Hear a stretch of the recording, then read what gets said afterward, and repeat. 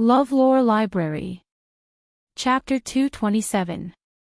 As it turned out, bad people don't live long, dogs live for 1,000 years. This sentence was very accurate. Yijiosa was the King Kong Barbie who held Tom Sue's script. How could he die before he could complete the dungeon? He had not yet become the CEO, married a fair, rich, and beautiful woman, entered the world's top 500, and become a winner in life. Naturally, he could not give up halfway. As the saying goes, you choose your own path, you have to crawl even if you kneel. Since he had decided to help Saishomaru complete the trial by pretending to be dead, he might as well pretend to be dead. And according to his years of experience in watching martial arts dramas, people would definitely die. It could be as light as Mount Tai, or as heavy as a goose feather. It didn't seem right. No, his language level could directly enter a MLM organization, there should be no problem. In short, it was to have a tasteful, beautiful, high, and miserable death. When his master rolled his eyes, the male lead would definitely explode. When his gay friend spat out blood, the male lead would immediately level up. When the beautiful woman's braids were raised, the male lead would ascend to immortality. Yijiosa thought this trick was the same for Saishomaru. After all, he was the king of 10,000 dogs. He had 3 roles at the same time: master, owner, gay friend, and beautiful woman. Once his 2 legs stepped into the coffin, how could Saishomaru not explode? Thus, he stuffed a large number of JUN pills with ease. He acted as a warm corpse. However, Yijiosa never expected, for example, the development of the mountain road. As it bent, it broke the perfectly straight steel pipe. He had always thought that the man who had been turned gay was himself, but he did not expect that the man who had been interrupted was Saishomaru. The future of the West is us. You will like the puppies of the dog clan. You are the mother of my child. It doesn't matter if you are a half-demon. Yijiosa never thought that he would encounter a classic scene in a TV series. No matter what happened, he would never mention a word about it. Only when someone died would he feel deep sorrow and regret. If he did not die, with Saishomaru's arrogant personality, he would probably never say such words in his life. Damn it! After living for 2 lifetimes, he had finally been confessed to by his own dog. Congratulations, Coca-Cola. As expected, he also had someone. Oh no, a dog that wanted him. He was so touched. Had he really been single for too long? Even when looking at a dog, she felt that he was handsome. Even when being confessed to by a dog, she felt a little shy. Since you don't care if I'm a man or a woman, why should I care if you're a dog or a human? Fuqiang, you are my rose, you are my flower, you are my lover, you are my concern. Fireworks exploded in Yijiosa's mind, and in the end, each firework turned into a blackened dahlia. He forgot that he was dead, he forgot that he could not move or make a sound. Wait, was cremation popular in the Warring States period? No, Saishomaru, look at me. I'm not dead. Don't carry me out and cremate me. Yijiosa became a frightened gray goose. But no matter how his heart felt, his body was still a quiet sleeping beauty. It was not until Goddess Lingyu touched his chest that she deduced that he was still alive using a strange method.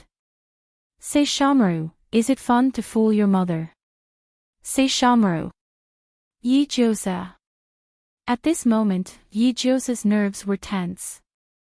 He could feel the ups and downs of Saishomaru's emotions.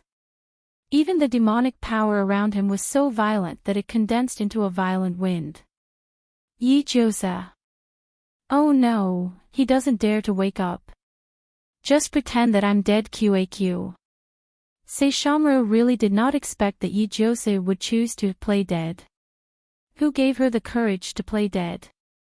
Who gave her the courage to act so well?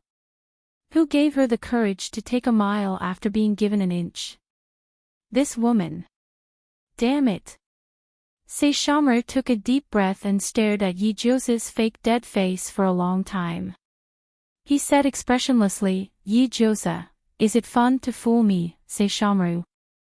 The next second, in front of his mother and evil Jian, this rather arrogant prince let go of his hand without saying a word, letting the dying beauty in his arms fall to the ground with a thud. Yi Josa was instantly dumbfounded. Immortal fairy Lingyu. Evil Jian. No, sir, what are you doing? This is the woman that you brought back with so much difficulty. Why did you hit her? Sir, Saishomaru, it was because you were tired of hugging her just now, right? Evil Jian used his extremely high IQ to try to salvage the situation. So. Yi Josa cheered himself up in his heart. That's right, I'm tired of hugging him. Of course, I'll choose to forgive him. Saishomaru turned his eyes and the corners of his mouth curled up slightly. He revealed a murderous sneer. Evil Jian, what nonsense are you talking about? Yi Josa. This sarcastic tone, this arrogant aura. So, you did it on purpose. Sir laughed. Oh my God. Sir is angry. He's so angry. Evil Jian hugged the human skull cane and instinctively retreated. Lingyu was so terrified that she could not bear to look at him. She had no choice but to say, Hey, Saishomaru, isn't this the woman that you like? It's not good to just leave her on the ground like this, right? Yi Josa was very angry. Was it easy for him to play dead? Who did he play dead for? You wretched dog. You've made my heart ache and tears flow out. Very well. Saishomaru said coldly. Let her lie down. With that, he flicked his sleeves and left in a hurry, as if he did not want to stay a moment longer. He understood that perhaps he should wait for her to wake up and listen to an explanation. But now, the emotions of regaining what he had lost and being deceived collided with each other.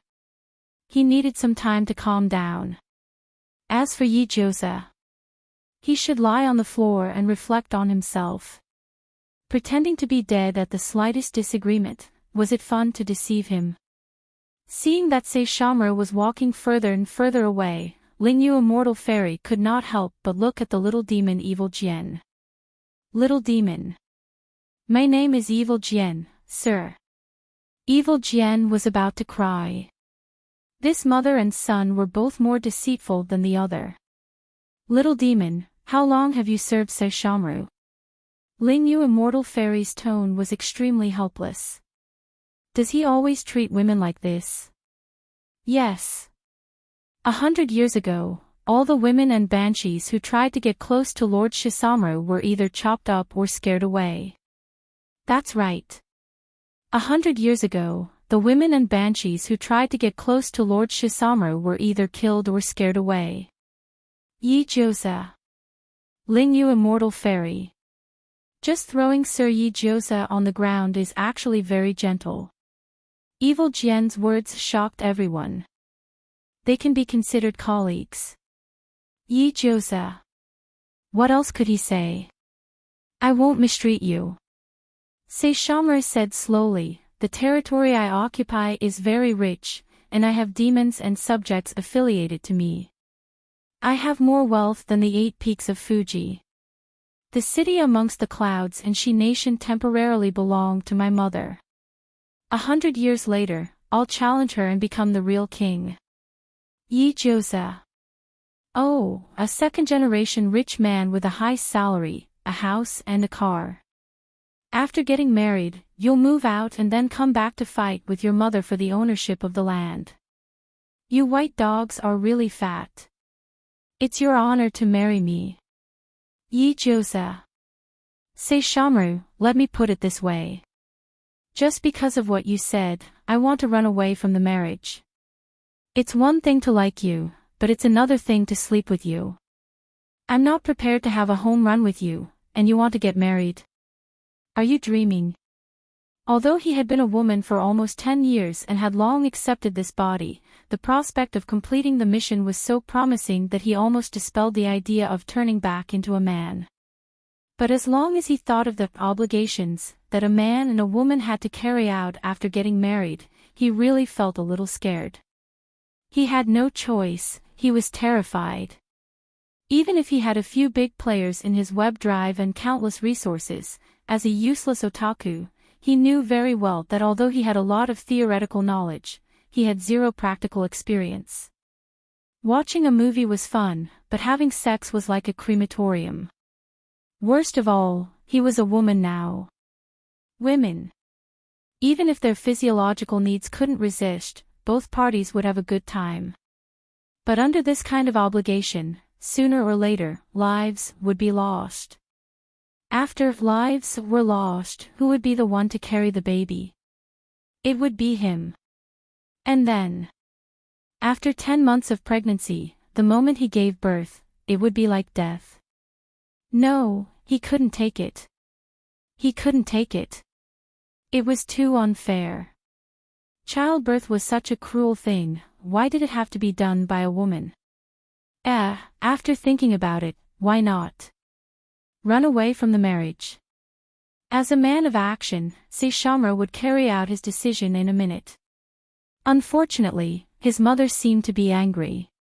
She would only reply with a cold, the whole time, not even looking at him. Saishomaru didn't say anything and glanced coldly at Chanamengmaru. Chanamengmaru sat quietly at the side, ignoring him.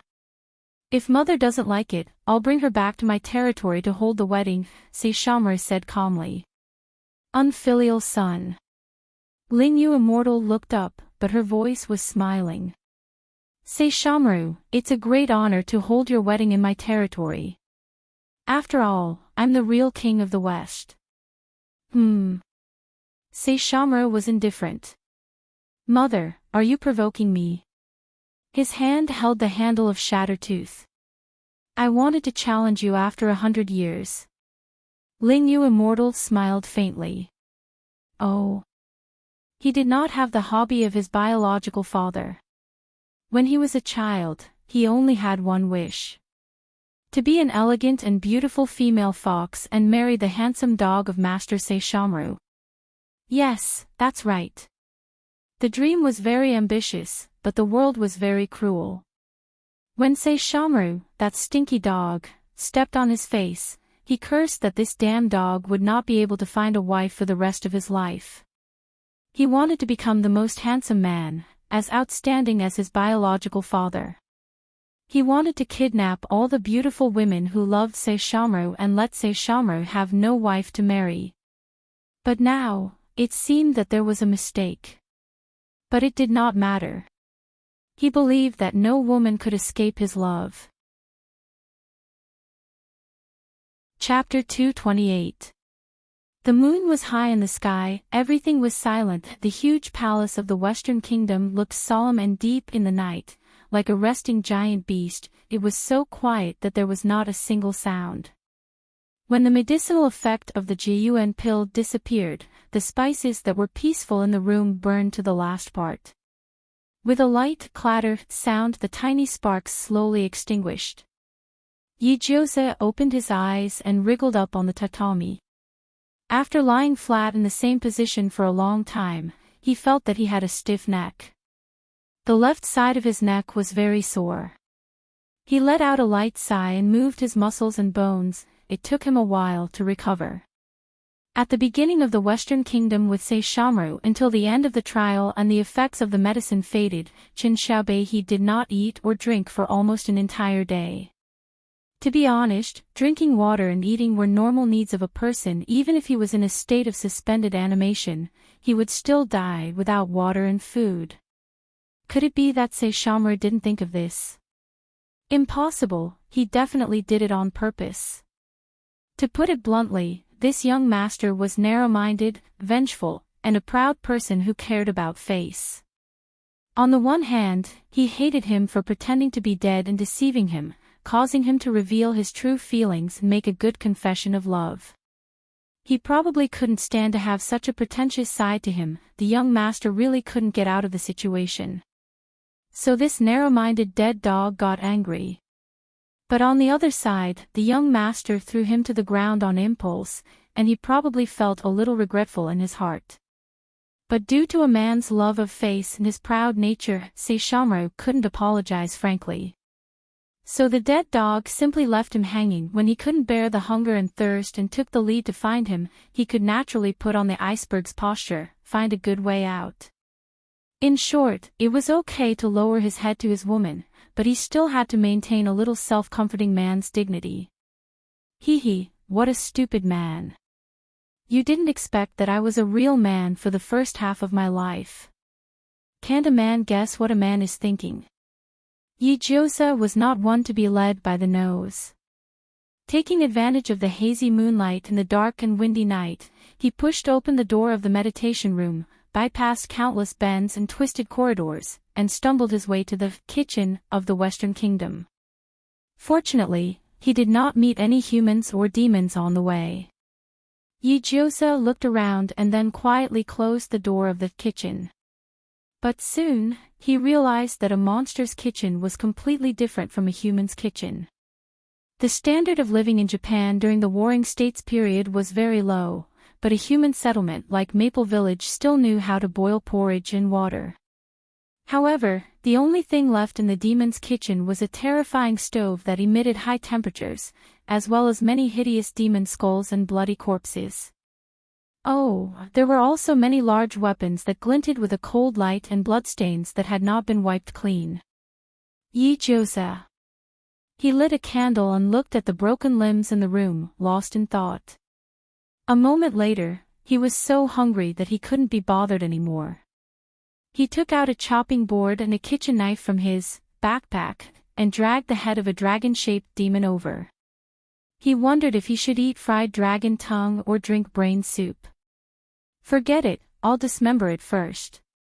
Not long after, in the dimly lit kitchen, through the slightly ajar window, an expressionless human woman raised her knife and cruelly tore open the monster's corpse amid the splattering flesh and blood. Cold light flashed, and the flesh was badly mutilated.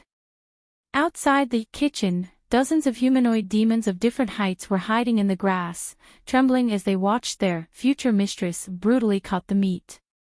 Among them, a few female demons who had taken care of Yijiosa during the day were pale, and they trembled like candles in the wind.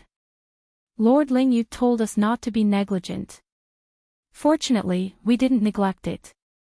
They had thought that it was just a pet that Lord Saishomaru raised on a whim, and it was just a pet that was liked by a superior. They didn't expect such a weak and cowardly creature like humans to have such a terrifying side. Lord Saishomaru instructed us not to stop her from doing whatever she wants. So Lord is sympathizing with us because we don't have the strength to stop her. The little demons huddled together and trembled. They had wanted to teach this human a lesson, but now, they were glad that they didn't do it. We deliberately didn't serve her in front of her, and she didn't meet a single demon when she woke up. Will she settle the score with us? And no way. I think she will. An elderly deer demon revealed a Buddhist look as he chewed on a few stalks of grass and analyzed, otherwise, why would she come to the weapon forging room? The demons trembled even more violently. That's right, this woman ran straight into the weapon forging room. When she realized that there weren't any little demons to serve her, she dragged a huge dragon-shaped demon over and chopped it into meat paste. That was a dragon-shaped demon. It was famous for its thick skin and rough flesh. Its teeth, bones, horns, and claws were all good materials for forging weapons.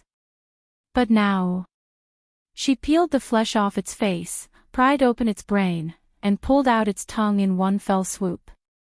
No. Oh my God. My future mistress is even scarier than Lord Saishomaru. But the scariest thing was yet to come. She put something in the minced meat and wrapped it with a lotus leaf. Then, she tore off a piece of skin from another corpse and wrapped it firmly. She then picked up a spear from the weapon rack, picked it up, and sent it into the furnace. Not long after, she fished out a lump of black stuff. She peeled off the charred exterior and revealed a terrifying smile. Black mud flowed out. Then, she opened her bloody mouth and bit down hard. Then, she revealed a look of enjoyment. The demons. It turned out that what their mother said, disobedient children will be captured and eaten by Lord Saishomaru. Oh no, by humans, was not groundless. Overnight, Yijiosa realized that his treatment in the West had increased exponentially. Early in the morning, when he woke up on the tatami, there was a row of female demons kneeling respectfully outside. Their makeup was standard, and their behavior was dignified. They had a standard smile that showed 8 teeth, and they gave him 7-star service as if he was the emperor. All he did was groan a few times on the tatami, and a beautiful and voluptuous banshee considerately helped him up. The other 2 followed closely behind. They washed up, put on their clothes, tied their belts, trimmed their hair. The entire process was as smooth as flowing water, and it caused Yijiosa's heart to flutter. Then, he gently patted the female demon's small shoulder and smiled. "I'm a little hungry." The female demon trembled and suddenly prostrated herself on the ground. She looked like she was about to cry. "Lord! My original form is a toad, and I have the fishy smell of swamps. I don't taste good."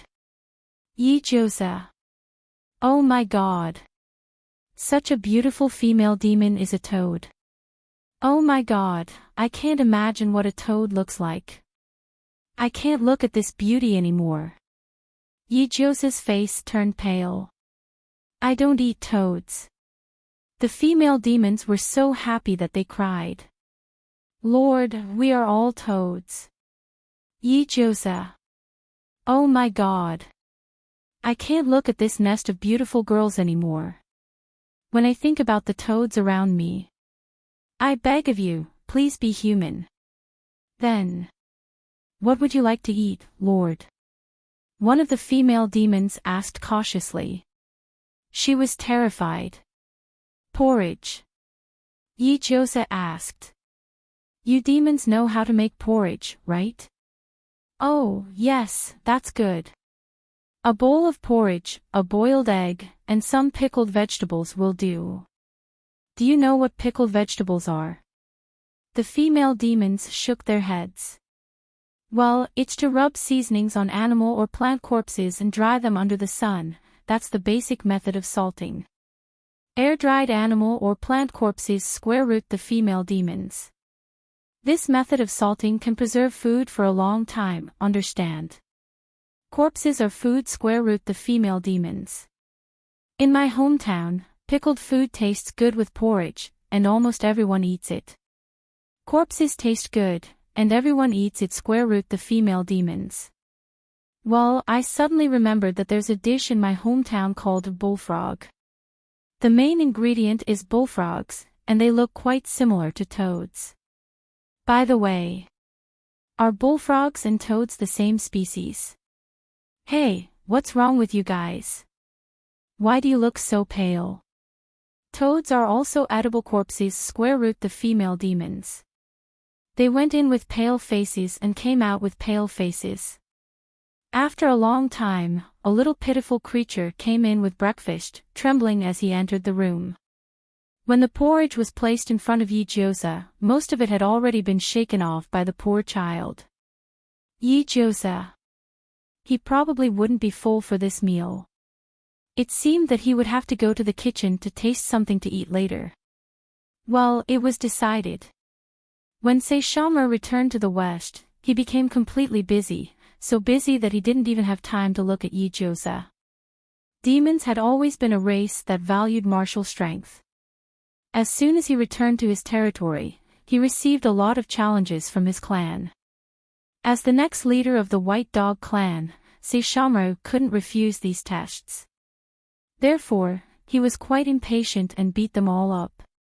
But after beating them up, the trouble seemed to be even bigger. Saishomaru, I heard that you intend to marry a human. A huge white dog walked out from the depths of the clan's territory. There was a horizontal scar on the huge dog's face, almost splitting his face in half. He was the most experienced old general of the White Dog clan, and had lived for more than 3,000 years. His body was more than 3 times the size of General Dog in his demon form. Even if he wasn't on the battlefield, he still had a strong aura. Yes. Saishomaru didn't hide it. And then give birth to a useless half-demon like your stupid biological father. Saishomaru grabbed broken teeth, and his killing intent rose. Even if it's you, please watch your words. The big white dog narrowed his eyes and looked at him for a long time. What? Are you going to attack your own clan for a human? She will also be one of us. Saishomaru raised his head and said calmly, Are you going to attack your own clan? Cunning brat. The big white dog scolded, and was at a loss for words. You're just like that stupid girl Lingyu. The big white dog exhaled a deep and hot breath. Without the recognition of the White Dog clan, even if she gives birth to your child, she will just be an outsider, just like that woman 200 years ago. Saishomaru's eyes turned cold. Whether this woman is qualified to be the mistress of the West, she must be recognized by the entire White Dog clan. The big white dog closed his eyes and said leisurely, Although there aren't many clansmen, there are still many. We will go to her one by one. Saishomaru was speechless. The clansmen go to her one by one. It was rare that the future successor of the West, Saishomaru, glanced at the group of decent dogs in front of him and felt a headache. When you approach her, will you be in human form or dog form? Don't worry, dog form. The big white dog snorted. Only when they turned themselves into animals could they see through a human's true face. Moreover, this was the West Palace, Saishomaru's territory. If some males entered without turning into dog form, it would be seen as a provocation. Especially when their goal was to approach that woman. When it came to the pride of the male demon dogs, turning into dog form was the most basic point. What, Saishomaru, are you going to intervene? No. Saishomaru closed his eyes and turned around coldly. You asked for it. Don't blame me for not stopping you. Lingyu Immortal Fairy did not expect this. She just wanted to test Yijiosa's breadth of mind and demeanor. She did not expect him to give her a surprise. In less than 3 days, all the small demons in the palace were obedient to her. Even their eyes were filled with respect. Lingyu Immortal Fairy was very satisfied and valued Yijiosa more and more. Although she was a human, at least she could give birth. Although she did not live for long, she was beautiful. Although she did not have a strong body or smooth fur, she was dignified and had unique methods. Her son liked her. Not bad, it was her. Lingyu Immortal Fairy leaned lazily on her throne until she saw Saishomaru leading a group of white dogs of all sizes into the city amongst the clouds expressionlessly. Lingyu Immortal Fairy was speechless. Why were the elders, generals, males, females, and cubs from the clan's land all here? Saishomaru's face was expressionless. They are here to see her. Lingyu Immortal Fairy's face was expressionless. Why did they mobilize so many people? This was not looking at a person, it was more like sending the entire clan to war. Saishomaru's face darkened. I only accidentally smashed half of the clan's land. Breaking teeth must have been an accident. Lingyu Immortal Fairy's face darkened. You unfilial son. Saishomaru treated her coldly. Lingyu Immortal Fairy had a headache. She held her forehead and waved her hand. She told the small demons serving her that this group of white dogs were Saishomaru's pets to relieve Yijiosa's tiredness and that they should get along well. "Get along well" was the biggest reminder she could give to Yijiosa. At noon, Yijiosa had just finished making poached eggs, twice-cooked pork, and sauced pork knuckles when he saw a little monster leading a pack of white dogs in front of him, sweating profusely. Because they were Saishomaru's pets, to relieve his tiredness, Yijiosa took a few more glances at the white dogs, which was a rare occurrence. Their fur was glossy, they were plump and strong, and their limbs were healthy.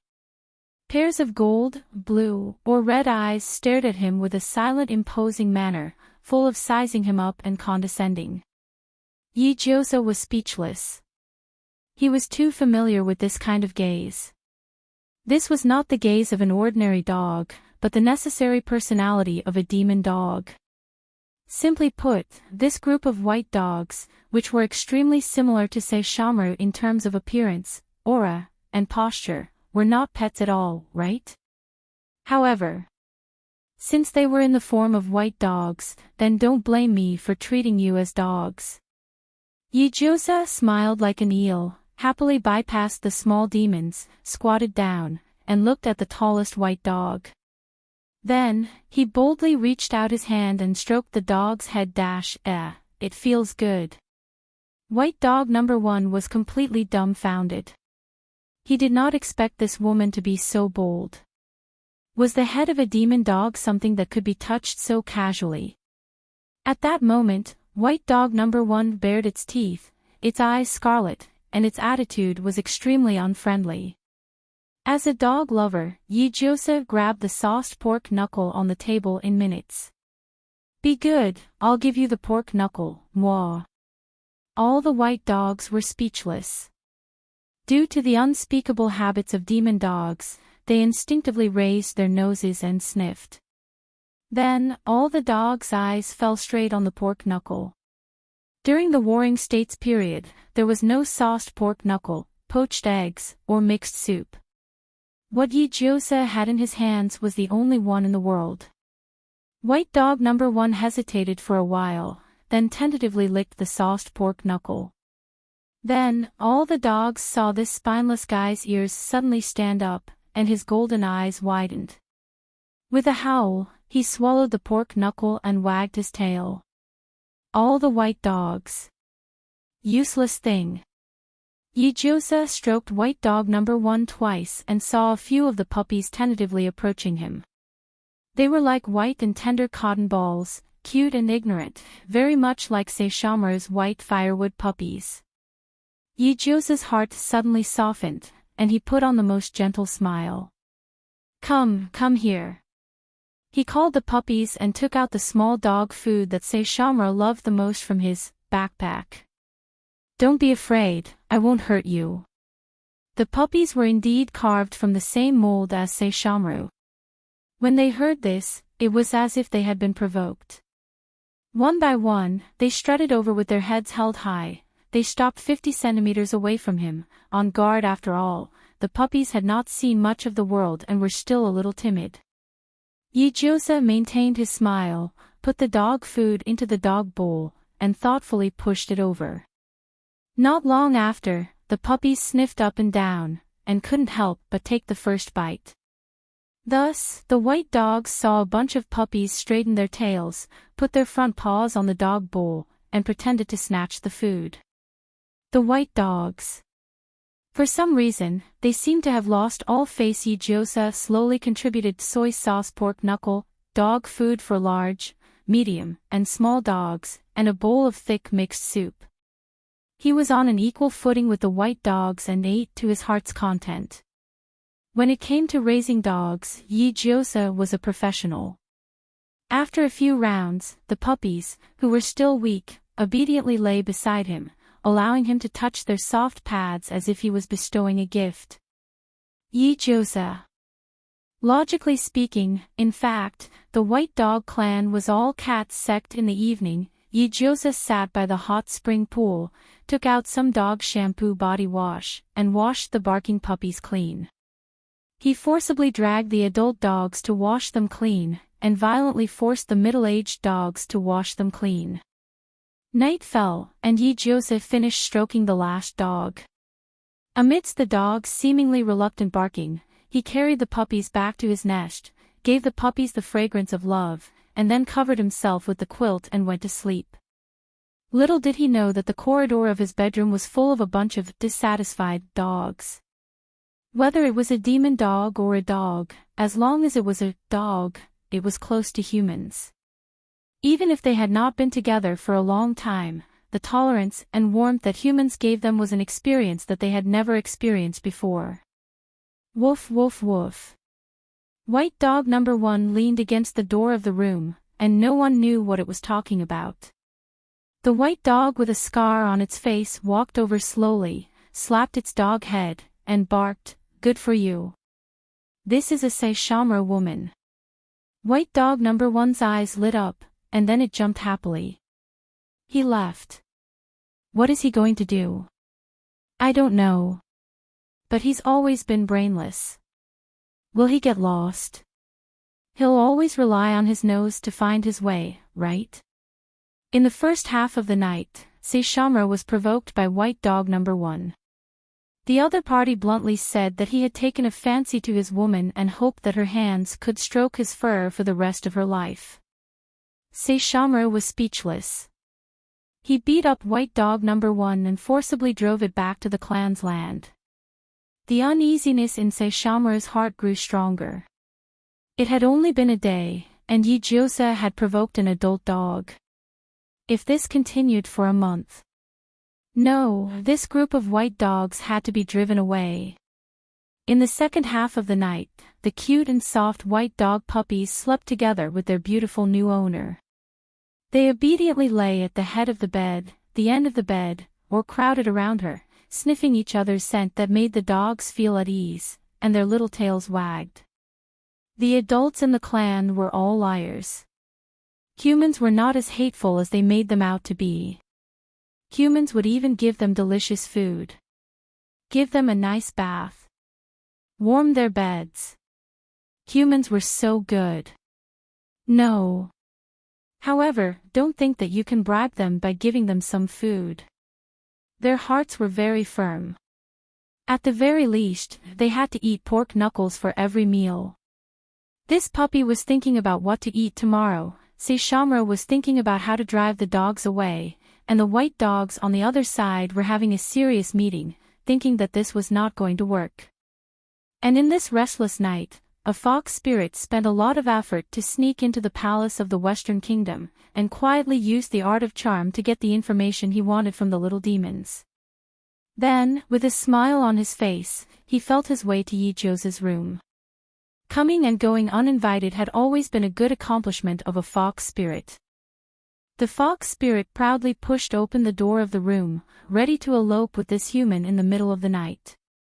But all of a sudden, he saw a little green light in the dark room.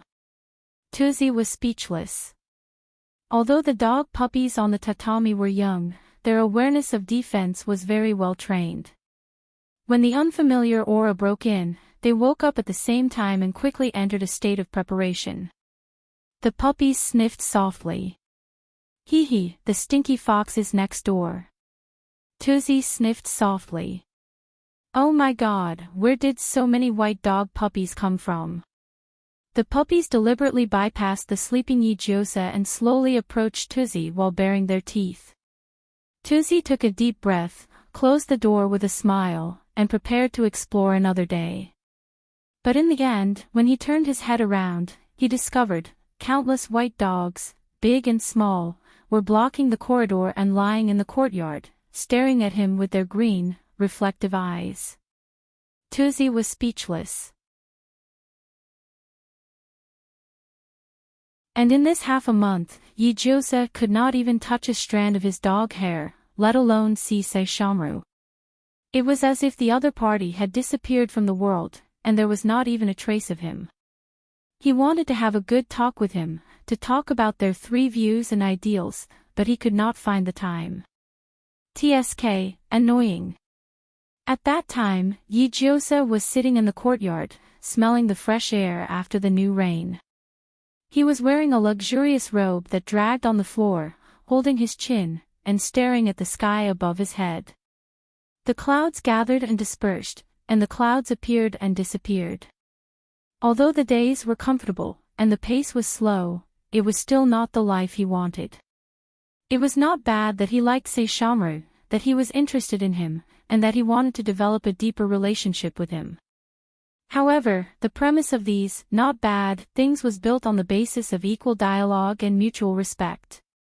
Saishomaru disappeared for more than half a month, and there was still no news of him, which made Yijiosa very dissatisfied. If being together with the other party meant that he would be trapped in a siege, and even his partner's whereabouts could only be understood through other people's clues, then sorry, he did not want to play anymore. Loving someone did not mean losing oneself. Loving someone to the point of losing oneself and becoming not like the original self, that was not true love, but the terrible self-destruction. What was true love? True love was when two people's souls were attracted to each other, and they got along well with each other, tolerated each other, and understood each other. It was fine if Saishomaru was busy, but at least pass on a message. Understanding each other was not a problem at all. Disappearing at the slightest disagreement was really fucking awesome. However, did you think you were the only one who knew how to disappear? Yijiosa wore the same smile, glanced at the dogs in the courtyard, and slowly packed up his things to go to the hot spring. Usually, at this time, no dogs would disturb him. After all, they were thin-skinned and could not do things like peeping. Yijiosa turned his head and looked back at them. The dogs that he had raised for more than half a month still had feelings in his heart. So he let out a long sigh and felt his way to the kitchen, bringing out the fox that had gained a few pounds, and prepared to escape. The fox was a gift from the white dogs, and he had to take away this beautiful gesture. Yijiosa waved his sleeves, leaving a faint blue mark in the sky.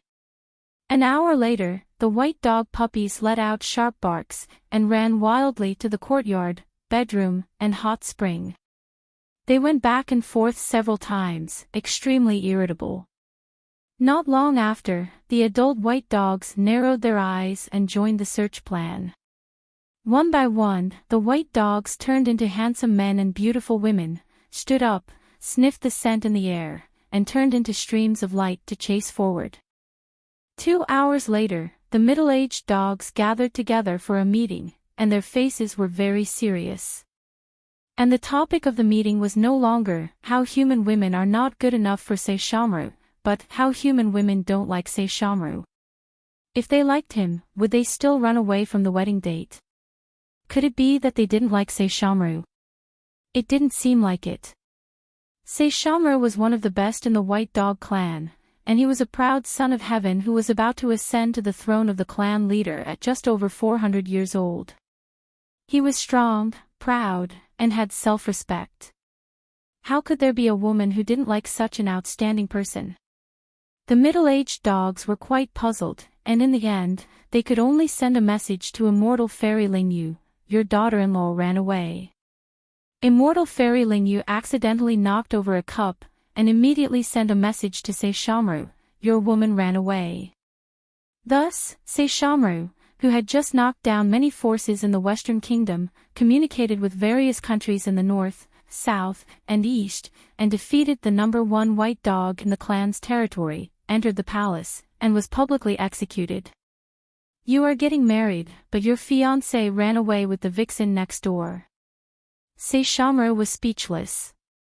He was not in a hurry to chase after her. He knew Yijiosa very well.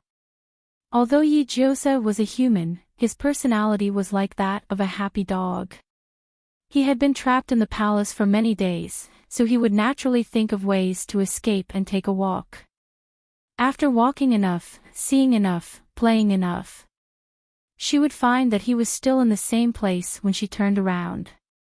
Why did he have to restrain her? Their paths didn't need to overlap. Even if she occasionally played some petty tricks, it was not a big deal. Instead, it was quite enjoyable. He, Saishomaru, was a mature and steady man. Why would he get angry over the fact that she ran away from the marriage? He could just catch her and lock her up. Ha! Saishomaru thought expressionlessly. As for the vixen next door. The corner of Saishomaru's mouth curled up mockingly. He stretched out his hand and elegantly tucked his silver hair behind his ear.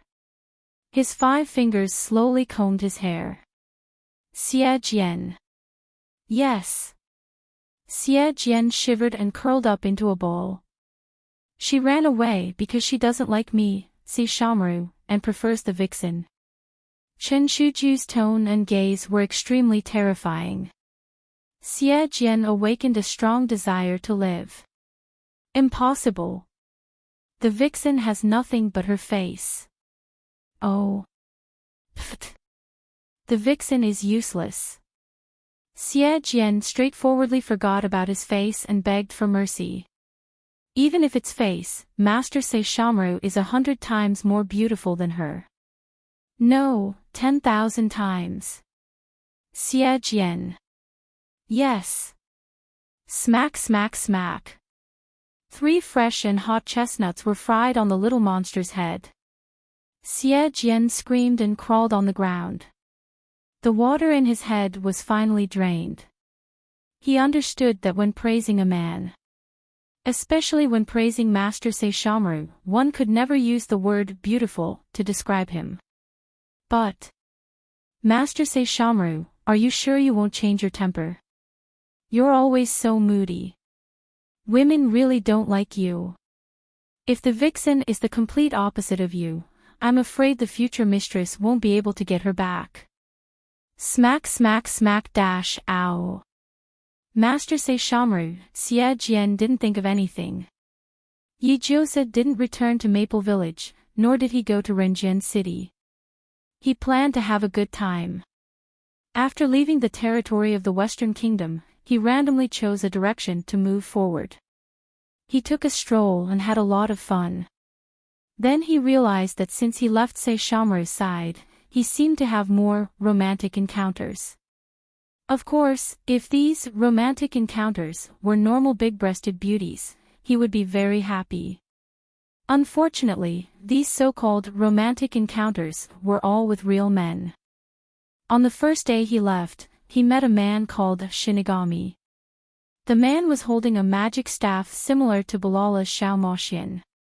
He covered the remaining half of his face and looked at the moon with sadness. Yijiosa deeply sympathized with him and approached him, but he was fiercely chased away. During the battle, the enemy suddenly used Underworld Waning Moon Break. Yijiosa was shocked and used his mouth cannon mode to turn enemies into friends. After that, Yijiosa recommended the League of Clay Figurines enthusiasts to Nero. He expressed that Nero was very knowledgeable about clay figurines. Since you've lost half your face, why don't you use clay to make up for it? Shinigami was overjoyed and chatted happily with Yijiosa. Yijiosa gave him an expired discount voucher, saying that this thing was a ticket to open the Renjian City Clay Figurine Lovers Alliance and needed items of equal value to be deducted. For the sake of face, for the sake of being handsome, in order not to be despised by women, Shinigami reluctantly gave up and deducted the Balala Xiaomoxian stick. With the discount voucher in hand, he searched for the figurine master Nara overnight, determined to become the most handsome figurine. Yijiosa obtained the Xiaomoxian stick axe won the vixens who were watching. On the second day of leaving, Yijiosa met a handsome man called Dreamy White Knight. He had delicate features and a high ponytail with Maybelline's red paint. At first glance, he looked like a woman, but when he opened his mouth, he looked like a rough man. White Knight was probably bored out of his mind. When he heard that Yijiosa was busy running for his life, he wanted to join in on the fun. Yijiosa tried to refuse, but White Knight wouldn't leave no matter what. Helpless, Yijiosa was very touched and had no way to repay him, so he could only fold paper cranes for him. Then, he put a piece of dog biscuit in each of the paper cranes. In the middle of the night, in the bedroom, Yijiosa told White Knight about Snow White, Cinderella, mermaids, and other classic Disney fairy tales. He also told White Knight that on the other side of the sea, there were blonde and fair-skinned mutants. They had princesses who were always captured by the Demon King, and giant dragons who were always killed by warriors. White Knight was full of interest. The next day, he took the dog food and paper cranes to the sea. No, to go out to sea, to cross the ocean. Not long after, the young man and woman of the White Dog clan who were chasing after him rode the clouds and disappeared into the sky, chasing the smell of dog food. Yi-Joseph got rid of his pursuers and trapped White Knight X1 the vixens who were watching. On the third day of leaving, Yi-Joseph met a peacock man who was in his courtship period. The peacock man was dressed in gold and silver, and he was arrogant, beautiful, and unscrupulous. Not only did he block his way, but he also wanted to have sex with him. Yi-Joseph used a frying pan to shield dance to defeat the peacock man, and he conveniently stripped the peacock man of his clothes and gold and silver. As the peacock man cried out excitedly and shyly, Yi-Joseph knocked him out with the frying pan. Yi-Joseph harvested gold, silver, and jewelry X1 the vixens who were watching. On the fourth day of leaving, Yi-Joseph happened to meet White Dog number 1, whom he had not seen for a long time. He saw that the dog had transformed into a 2-meter-tall, muscular man with long hair, a handsome face, and golden eyes. He looked 60% similar to Saishomaru. White Dog number 1 told him that his name was Longevity Pill. Yi-Joseph pondered and asked him why he didn't call him Probiotic. White Dog number 1 smiled honestly and said that if he liked it, he could call him Probiotic. Yi-Joseph gladly agreed, and the two of them drank and chatted merrily. When White Dog number 1 was drunk, he told him, if the bride ran away before the wedding, it meant that she was dissatisfied with the groom, and the other suitors could start pursuing the bride again. And he wanted to try his best. Yi-Joseph thought carefully and whispered to Probiotic that if he could find a woman named Kagura, it would mean that he was the white dog with the best nose in the world. And he liked dogs with a good nose the most. Probiotic was in high spirits and swore that he would find a woman named Kagura. He then set off that very night and left with a strange wind. Yi-Joseph's daily tricks X1 the vixens who were watching. On the fifth day of leaving, Yi-Joseph set sail. In the end, because of his beauty and the illusion of weakness, he was taken in by the death god of Red Lotus Penglai Island and was forcibly captured and brought back to the base. This base was deranged, specializing in imprisoning young children, human experiments, terrorizing the people, and tyrannically abusing others. This deviated from the core values in Yi-Joseph's heart. Yi-Joseph found the 4 death gods, plucked the turkey feathers, broke the turtle shell, cut off the azure dragon to make wine, smashed the altar, and dug up the collection. He liberated the Red Lotus Penglai Island and used it as a base to spread the red ideology and core values. Yi-Joseph's harvest base X1 the vixens who were watching. On the 6th day of leaving, the vixens finally couldn't take it anymore and transformed into a tall and beautiful man. His white hair reached his waist, his facial features were exquisite, and he was dreamy and beautiful, but he had an extremely terrible shortcoming. Sissy, after a gorgeous transformation, he grabbed Yi-Joseph's collar and made orchid fingers with a face full of anger. "Are you a woman or not?" Yi-Joseph immediately rolled up his sleeves when he saw the vixen's attitude. "Are you a fucking man or not?" "Of course I'm a man." The vixen shrieked, trembling with anger. "Of course I'm a woman." Yi-Joseph roared, his chest surging with anger. Chapter 230. There was a huge difference in the thinking of women and men, not to mention fake men and fake women. Although Yi-Joseph and Tuzi had reached a consensus on the tragic encounter, they disliked each other in terms of living habits. They lived a daily life of disliking each other. Because both of them had a lively personality, their mouths were also sharp and nimble, so after a whole day, excluding 8 hours of sleep, they even quarreled when eating, taking a bath, and going to the toilet. One was a fake woman who had lived 2 lives and was proficient in the classic Hua Xia curses, while the other was a fake man who had been around for 200 years and knew all kinds of banshee fighting techniques. When the Holy War started, they were almost erudite, quoting classics, and using all kinds of dialectics to discuss how correct their actions were. They also despised the other party for being petty and useless, simply wasting that perfect man/s and woman/s body. Therefore, in the fierce language conflict, the two sides made rapid progress from chicken to duck. Not long after, Tuzi learned a dozen internet terms. Yijiosa learned a lot of crazy feelings in the demon world. Do you have to do that? Yijiosa nibbled on the wife cake in his hand and said bitterly, "How would I know that you would be taking a bath by the waterfall early in the morning? You didn't /t even inform me. I took a towel and toothbrush to wash up and accidentally saw it, so it /s my fault. Stinking hooligan." Tuzi, with his height of more than 1.8 meters, forced himself to act like a 1.5 meters lowly who was shocked. "I slept so soundly that I couldn't /t wake up at all. But as soon as I went to take a bath, you appeared. Didn't /t you do it on purpose?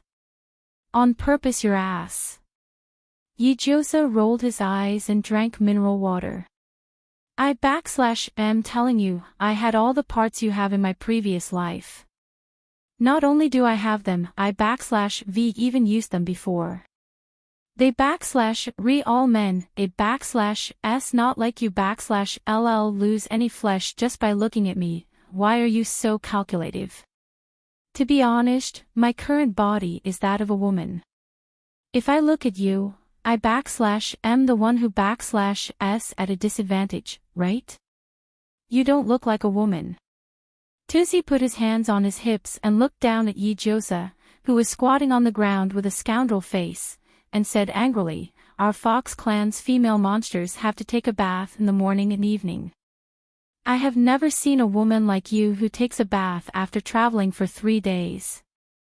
Yijiosa scratched his neck twice and said disdainfully, "Isn't the reason why you vixens take 2 baths a day because of your body odor? I have my own body fragrance. You will be jealous to death.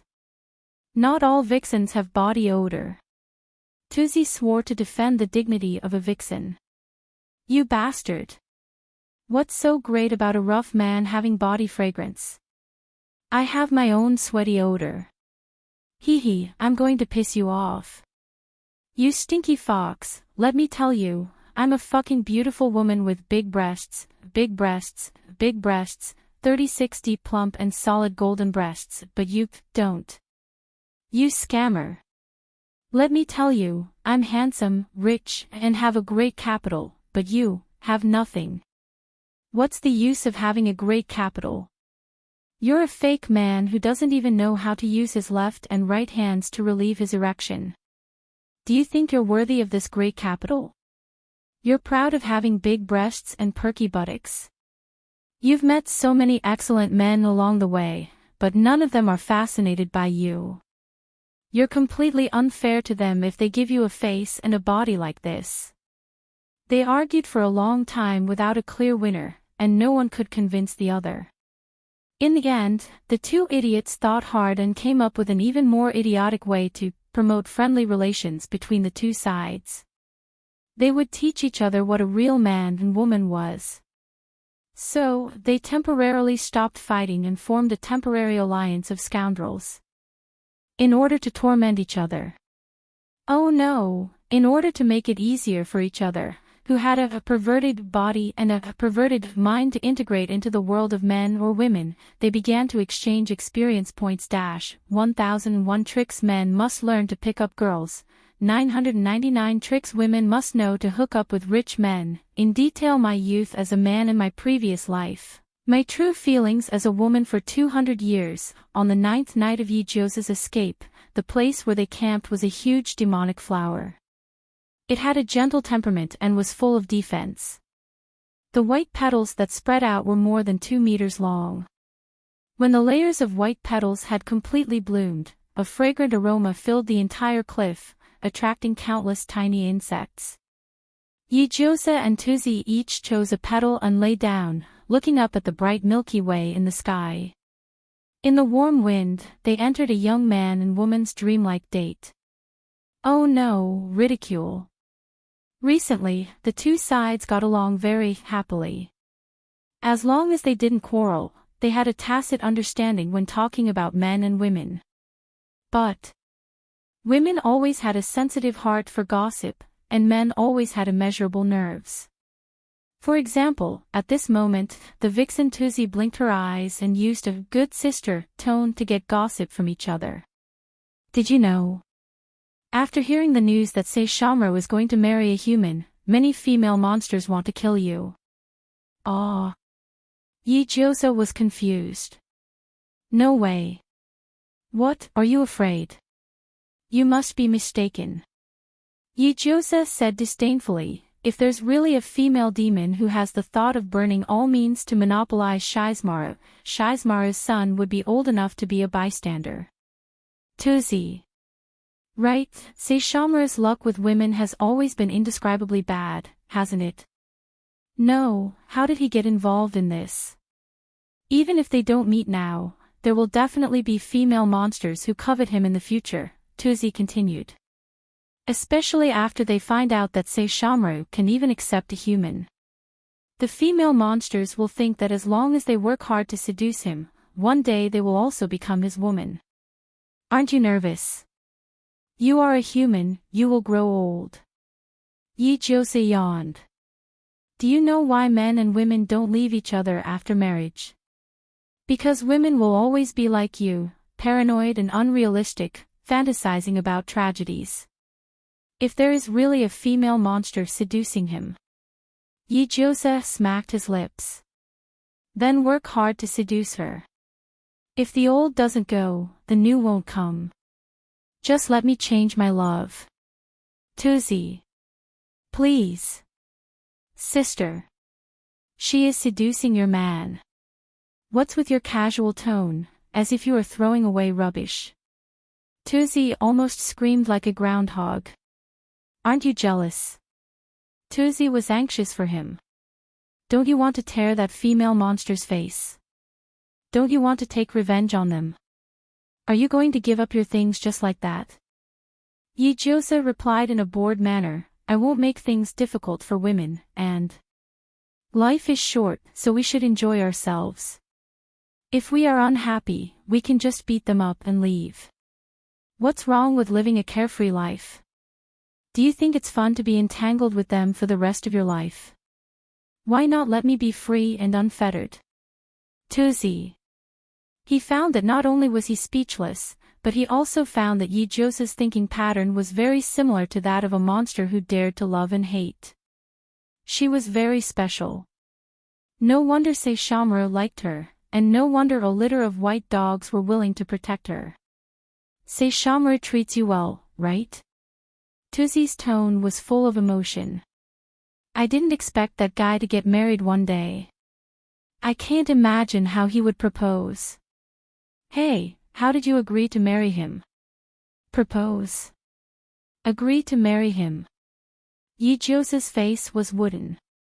He didn't propose at all. He just told me to marry him. That's all. Tuzi. Sure enough, it was Saishomaru's style, so this was the real reason why you ran away from the marriage, right? I saw through you. That.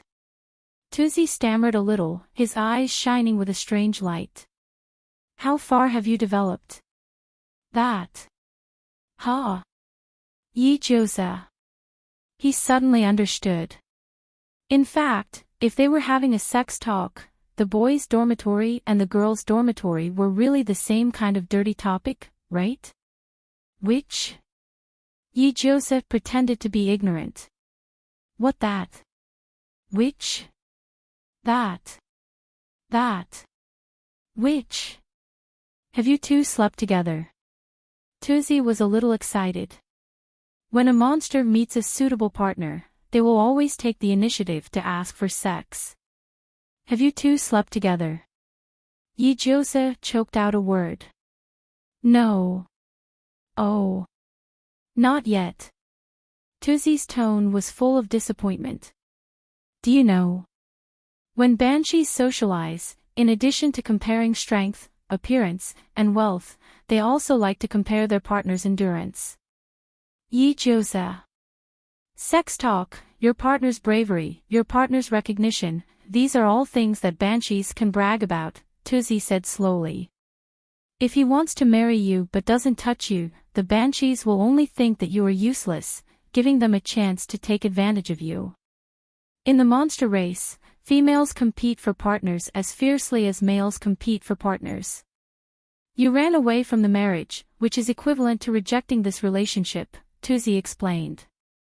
That's why that big idiot Saishomaru chased after you. You gave a condition, find a woman named Kagura. This condition is equivalent to the trial you gave Saishomaru.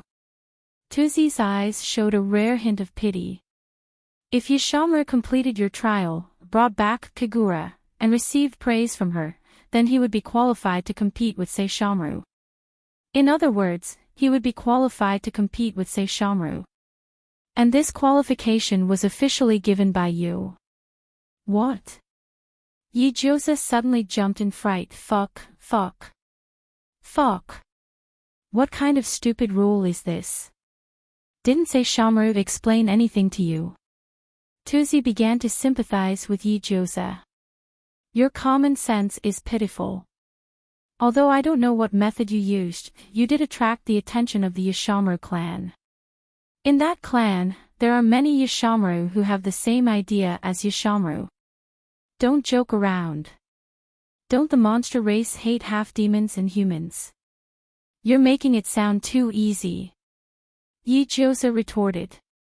They're monsters, and they've only been together for half a month. Like me. Come on. That's not necessarily true. Tuzi poured cold water on him. Having a human as a companion is nothing. After all, humans can only live for a mere 100 years. Even if the Saishomaru clan is famous in the monster world for being stubborn and infatuated, time is the strongest weapon. Even the strongest emotion will be worn away. After that, they can still marry and have pure-blooded children, and their lives will return to normal. So, when they're young, it's not impossible for them to fight over a human. After he dies, they can still marry and have pure-blooded children, and their lives will return to normal. Yi-Josa suddenly smiled. His smile even carried a sense of relief. That's great. Aw. What are you smiling about? Tuzi's eyes widened. I'm obviously talking about something sad. Why do you look so happy? Tuzi, have you ever loved someone in your life? Yi-Josa was full of smiles and his attitude was gentle. Oh, there was before. I wanted to marry him. But I've already let it go. It's just that I don't feel good when I see him. Tuzi turned his head. Why do you ask? Saishomaru is someone I like very, very much, Yi-Josa slowly said. I care about him very much, so I'm hesitant to be with him. Tuzi couldn't understand. If you like him, then do it. Why are you so cautious? Because I can only accompany him for 100 years. My appearance is equivalent to a fork in the road in his life. If I die in the future, and there is someone who can accompany him, give him a hug, give him support, and put his life on the right track, I will be grateful and happy. Yi-Josa murmured, I don't want him to be lonely for the rest of his life. I would rather that after I die, he loves someone else. Tuzi was silent. His mouth was slightly open, and his eyes stared straight at one place. He didn't speak for a long time. After a long time, Tuzi suddenly trembled and came back to his senses.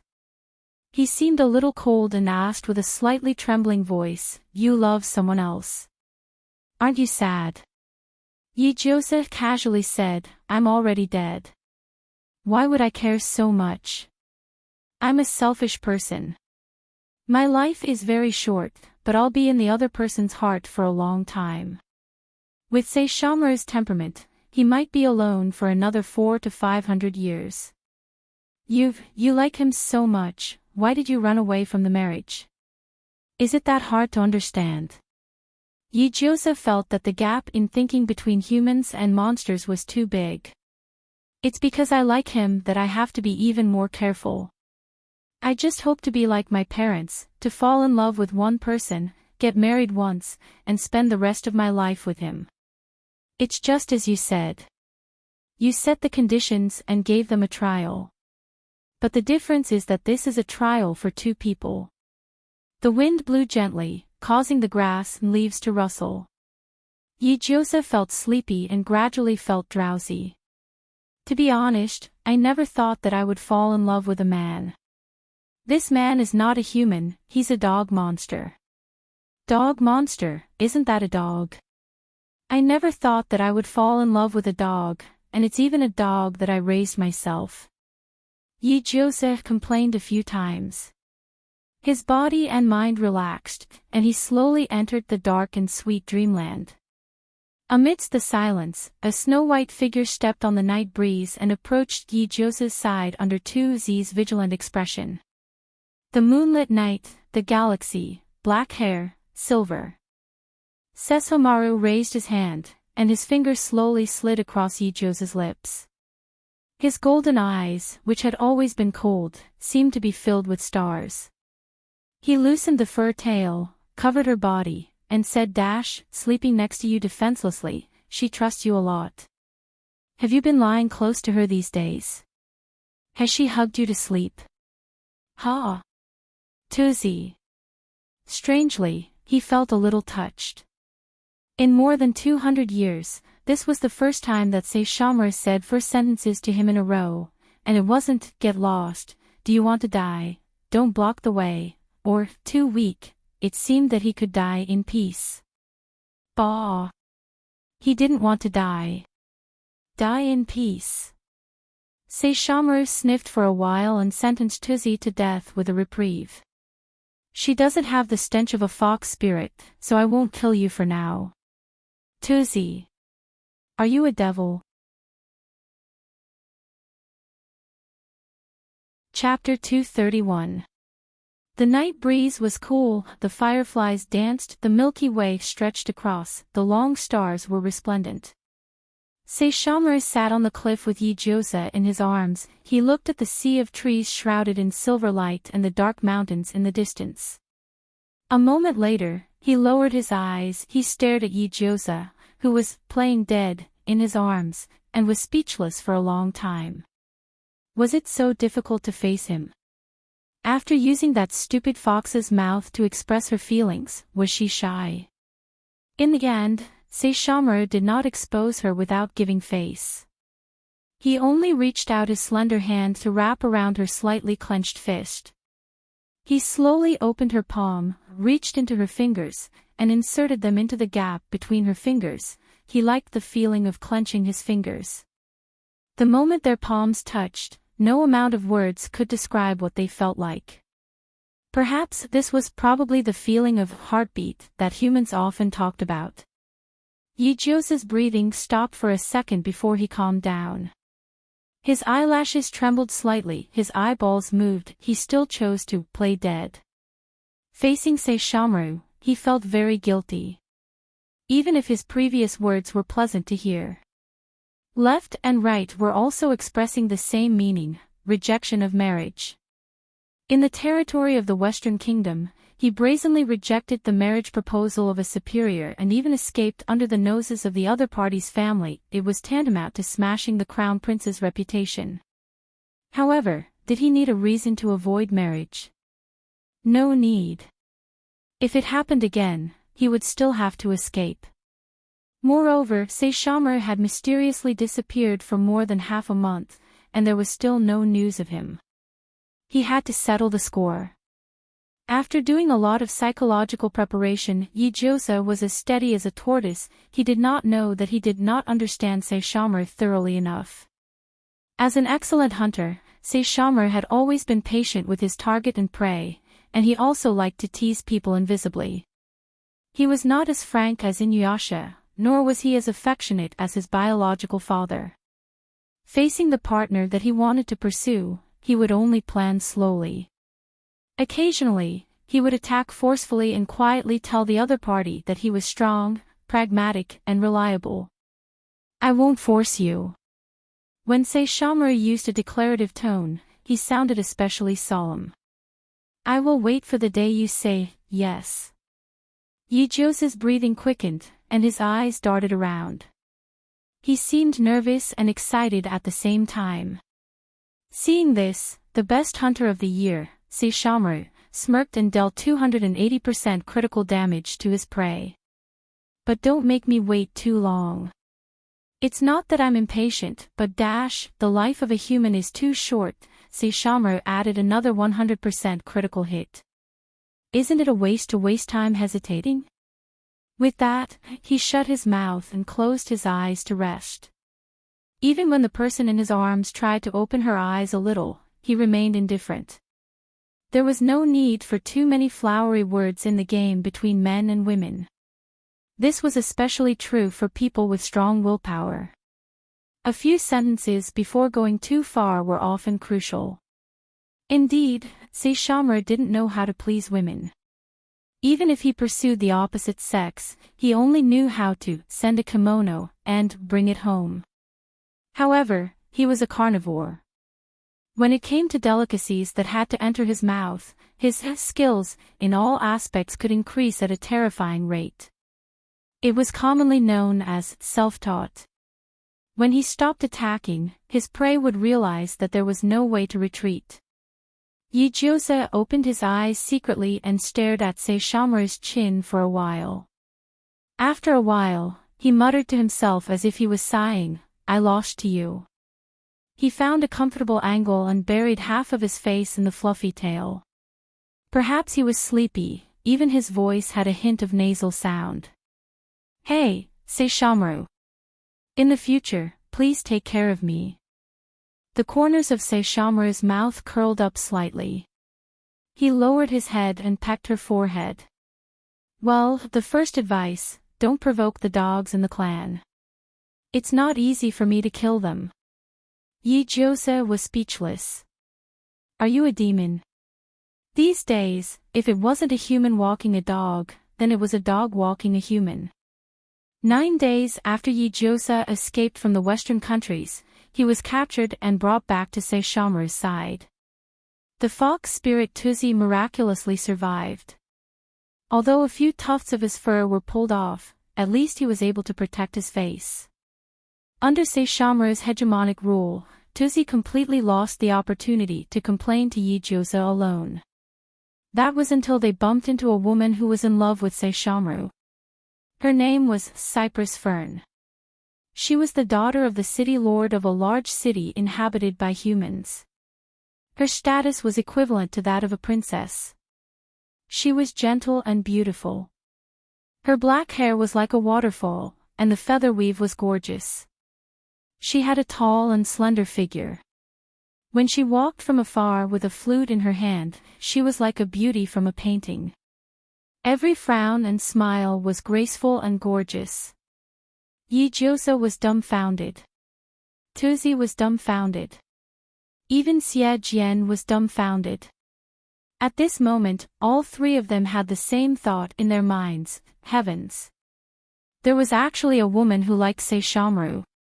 Had she been deceived by his face again? However, the great beauty Cypress Fern had used her most affectionate words to tell everyone that she didn't care about looks. She truly adored this great man who had saved her a few days ago. Even if he was a great monster, even if this feeling was not accepted by the world, she would not hesitate and bravely press forward. "Lord Saishomaru." "I." Cypress Fern lowered her head. Her cheeks were flushed. "I adore Lord. I wish to follow Lord." Saishomaru's indifference. Without batting an eyelid, he shot Yijosa a look. Yijosa nodded solemnly. Together with Tuzi and Xie Jian, he considerately moved away. He was a very generous person. Wasn't it just a beautiful woman confessing to his boyfriend? He didn't mind at all. In fact, he wanted to watch a good show. He suddenly understood the meaning of winking at the blind. Yijiosa dropped the ball at this crucial moment. Saishomaru felt a chill run down his spine. He frowned at the woman in front of him. For a moment, he didn't know what to do. Get lost, don't block the way, and do you want to die? Thinking of this dark history that had been dug up countless times in the Western countries, Saishomaru pursed his lips and didn't say anything. So the problem was, if he didn't say this, what should he say? Lord Saishomaru, I like you. Can you make me stay? The confession was still going on. Tuzi, who was watching the show from the bushes, became excited. He pushed Yijiosa and waved his claws. Go. Go. Tear her apart. Can't you see that she's flirting with your man? Yijiosa held the foxtail grass in his mouth and looked like a dead fish. Ha! Be more careful. Go. Defend your thing. Yes, defend your sovereignty. Tear her apart.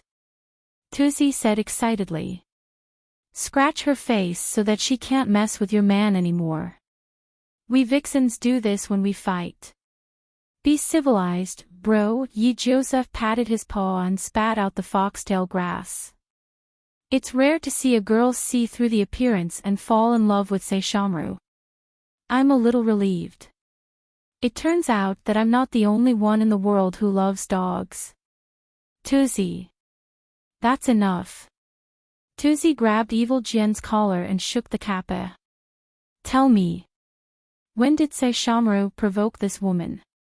Take it easy, bro. Yijiosa saved Evil Jian. Why are you so excited? Wake up, sister. Tuzi pointed at Saishomaru and said, according to his usual personality, he would have whipped you long ago. But now, he didn't. He didn't even say, get out, don't block the way, do you want to die? He even had the patience to listen to what this woman said. Doesn't that mean that he has feelings for her? Tuzi's nerves were as sharp as an experienced brothel keeper's. At this moment, looking at the top courtesan Yijiosa who had no desire to make progress, he only felt pain in his heart, liver, spleen, stomach, and kidneys. Look at her. She's beautiful, isn't she rude? She's a real woman. Tuzi overflowed with a dark aura. Don't waste your skin. Go. Yijiosa put the foxtail grass back in his mouth and said with boredom, I can't go. Why? If I don't go, I'll watch the show. If I go, I'll be watched. Tuzi. Evil Jian. For some reason, when they looked at Saishomaru, who was fighting alone in the field, they felt an indescribable sadness. Saishomaru, did you see that? The woman you love especially likes to watch you being confessed to by another woman. What kind of fuck is that? 5 days ago, Milord saved me from the hands of a demon. I fell in love with Milord. Suaya's heart was filled with adoration. 5 days of separation, I waited for 5 days. I didn't expect to see Milord again. I think this is fate. Milord Saishomaru, you're the first person I've ever liked. An innocent confession from a 15 or 16-year-old girl. She was young, brave, and courageous. Meeting the man of her heart in her most beautiful years was a chance encounter, but also a fortuitous encounter. She had originally sworn that if she didn't see her lover on the 7th day, she would keep this love forever in her heart. Unexpectedly, the heavens favored her and allowed her to meet him again. At this moment, she felt as if her soul was soaring with joy. There was nothing else in her field of vision except for that snow-white flash of white. Milord Saishomaru. How do you know my name? Saishomaru frowned. Ah. That's what Milord's servant called you back then. Saishomaru's indifference. Oh, Xiejin's fault, I'll remember it. Xiejin shuddered violently, clutching his staff as he trembled. Human, Saishomaru said. I don't need you by my side. Suaya's eyes widened, and she gripped her flute tightly. Her eyes reddened. Milord. Go back to where you belong, human. Saishomaru listened attentively. He could smell the scent of a large group of humans rushing over. Don't make me repeat myself. Suaya bit her lip, her face deathly pale. Large drops of tears flowed down her cheeks. Suaya truly loves Milord. I don't need it. Saishomaru turned his head away. He couldn't stand the gazes behind him. With a curl of his tail, he dragged Yijosa, who had been watching the show from the back. At this time, he was holding a foxtail grass in his mouth, his eyes wide open like a dead fish's. Then, he met Suoya's eyes, which were filled with disbelief and grief. Yijosa. Wait. Sister, don't cry. Oh shit. Don't cry. Damn it, I'm most afraid of women crying. Coincidentally, that damn dog Saishomaru had dragged him into this mess. As if dissatisfied with his lack of effort, Saishomaru turned and left with a light snort. In the grass, Tuzi waved his claws and clenched his fists in encouragement. Yijosa. Tuzi, you're becoming more and more like my bad friend from my past life. I'll give you a good beating when I get the chance. Holy shit, sister, don't cry. Suaya gripped her flute tightly, tears streaming down her cheeks. She stared at Yijosa with teary eyes. The more she looked at him, the more ashamed she felt of her own inferiority. Are you Milord Saishomaru's woman? Suaya cried so hard she couldn't catch her breath, but she still held on to her last breath. You're a human, aren't you? There didn't seem to be anything wrong with these two sentences. Yijosa nodded. Yes. I understand. Suaya shook her head and retreated step by step. I've overestimated myself. So the women who follow Milord around are all like you. Suaya's gaze focused on Yijosa's honeydew melon. She clutched the honey peach in front of her, then immediately turned around and ran away in tears. I wish you happiness. Yijosa was dumbfounded. Even though he'd been a woman for many years, he still couldn't understand what was going on in a woman's head. At this moment, Tuzi scuttled out of the forest and shouted, "Well done." Saishomaru turned his face to the side as if he was satisfied. Yijosa. Even though he'd been a man for 24 years in his past life, he still couldn't understand what was going on in a man's head. On one side, Yijosa and Saishomaru were heading towards Maple Village. On the other side, Maple Village was still in the midst of an abyss of training. In order to fully develop the potential of Inuyasha, Kimimaro, and Jin, Uchiha Madara used the blue giant Susanoo right off the bat. Under the powerful attacks of Budu's bonded spirit, only Kimimaro could barely handle one or two blows. The other two could only cover their heads and scurry away like rats. Everyone thought that Uchiha Madara was seriously fighting, but little did they know that his Susanoo was just sweeping the training grounds. Uchiha Madara also didn't expect that these three kids couldn't even handle a simple sweep of the training grounds. They were so weak. After that, it was battlefield demon god Uchiha Madara's brutal training. Under Kuroto's heavy pressure, Kimimaro's progress improved by leaps and bounds. He managed to integrate the taijutsu of the Uchiha clan and the Senju clan, combined with the characteristics of the Kagaya clan, and created his own taijutsu style. Seeing that Kimimaro had achieved great success, Uchiha Madara showed a rare smile. After that, Kimimaro was released by Uchiha Madara and focused on studying psychic techniques and immortal techniques, as well as the ghost path and sword techniques that he'd learned in the Soul Society. As for Inuyasha and Jin, they went to the training grounds vertically and were carried back horizontally almost every day. Inuyasha touched his white hair that had been burned bald by the Dragon Flame song, and almost couldn't help but cry. Until now, Inuyasha remembered how good Saishomaru was. At least, his cheap brother wouldn't touch him. Jin sat in the wooden house and applied medicine. He wore hunting clothes and held a white dagger. He clenched his fist and slowly loosened it. He thought that he was unlucky to become a kid, but he had to admit that it felt good to have a second chance in life. At least when he was 8 or 9 years old, he wouldn't have had the experience he had today, and he wouldn't have met a teacher who was as responsible as Uchiha Madara, and he wouldn't have had the opportunity to get in touch with the power of another world. At the age of 8 or 9 years old, he had unlimited potential. He had to start from scratch and grow up again. Under the nourishment of spiritual power, he recovered the acne that he'd left behind and recuperated. It was almost like a second chance given by God. However, why should he be favored by chance? A murderous underworld devil like him. Did he deserve to be redeemed? No, as Uchiha Madara said, he got what he had to pay. If he followed the original trajectory of his life, he would probably die a horrible death. His fate had been reversed, and the person who reversed it had to bear more karma. Jin didn't care whether he was dead or alive. After all, he knew very well what he did for a living.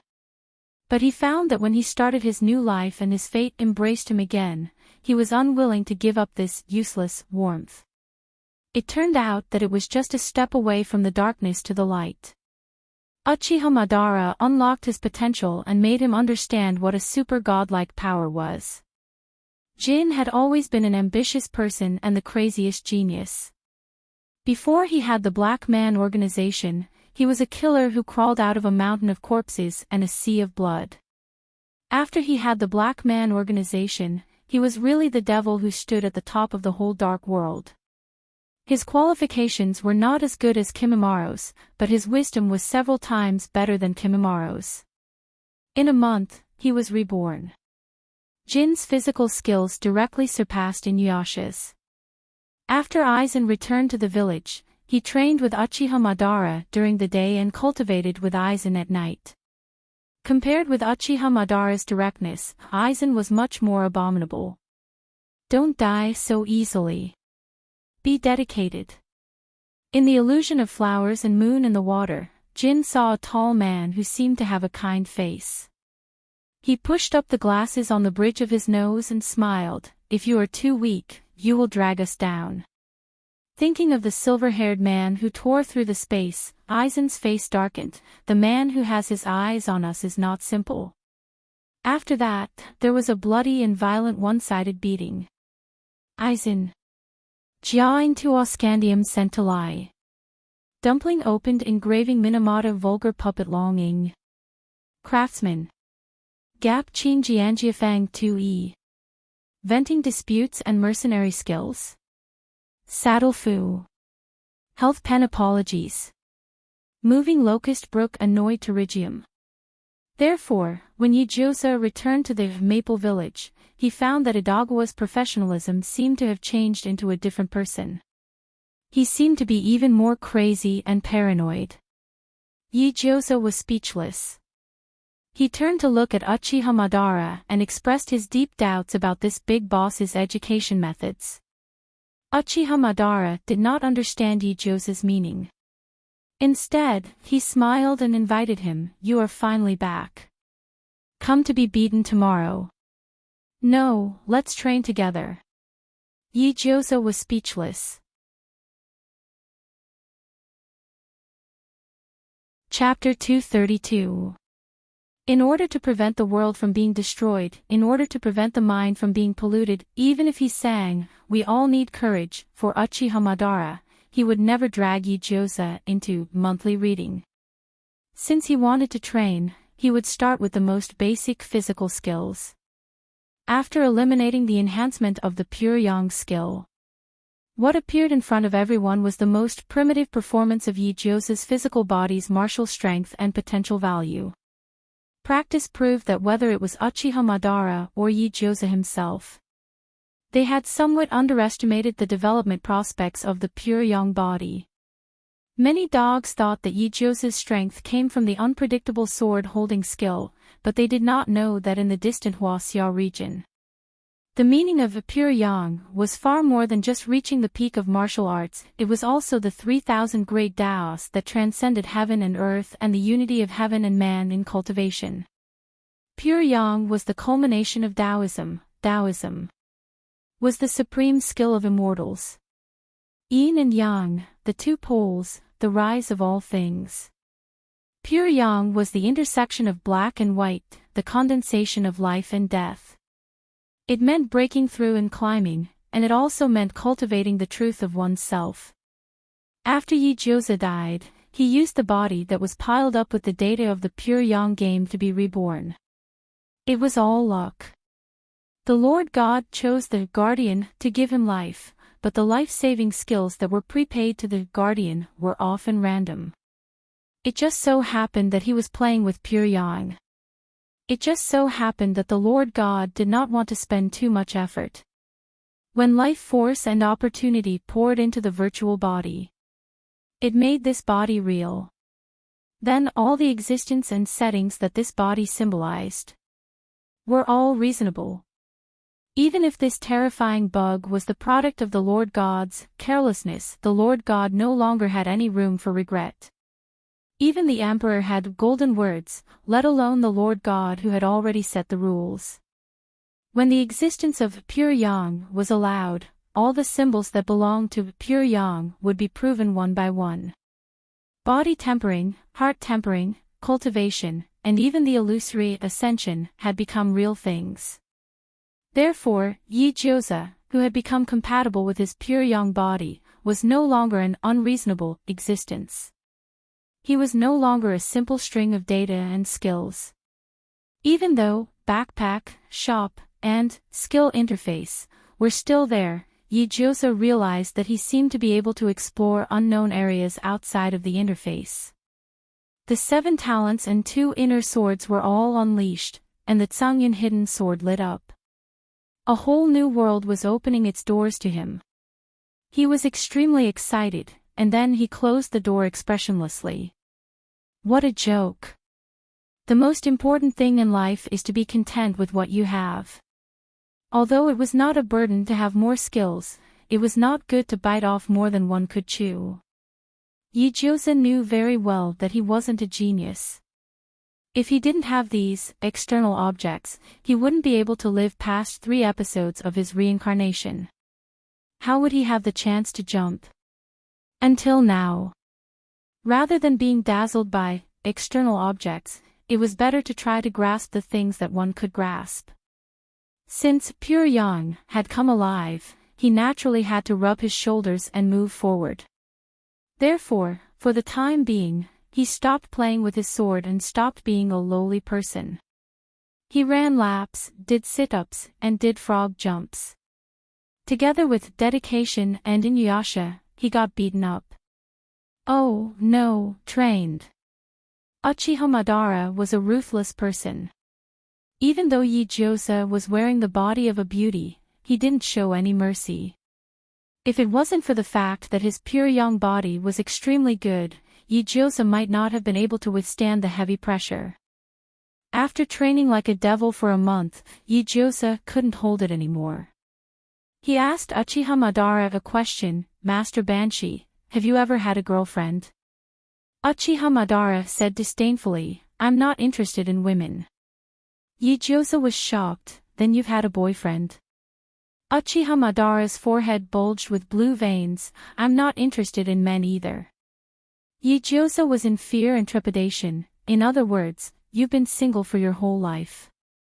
Uchiha Madara turned his eyes, his pupils were full of resentment, just like Miss Sadako who crawled out of the TV. What happened? Are you going to beat me to death every time I train? Yijiosa opened his dead fish eyes, to be honest, democracy, you're more capable than Saishomaru to be single." Uchiha Madara was speechless. For the next month, Yijiosa's training doubled. The second student to graduate from Uchiha Madara's physical training was Inuyasha. It had to be said that Inuyasha was a half-demon with the blood of the White Dog clan. After Uchiha Madara completely stimulated his potential, he grew up like a monkey tied to the sky. The 3-month training period was so long that even the ATPX 4869 in Inuyasha's body was exhausted. He finally succeeded in graduating with bruises all over his body and the consciousness of bleeding. When Uchiha Madara announced that Inuyasha was qualified, Yijiosa saw the half-demon teenager showed a bright smile without any haze, then vomited a mouthful of blood and fainted. This was also the first time that Yijiosa had seen Saishomaru's expression change. He also saw Saishomaru jumping down from the roof and taking the initiative to walk towards his younger brother for the first time. He grabbed Saishomaru's foot and dragged him away. Inuyasha lay in bed for 5 days, and Saishomaru stared at Shinya for 5 days. Early in the morning on the 6th day, the two brothers had a fight outside. Although Inuyasha lost miserably, he obtained something that he didn't even dare to think about: Underworld Waning Moon Break. He couldn't understand why Saishomaru would give him the Underworld Waning Moon Break. To him, Shisamura was a very terrifying demon elder brother. In the end, one day, he could actually receive a gift after being beaten. Inuyasha was dumbfounded. But he had always been straightforward. Even in front of Saishomaru, he still wanted to clarify the matter. Saishomaru. Inuyasha stopped him, holding Taisuya in his hand. "Why did you give me the Underworld Waning Moon Break? Obviously, it's yours." "I don't need defective goods," Saishomaru said slowly with his back facing him. "Haven't you noticed? Stupid half-demon, Shinya can only use the Underworld Dao perfectly if he stays with Taisuya." Inuyasha was stunned on the spot. Mithraea was shocked and seemed to understand something. "How can you be sure?" Mithraea frowned. "How can you be sure that the Underworld Dao isn't a perfect circle when it leaves Taisuya's range? He was unconscious for 5 days, human." Saishomaru said coldly, "I tried it near Taisuya." With just one sentence, everyone went silent. It was obvious that Saishomaru wasn't in a good mood. Underworld Waning Moon Break was supposed to be Taisuya's thing. Why did Shinya have it? Why did he give Shinya to Saishomaru to use? Why? Who was the one who controlled the distribution of the two swords? One didn't need to think to know who it was. But because he knew, he felt even more apologetic. The atmosphere was heavy. Only when Ming Jia was dragged out and publicly executed did the flea demon speak with fear. Underworld Waning Moon Break is a skill that Master obtained from the Grim Reaper. Grim Reaper. Yijiosa and Tuzi suddenly squinted their eyes. That was a pitiful guy who was easily fooled.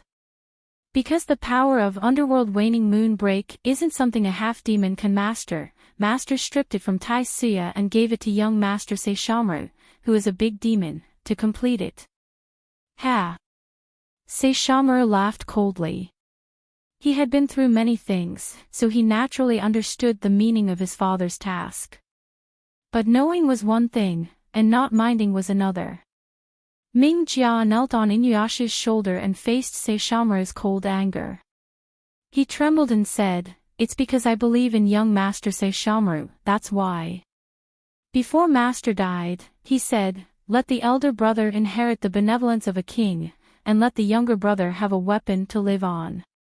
In the silence of the room, Ming Jia sighed and said, "If Taisuya was given to young Master Saishomaru, then young Master Saishomaru would have to live under his father's shadow for the rest of his life." At this point, Ming Jia mustered his courage and looked at Saishomaru in fear.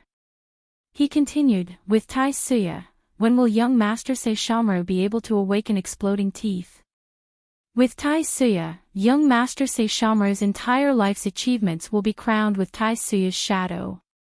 Actually, giving young Master Saishomaru a natural tooth was also Lady Lingyu's decision.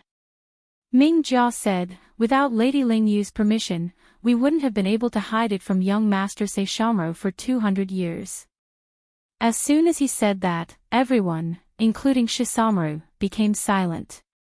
Indeed, if the female owner of the Western country didn't agree, how would General Quan be able to properly preserve his grave and sword after his death? If immortal fairy Lingyu didn't allow it, how would Inuyasha be able to live for 200 years? Saishomaru was the biological son of immortal fairy Lingyu and General Quan. If he didn't know where his father's grave was, how could his mother not know? Saishomaru and Yijioso weren't fools. After thinking about it carefully, they figured out the crux of the matter.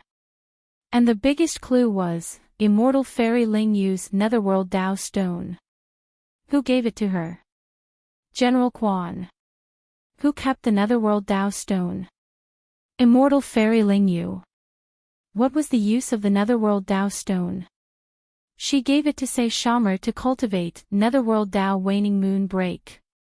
And at the end, immortal fairy Lingyu scolded Saishomaru for not valuing life and said that a king should be merciful. She said it so fluently and righteously. Thinking about immortal fairy Lingyu's unreliable personality, she must have recited it for 200 years. Yijioso was speechless. Both of you are almost 1,000 years old. Is it really good to mess with your son like this? With this thought, Yijioso cast a sympathetic look at Saishomaru. The next second, Saishomaru's face darkened even more. However, he couldn't smash his biological father's bones, nor could he go back to the Western country to settle the score with his biological mother. But if he took this lying down, he wouldn't be Saishomaru anymore. So he picked up Inuyasha and beat him up again. After beating up his little brother, he threw away Tian Shinya, saying, "I don't want to see you again, you little bitch." Yijioso picked up Tian Shinya and grabbed Tuzi. The two of them held the demonic fairy stick that they swindled from the Grim Reaper. After thinking for a while, they immediately flew away to find an old man called Blade Saber Peddler. At that time, the Blade Saber Peddler, who had been bullied by Uchiha Madara and forged several swords for nothing, went out to take refuge for 3 months. Finally, he slowly returned on his ox. But he never expected that the ox would be tied up by Yijioso as soon as it arrived home. Blade Saber Peddler was speechless. "I smell it. It's another human with the smell of Saishomaru. Isn't it just because I don't want to forge swords for you? Saishomaru, why have you been holding a grudge for 200 years? Inside the big demon skull was the workshop where Blade Saber Peddler forged swords. At this time, Yijioso, Tuzi, and Blade Saber Peddler were sitting around a short table, eating the KFC family bucket that Yijioso took out of his backpack. Tian Shinya and the Grim Reaper's weapon are forged together. Blade Saber Peddler was chewing on a big chicken leg. In order to appease his stomach, he said straightforwardly, "It's possible, but it's still missing something." "What is it?" Yijioso asked. "It needs something hard and powerful. Such as Saishomaru's fangs." Blade Saber Peddler touched his head. "But that guy, when I asked him to pull out his fangs, he slashed me with a knife. Really, he's a big demon. It's just pulling out his fangs. They'll grow back in an hour." Yijioso and Tuzi were speechless. They couldn't imagine the scene of Saishomaru pulling out his fangs at all. How about changing it to something else? Unless it's something of the same quality. Blade Saber Peddler sighed. Tian Shinya is a treasured knife, and the Grim Reaper's weapon is also a top-notch treasure. If it's not of the same quality, it will only destroy the knife. Yijioso pursed his lips and looked at the unopened gift bags in his backpack. He then opened the shop. Drunken Moon Crystal, a must-have for orange weapons. It contains unimaginable power and energy. After being melted into a weapon, the weapon will be reborn and has a certain chance of producing a weapon spirit. Note: Drunken Moon Crystal should be forged with 200 pieces of Star Thunder Meteorite Iron, for better effect. Yi-Joseph took a deep breath and opened the price, 3 years. He couldn't help but widen his eyes in shock. It was unexpectedly cheap. It was much cheaper than the life-saving necklace he gave to Kimimaro. However, Yi-Joseph looked up and down in the shop and fell into deep thought. He didn't know if it was an illusion, but he felt that the prices of the items in the shop had decreased a lot. He confirmed it with his eyes. It's a god's blessing. Since Yi-Joseph and Tuzi didn't take Saishomaru when they went out to play, Saishomaru didn't show it on the surface. But in the middle of the night, he picked up the vixen and had a friendly match.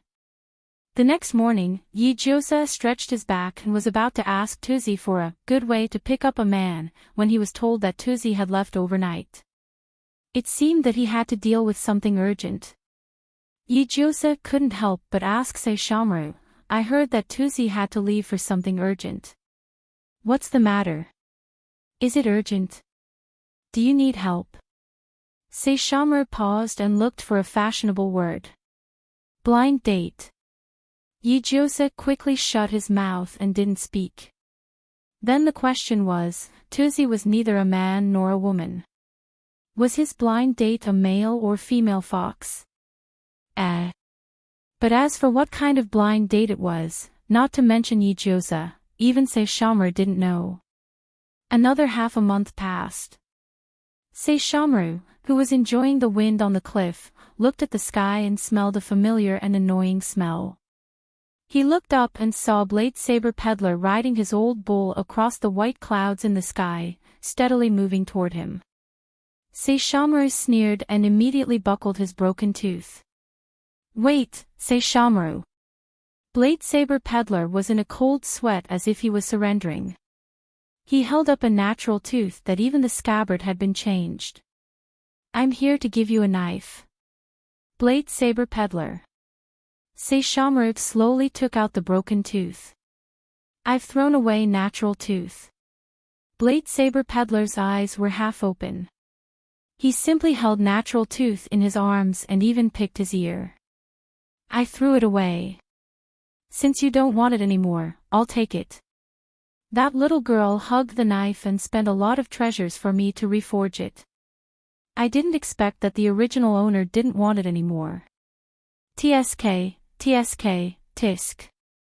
Blade Saber Peddler rode the bull and slowly rose into the sky. What a waste of the little girl's painstaking efforts. She didn't even want her token of love. As soon as he finished speaking, he was shocked to find that his arms were empty. When he looked back, natural tooth was already firmly in Saishomaru's hand. Blade Saber Peddler's heart sank. He didn't notice when Saishomaru made his move. More than 10 years ago, he was still able to escape from him.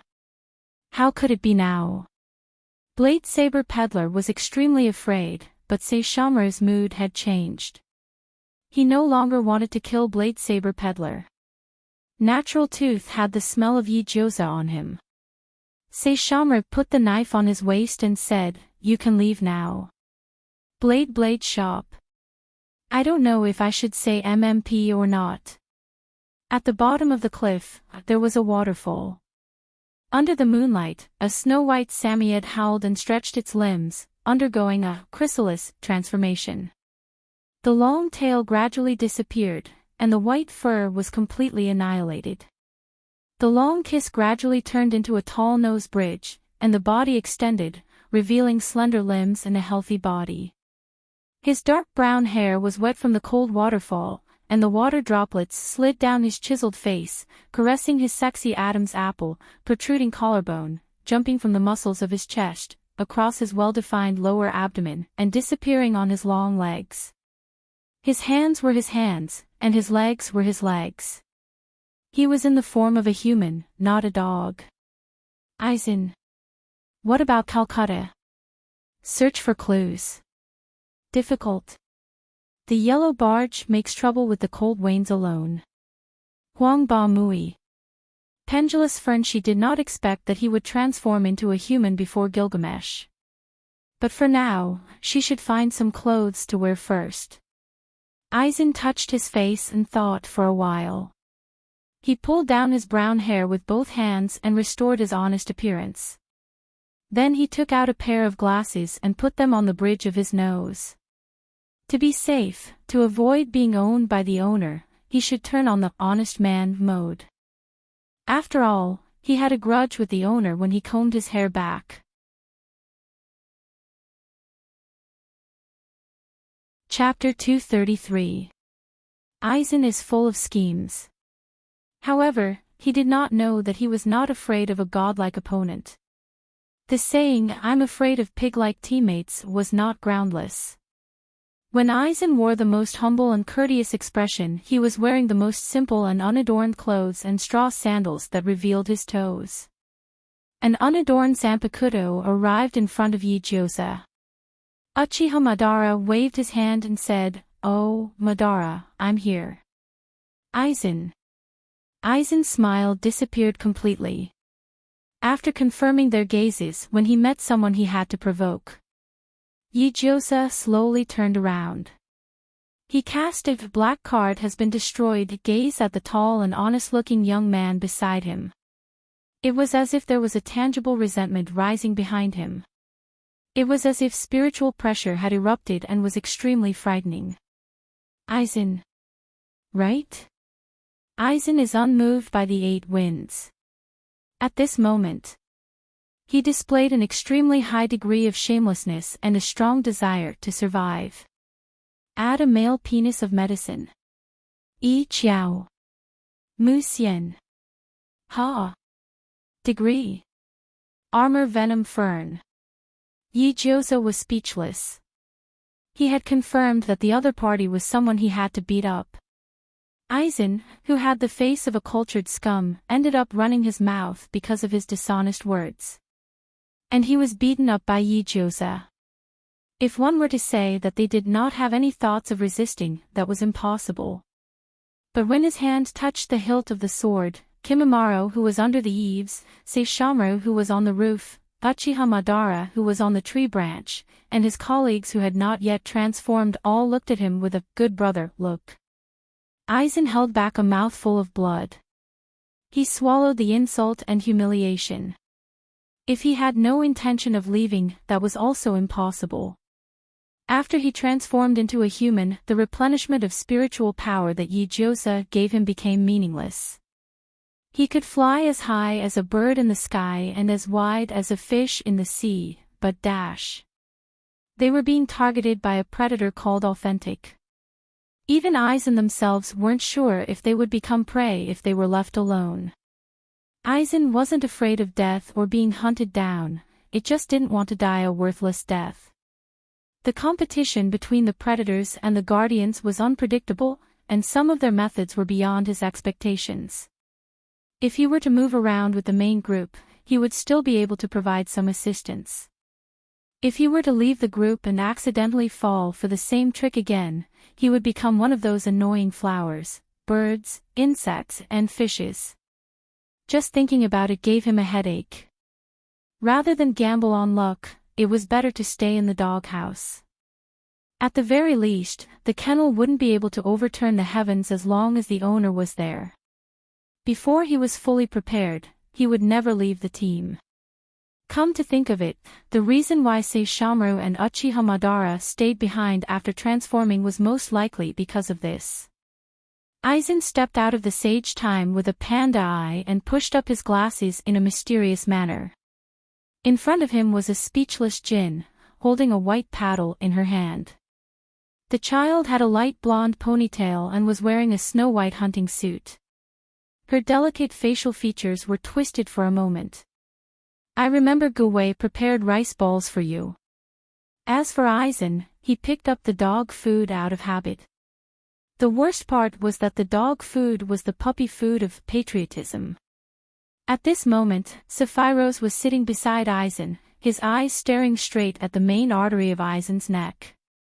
Well, when he grows a little bit, he will bite this man to death. Ah, I forgot.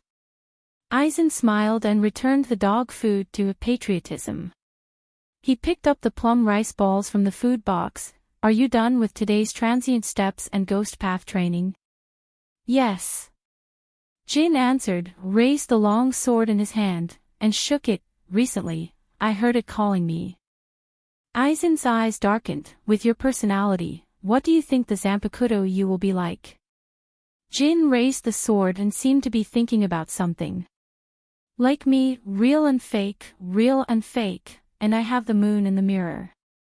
Aizen smiled, the moon in the mirror and the moon in the water. Because it is in line with my personality, I can reach the point where I can solve the problem. I prefer guns to knives. Jin turned his head and began to slash again. If I can summon my Zanpakuto, I hope it is a hot weapon. Ah, that's it. Aizen ate the last bite of the plum rice ball and said, we have been here for a long time. Why? Pack up. Aizen squeezed out a little kindness, which was rare. Who knows when the time and space will be transferred? Who knows if we will stay with the main force after the transfer? If you accidentally fall into an extremely dangerous place, you'll probably lose your life. After Gilgamesh returned from city scene in people, he had lost a lot of weight. According to unreliable sources, he had been frightened by the 2 rows of dog meat stalls in city scene in people. After he returned, he had no appetite for tea or food. His fur gradually grew wider, but he did not regret it. He had become haggard because of the meat. But soon, the hero king pulled himself together. His red eyes exploded with intense anger. He chased after Nara from thousands of miles away and fought to the death. Yes, everything was Nara's fault. Nara, who had suffered an undeserved calamity, was dragged to Yijiosa by Golden Retriever to ask for forgiveness. After that, the hero king opened the door of Babylon. Under the aim of thousands of treasured artifacts, Nara repented righteously and gave a speech of turning over a new leaf. He also said, it is everyone's responsibility to love dogs. When raising a dog, you have to start from a baby. City scene and people will always be a dog's most loyal friend and strongest support. After a round of beating, Nero returned to the city of Sight with its head and tail intact. For the sake of insurance, and for his own life. Nara considerately stopped chasing after his sister and turned to work diligently. Then, he sold his son for glory. He successfully sent White Boy to Maple Village to be a toy for Yijiosa. In a short period of time, Yijiosa would not think of him. Nara could not help but show a relaxed smile. White Boy, who was forced to spar with Kimimaro all day, was speechless. He had to shout out the word motherfucker. Excluding the chaotic war and displaced refugees, living in Maple Village and city scene in people, the days of the Warring States period were quite pleasant. Compared to the dangerous daily life on the other side, the Warring States period 500 years ago was as beautiful as a holiday. But the holiday period would eventually come to an end, and parting would always come unexpectedly. Unlike the previous time when a large group of people moved together, this time, space and time was almost pulled one by one, and the time was uncertain. The first abnormality was the disappearance of Jin. No one saw her for a whole week, which made Yijiosa anxious. But it was useless to be anxious. The second person who disappeared was Kimimaro. There were no energy fluctuations, no aura. It was as if he had evaporated from the world and disappeared without a trace. Corgi kicked his short legs and found Uchiha Madara. He barked solemnly, moving one by one is the most dangerous way to cross over. Also, the time period is not consistent. No one can be sure that the partner after the transfer will also be in the same time period. We must have a meeting while everyone is still here. At least, we have to have a code that can communicate and a way to leave messages. Who knows what kind of world we will go to? Corgi's dog paws scratched the ground. I don't have the power to protect myself. I will probably die if I leave you. If there really is such an accident, I have to let you know that there is no need to waste time looking for me. Uchiha Madara squatted down and rubbed Corgi's head. Shinichi Kudo, learning Yin-Yang from Yoshi Asakura is not enough for you to protect yourself. Corgi's dog face showed an expression of despair. Although I have a good aptitude, I really don't have the ability to learn Yin-Yang techniques. Why? Corgi almost cried. Because I believe in science. Uchiha Madara was speechless. Alright, I can't continue this conversation anymore. At midnight, Yijiosa had already fallen asleep. A few men and a few dogs gathered in the open space outside one after another. Together with patriotism, they were ready to have a meeting. Why didn't you bring the owner? Aizen frowned. She almost knows our identity and background. It's not a big deal to let her participate. Uchiha Madara rolled his Sharingan and said, I brought her into the illusion before. I don't want to bring her a second time in my life. Looking at Uchiha Madara's Sharingan, whether it was Gilgamesh, Saishomaru, or Aizen, they all remembered the fear of being dominated by the roller coaster in the illusion of Shursui. Everyone. Forget it, the owner's iconic dog, even in another world, they can still recognize her. It doesn't matter if she has a meeting or not. Sephiroth grew very fast. After a long time, he has already grown to the height of a human's calf. Although his face is still young, his body is much stronger. It's just a meeting, there shouldn't be any problems. However, when Sephiroth stepped into Uchiha Madara's illusion and showed his original appearance, the moment he opened his eyes, he found that Saishomaru's exploding tooth was on the left side of his neck, Aizen's mirrored moon was on the right side of his neck, Uchiha Madara's fan was on top of his head, Gilgamesh's sword was pointed at his face, and Yoshi Asakura's fire spirit was glaring at him. 9 Orchid Flower protected Shinichi Kudo and quickly retreated.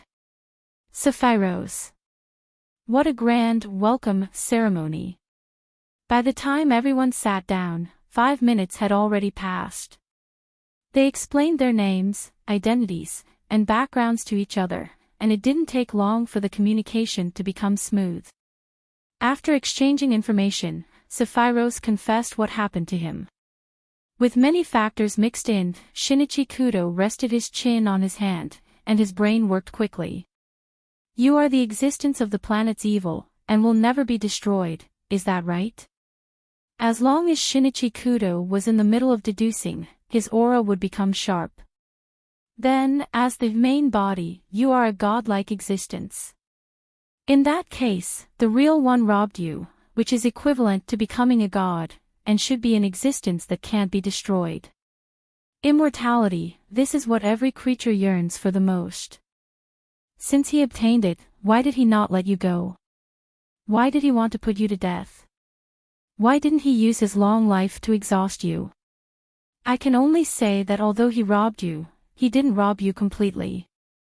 Shinichi Kudo opened his eyes. If I'm not wrong, the one who can't be killed is you, not him. If he really can't be destroyed, then the main god can't do anything to him. Everyone exchanged glances, and most likely understood what he meant. Shinichi Kudo turned to everyone. I joined you in the middle, so I don't know what happened in the early stages. I have a few questions, and I hope you can answer me truthfully. First, in the past, when you transmigrated through time and space, it was a full transfer, right? Saishomaru, Uchiha Madara, and Gilgamesh nodded. Second question, when the 3 of you first transmigrated, you were in the same team at the same time, the same place, right? Yes. Uchiha Madara said with certainty. The first time I transmigrated through time and space was through the bone-eating well, and the place I landed was outside Woodleaf Village, which is my hometown. They all remembered that their owner was still a little girl at that time. After crossing the bone-eating well, the 3 dogs smashed into her at the same time. Third question, when you first transmigrated, you were in the same time, the same place, and the same person. Is it the same for all subsequent transmigrations? No. Aizen said. After that, people who were clearly moving together will be scattered in different places, and need to search to gather. Fourth question, even if you are in different places after transmigrating, is it still the same time? No. 9 Orchid Flower replied. Occasionally, the owner will come into contact with another world a little earlier than us, and we will arrive a little later. After collecting the information, Shinichi Kudo's expression became uglier and uglier. I have a bad guess. I hope that it's just my imagination. If there's anything you want to say, just say it. Yoshi Asakura frowned. We're not people who are afraid of trouble. The Lord's power seems to be weakening. Everyone narrowed their eyes and pursed their lips in silence. The Lord is the employer, and the owner is the employee.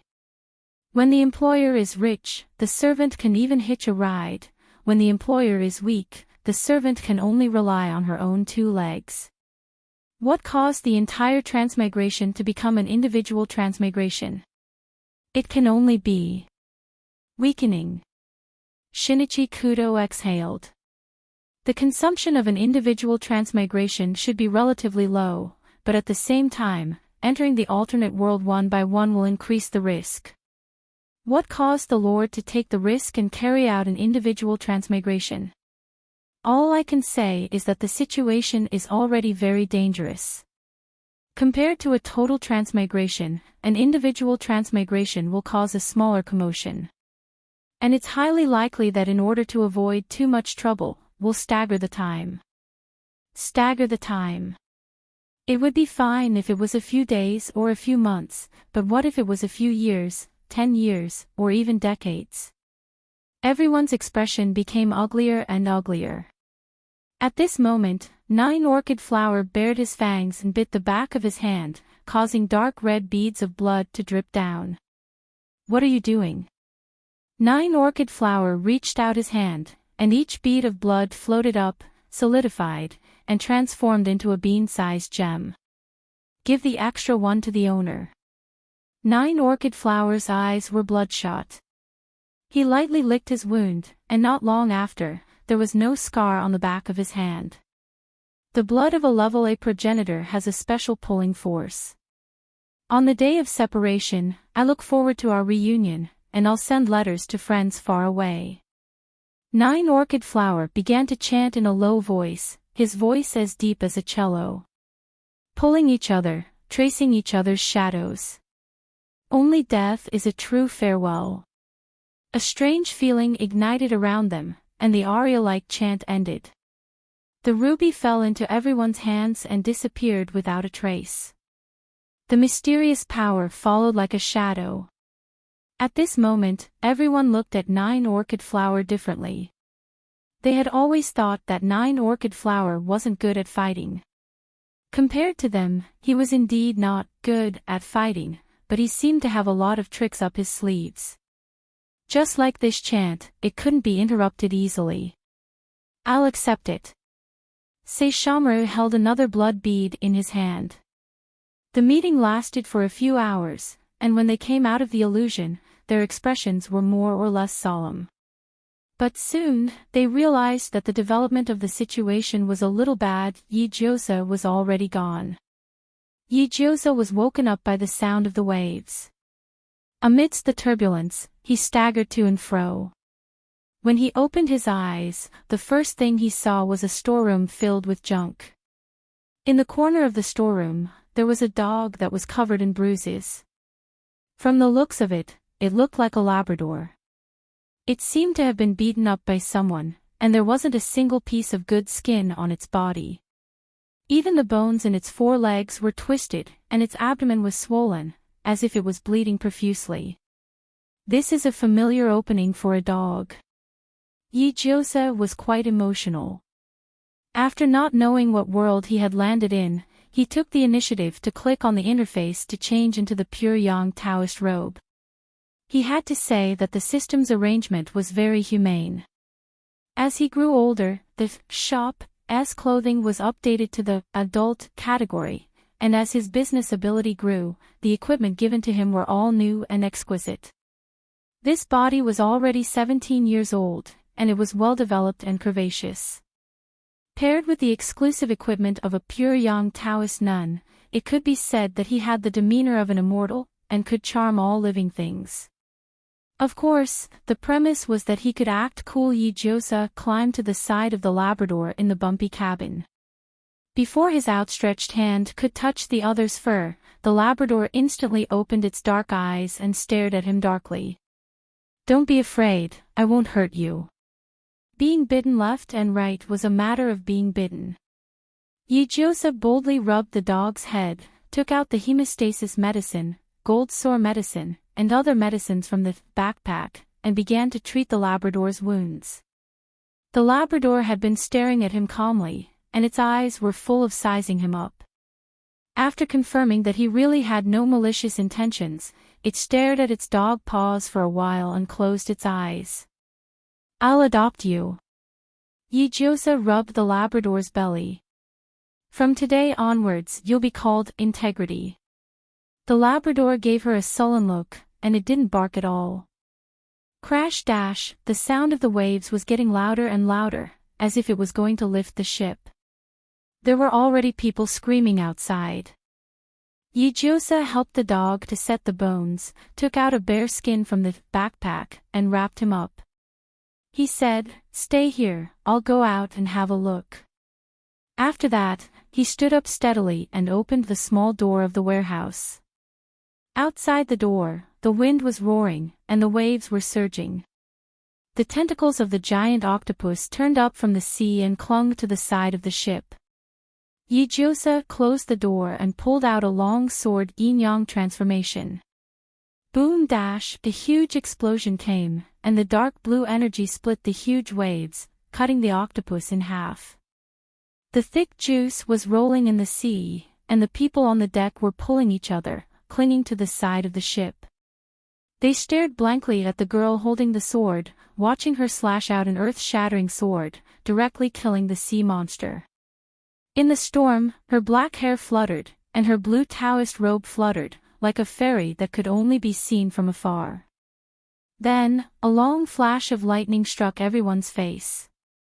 They saw the girl suddenly reach out and grab the tentacles of the octopus, turn her face, and slightly open her mouth. Fuck. Hurry up and help me. We'll split it 50-50. The Labrador lying in the gap of the door. The people completely disillusioned by the fairy. "Ah! I'll help your big sister." A green-robed man jumped over and pulled the octopus with great force. The deck was in chaos again. "You're very strong, what's your name?" "Ah, my name is Jay, Folis." "Shao Jia." Folis. The Labrador retreated back into the warehouse, its front paws together, and its face showed a rare expression of confusion. He was very sure that this Shao Jia did not have the slightest bit of telekinesis. Looking at her innocent eyes, she did not look like the ones he had met in the future. Also, this Shao Jia did not have the white-haired kid who beat up the enemy guest. Time travel. Interesting. But looking at his paws, Ku Luoluo suddenly felt that everything was not interesting anymore. Just a second ago, he had fought with Siso in the sky arena, and he had almost killed him. In the next second, he had become a dog, and he had even been beaten up by a group of people. He had almost been skinned and cooked. He had thought that this was the result of special telekinesis, but things had developed beyond his expectations. Then the problem was, as a dog, how could he contact his exploration team? Woof, woof. No. He would be eaten by Wolf Jean, strangled to pieces by Maggie, stabbed to death by the flying tank, and... Wait, now that he thought about it, the members of his exploration team seemed a little cruel. Was it an illusion? Ku'ulu'uluo could not help but fall into deep thought. In the end, he decided to be Yi Jiu's sugar baby. Oh, no, dog face.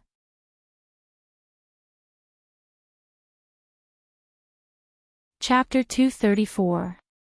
Ku'ulu'uluo Lu Shilu alias Ku'ulu'uluo Lu A Lu was a rural non-mainstream youth with a big light bulb in his ear, a cross on his forehead, a mink fur coat, and liked to bare his chest. He was handsome, unrestrained, and elegant. Had a strange aesthetic and loved to make bad partners. Because he had been single for many years, he had developed invincible hair gel hands, and when he rubbed his hair, he was like the little brother next door, and later on, he became a domineering president. As a senior schizophrenic, Ku'ulu'uluo often met all kinds of beautiful women with the face of the little brother next door, and swindled them to live off women. Then he changed the mode to domineering president, and gathered his underlings to explore in the garbage dump who to kill tomorrow. Why was he so cruel? Of course, it was because every outstanding underworld boss in the novel had a hard childhood. Why did he flirt with women? Of course, it was because every competent domineering president in the novel must have a huge harem of 3,000. From bitter to awesome, from the bottom to the top. Ku'ulu'uluo talked about his history of fame, which was mainly summarized into the following 4 parts: the years I picked up garbage on Meteor Street, the 2 or 3 things I picked up from garbage, the stormy past of rising from the garbage dump, the weather is cold, let's burn the garbage dump to keep warm. The first half of Ku'ulu'uluo's life was almost the growth history of an inspirational teenager. He established the Phantom Troupe and sat firmly on the throne of the king of garbage, and finally, for the dream of becoming a robber in his heart, he began to step out of the countryside and toward the town. He stepped toward the urban-rural junction, stepped out of the urban area, and walked into the metropolis. The world was so big he and his friends almost died of exhaustion on the road. It was not that there was no harvest along the way. Because the Phantom Troupe both collected protection fees and did not protect people, as a result, it was passionately complained by the general public and received negative ratings. In the end, it became the seller with the lowest credibility. It was blacklisted by buyers all over the world. Phantom Troupe was unwilling to give a bad rating. They took a knife and ordered people to change their comments and give 5 stars. After a series of intimidation and threats, it ended in a tragic bloodshed. It was simply heartless. Ku'ulu'uluo decided to carry on the robber business to the end after his Chinibu disease gradually deepened. He dug up people's ancestral graves, robbed the auction treasures, wiped out the entire Fiery Eyes clan, and killed the Yukexin gang. Perhaps it was because he had done too many bad things and received his retribution. As the saying goes, evil people will be tortured by evil people. He had accidentally become a ripe and delicious Big Apple in the eyes of perverts. If you don't believe me, look up. Who will the heavens spare? Before the Big Apple part was over, he had become a dog in the blink of an eye. It was an ordinary dog that looked extremely shy and friendly. It was said that this breed was called Labrador. Ku'ulu'uluo recalled his glorious life in the past, then lowered his head to think about his miserable life as a dog. Looking at the pink dog bowl and the dog food in front of him, he decided to lower his head to the fickle fate. Compared to the rancid water and moldy bread on Meteor Street, the dog food tasted pretty good. After Ku'ulu'uluo finished his food, he obediently lay on the ground and quietly observed the crowd around him. Especially the strange woman who had adopted him.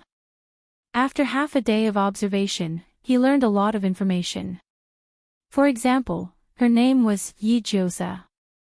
She knew the language and could speak, but she was illiterate. She accidentally boarded the ship, but did not buy a ticket. Her clothes were exquisite and expensive, but she did not wear a nun. Her body was full of vitality, but she did not know what telekinesis was. She had extraordinary abilities, but she did not know what a hunter was. She was like a telekinesis ability user who had been practicing in the deep mountains and had accidentally entered a whole new world. Although her eyes were filled with doubt, her mind was clear. She sold the sea monster in her hands to the old captain, paid for the ticket and travel expenses, and got the information she needed. After learning that the hunter profession was a lot of convenience, and that it came with discounted food and accommodation, her eyes lit up. She was ready to take the exam with her new acquaintances, Shao Jia, Kalapika, and Lioli. During the exam, she kept muttering to herself, "Hunters, aren't they just civil servants in this world? Travel at public expense, going abroad, food and accommodation. I have to pass the exam even if I have to die. No, should I take a written exam? Oh shit, how can I take the exam if I don't even know how to read?"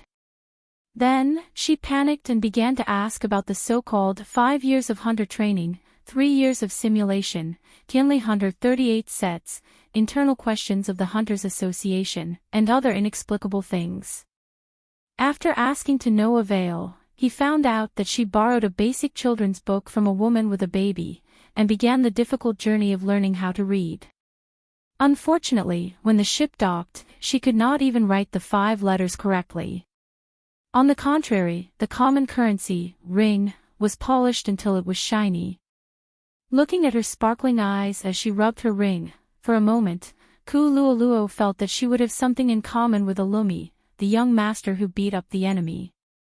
She bought a cheap straw basket, and after changing his dressing, she carried him into the basket.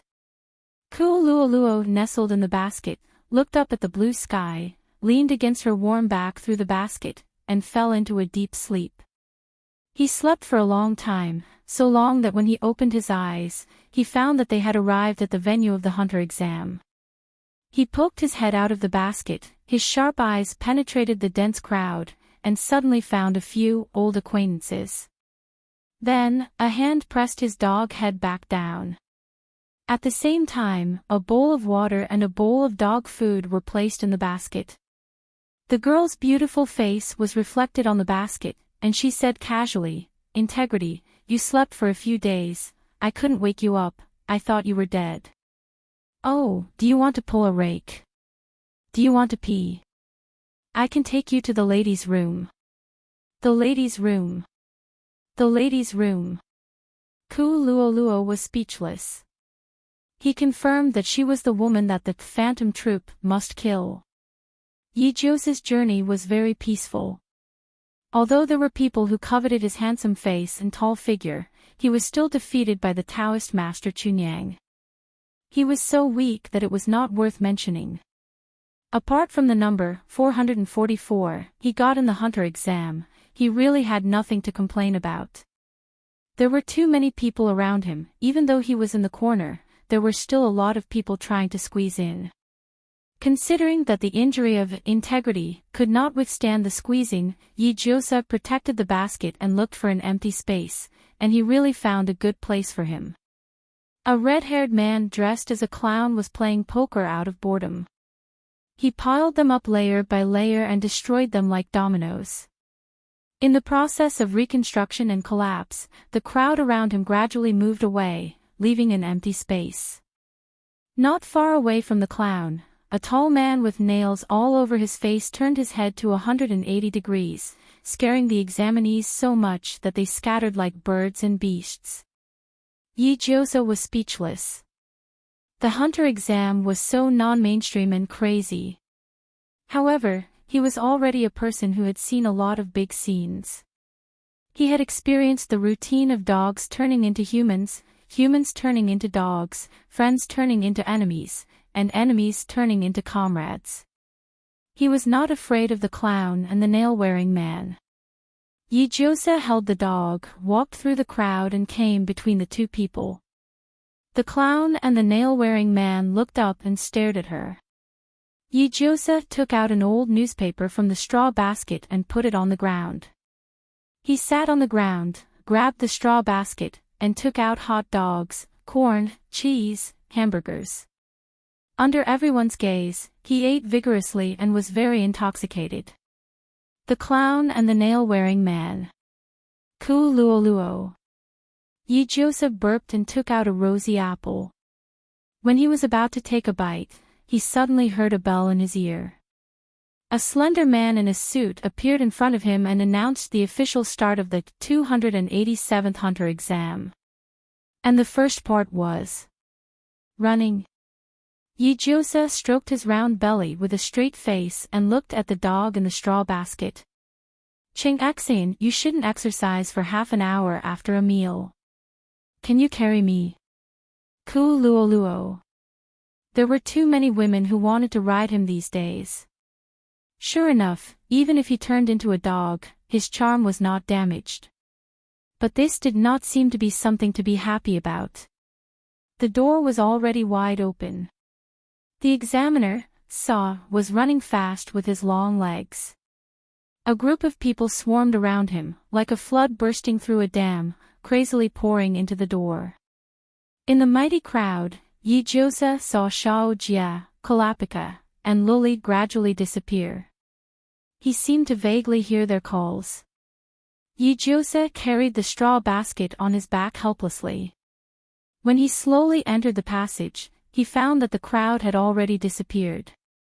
The examiner only said, "Follow him this time," but he didn't say, "You have to run with your legs." In that case, Yi Joseph maintained his smile and took out an orange-quality colt that he had never used before from his backpack, Demon Horse Flame Hoof. Ku Luoluo's eyes darkened. He found that this woman's telekinesis seemed to be related to the alternate dimension. But soon, he was not in the mood to think about it. Sitting on the horse, Yi Joseph sadly stroked his head and sighed. "It's all your fault. You forced me to show off and drive a Maserati." Ku luo. She kicked Flaming Hoof's belly and ordered, "Flaming Hoof, take a walk." Demon Horse Flaming Hoof snorted, its hind legs dug the ground, and it suddenly rushed out at a speed of 200 kilometers per hour. For Flaming Hoof, 200 kilometers per hour was indeed a walk. Fuck dash, Yi Joseph grabbed Flaming Hoof's long mane with one hand and the straw basket behind him with the other. Slow down. Slow down. Unfortunately, the 200 kilometers per hour Maserati without a hood was too fierce. In the strong wind, Yi Joseph's voice was blown into pieces, and his long hair blew up like a medusa. In the scenery that passed by quickly, Demon Horse Flaming Hoof's four limbs suddenly leaped into the air, jumped, and leaped. The difficulty level was 3. His front hooves landed gracefully, and his hind legs quickly kicked, as fast as lightning. He saw the candidates at the end of the line staring blankly at the horse flying over their heads. He saw Kalapika's eyes turn red from shock. He saw Shao Jia excitedly waving at him. He saw a white-haired kid almost fall when his skateboard tilted. Yi Joseph almost did a split on the horse's back. He swept past the end, past the middle, and flew past the front, and left the examiner far behind. At this moment, Yi Joseph finally felt the malice of the universe dash, Flaming Hoof. Stop. We left the coach behind. Fuck, stop. Ku luo was speechless. He must have been muddle-headed at that time to let this woman be his sugar mommy. However, both Yi Joseph and Ku luo were too young. While Flaming Hoof was running wildly, the nail-wearing guy behind them threw a nail, and it accurately pierced into Flaming Hoof's butt. Flaming Hoof's body shook, and the pain made him accelerate crazily. The next second, the clown guy jumped up, and his pink telekinesis wrapped around the nail. He directly grabbed the nail-wearing guy's arm. The two of them were like flying kites, soaring high behind Flaming Hoof, and easily leveraging the force. Unfortunately, there was no free lunch in the world. The road ahead was not smooth, they had to face the first sharp turn. Boom dash, the clown guy's head smashed into the wall at the corner. Boom dash, the nail-wearing guy's head hit the ceiling of the tunnel. In the midst of Yi-Josa's broken curses, they rushed out of the tunnel at an unprecedented speed, climbed up the stairs, and ran to the open exit. Flaming Hoof did not stop. The demon horse let out a long roar, and couldn't stop, as if it had chewed on stride. The clown man was quick-witted and released his telekinesis. The nail-wearing man pulled out his nails without saying a word. They were thrown into the sky by the inertia and flew far, far, far away. Yi-Josa arrived at the end of the vast wetland in less than 30 minutes after a terrifying horse jolt. When the demon horse Flaming Hoof roared and stopped, Yi-Josa's legs were trembling, and he was holding a wobbly straw basket, and got down to the ground. His hand trembled, and Integrity, who was obviously stimulated, rolled out of the basket, and crawled into the bushes with the last dignity of a dog. Ugh. Yi-Josa, with his afro, looked at the other end of the wetland. Great, he was completely lost at the crossroads of his life, and didn't know if this was the end.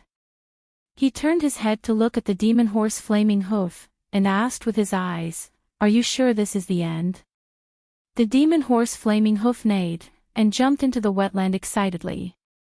Not long after, it held a huge wild boar in its mouth, and dragged it to Yi-Josa, and said with its eyes, "You asked me to bring lunch." Yi-Josa was speechless. Different races can't communicate. He took out the new children's books from his backpack, took out a notebook, pencil, and eraser, and seriously recorded the lesson in a new language. Use, although. But, to make a sentence, although riding a horse is fast, my butt hurts. Use, because. So, to make a sentence, because of riding a horse, my butt hurts. Use, because. Because of, to make a sentence, the reason why my butt hurts is because of riding a horse. Yi-Josa summed up all the lessons, and said, "Be low-key, don't be pretentious. If you can drive a Shanghai Volkswagen, don't drive a Maserati." He put the notebook by his side, and realized that he had a talent for learning languages. In just a few days, he had already mastered new words like riding a horse, butt, and pain. TSK, I should have enrolled in the Chinese language department when I was in university. What a pity, the Chinese language department has lost a talent like me. Yi-Josa cooked the wild boar, but he didn't know that Integrity had crawled behind him, and was quietly flipping through his notebook. Luoluo looked at the words, dog crawling, in the text, and couldn't help but fall into a long silence. There were 20 words in a sentence, and half of them were typos.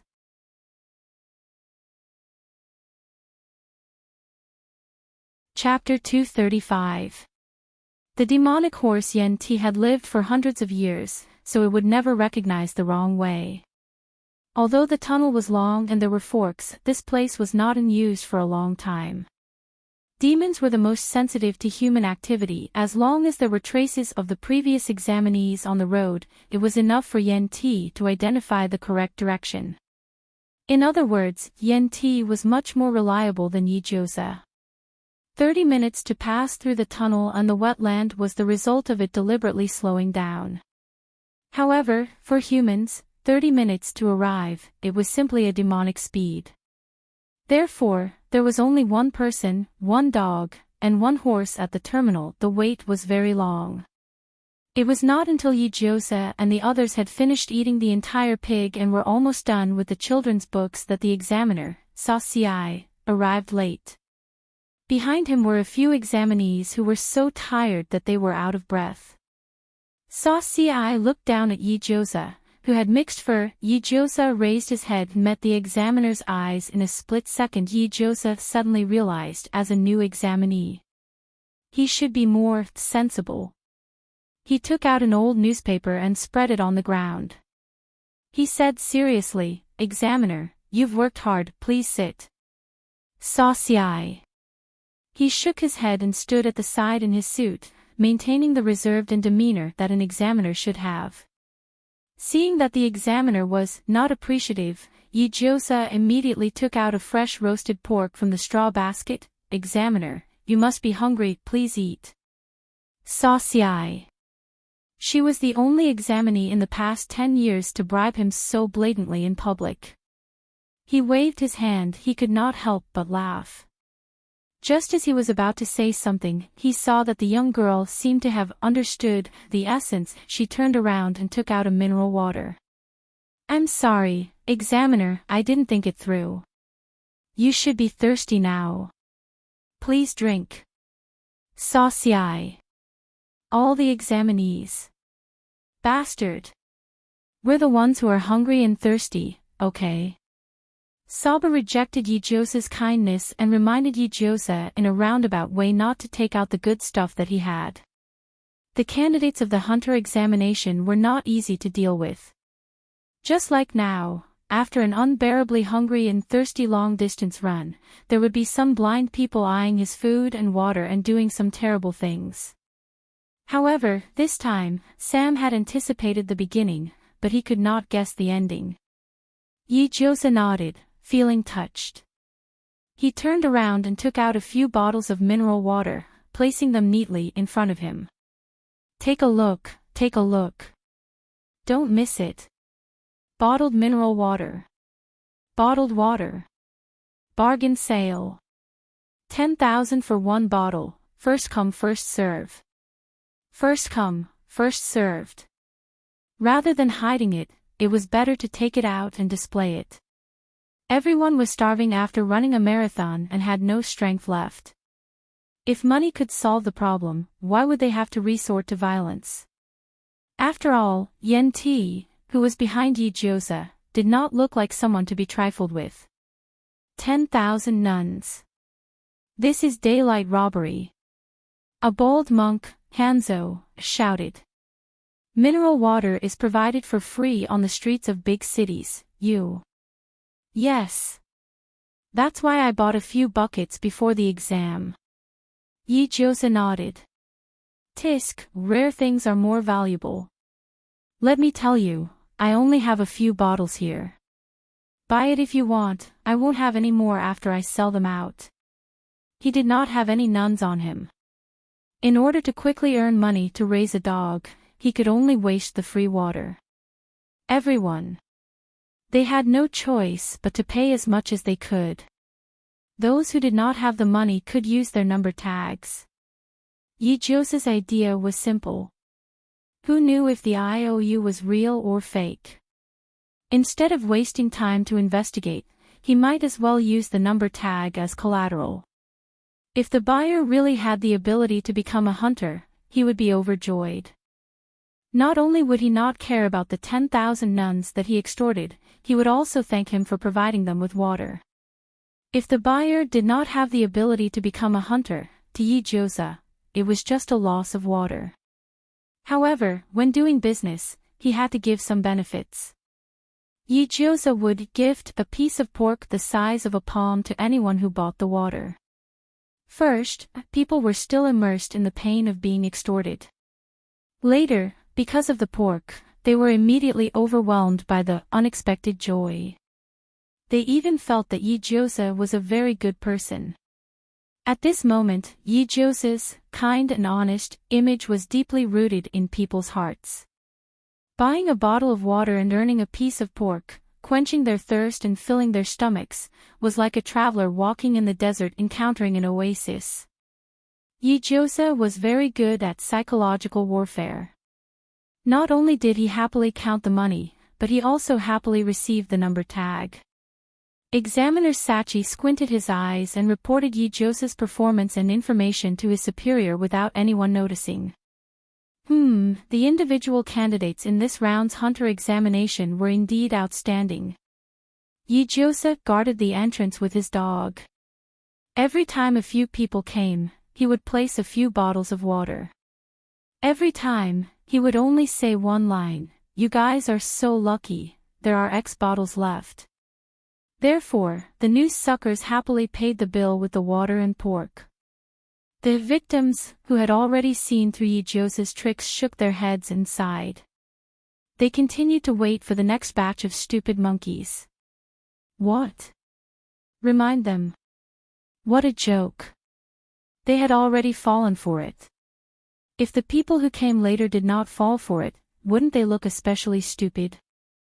No, if they were to fall for it, they had to fall for it together. No one should think about laughing at each other. Due to the deep-rooted bad habits of humans, Yijiosa's business was booming but in a trance. That was until Yijiosa met the non-mainstream village brothers again, the nail-wearing guy and the clown guy. You guys are so lucky, there are 2 bottles left. Yijiosa threw out a trick, 10,000 for a bottle. You won't get another one if you miss it. The nail-wearing guy caught the trick and made a series of caw sounds. Yijiosa was speechless. Bro, can you speak human language?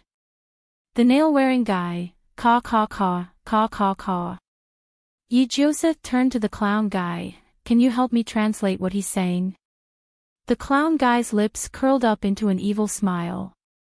With a poker card stuck to his lips, he said, translate 1 sentence for 10,000, how's that? Yijiosa was speechless. He confirmed the look in their eyes. They were people who couldn't afford to do business. Yijiosa rolled his eyes and put away the bottle of mineral water in no time. He wasn't afraid of exposing the existence of the backpack. After all, there must be a lot of people who were suspicious. However, whether it was the examiner SARS or the other candidates, they didn't seem to be surprised by backpack and space at all. Even if there were some who were curious about it, there were very few of them. How strange. What a heartless beauty. The clown guy stared at the empty ground and narrowed his eyes dangerously. Am I not charming enough? He stuck out his tongue and gently licked the poker card. The pink gas stuck to the poker card. Koloa hid behind Yijiosa, trying to reduce his presence as much as possible, and chose a route to escape at any time. His temporary feeder was really unlucky to fall into the hands of Sisso. Charm. Yijiosa was shocked and looked up and down at the clown guy. Although I really want to praise you for being handsome, I can't go against my conscience. Seriously, bro, have you ever offended a stylist? A head full of red hair, a coxcomb, a face with an exclamation mark, a chinibu, a waist like a bamboo tube, a snake spirit, a pair of high heels, a sissy. The clown guy was speechless. The nail guy, kakaka. For some reason, everyone understood that kakaka meant ha ha ha. Because after comparing the words, they looked at the clown guy, Sisso, and only thought that he was a silly guy with a weird sense of aesthetics. However, did the nail guy have the right to laugh at him? Bro, let me tell you. Yijiosa said meaningfully, I'm a person who can read people's faces and read their fortunes. It's fate that we met today, so I'll read your fortune for free. You're not popular, right? It would be strange if he was popular with people in this disgusting outfit. The clown guy narrowed his eyes and didn't say anything. Anyone with eyes would know whether he was popular or not. Just this sentence alone couldn't prove anything. You must be popular with women, right? Generally speaking, men with a gay aura were more attractive to women. The clown guy opened his eyes and was a bit surprised. As a tall, muscular, and highly skilled man, he was indeed surrounded by many women. However, this only happened after he put on a suit. Interesting, how did she know? What? That homicidal maniac, Sisso, is popular with women. How can there be women who like such a scary guy? It's fake, right? But Sisso didn't deny it. Sisso held the poker card in his mouth and crossed his arms. He restrained some of his murderous intent and continued to listen to Yijiosa's nonsense. Not only are you not popular with people, but you also have many enemies, right? If he was popular with women, it was inevitable that he would attract other women. He shouldn't have too many enemies. Sisso didn't deny it. Your enemies want to kill you, right? Among the women he attracted, there might be wives, sisters, or daughters of big bosses. I must kill him. Saiso still didn't deny it. You're unmarried. Perverts usually don't like normal people. You like to cause trouble, but you must have friends or helpers with strong backgrounds to help you clean up the mess. Without helpers, even a pervert wouldn't be able to survive until now. You're very playful, you only do things for a short period of time, you have strange hobbies, and you're fickle. His face would change even when he was buying a bottle of water. His temper was also very high. You like to provoke people, especially normal people. I'm just selling water and you're trying to provoke me. But you must remember, some normal people only look normal. If you accidentally step on their bottom line, you'll be the one playing with your life. Yijiosa only had one meaning: be careful not to provoke me, or else I'll make you suffer. Unfortunately, when the signal was sent to Saiso, it became another meaning: big apple qualuo, small apple j fullus. They both look normal, but once they find the right time to fight, they'll happily risk their lives. Oh, my God, yes. Just thinking about it makes me excited. Thinking about his apples, the woman in front of me isn't even worth mentioning. Saiso couldn't help but tremble slightly.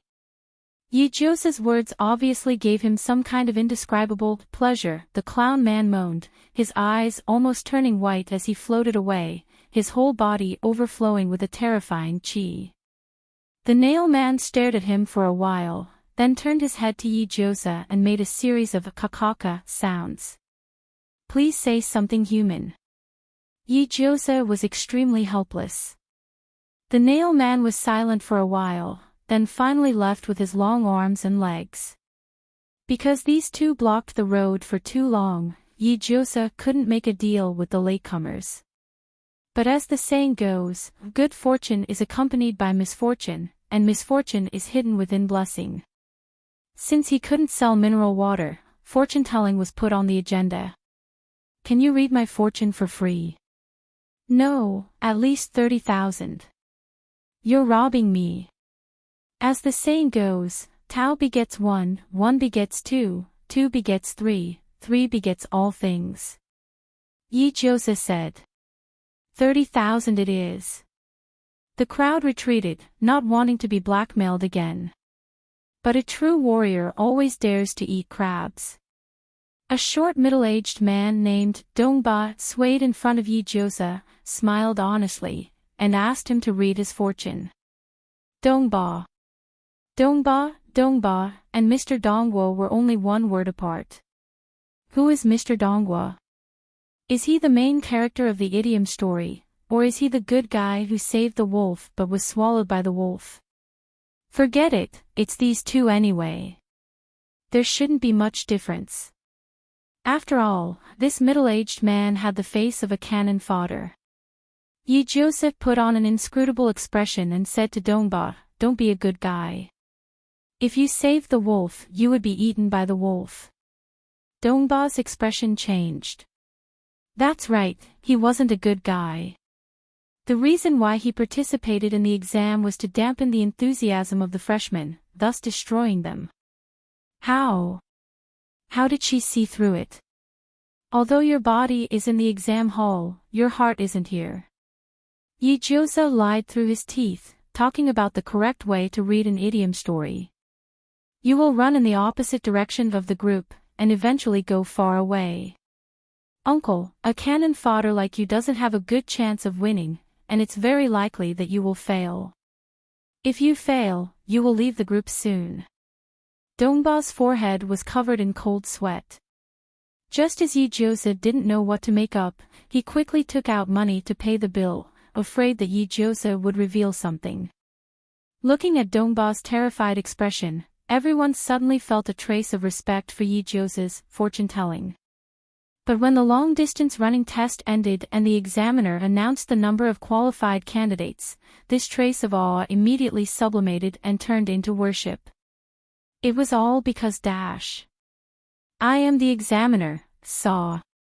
The exam that I'm invigilating has ended. There were a total of 520 candidates, and 250 of them have made it. The physical fitness of this batch of candidates barely qualifies. Next is the second exam. Candidates, please prepare yourselves.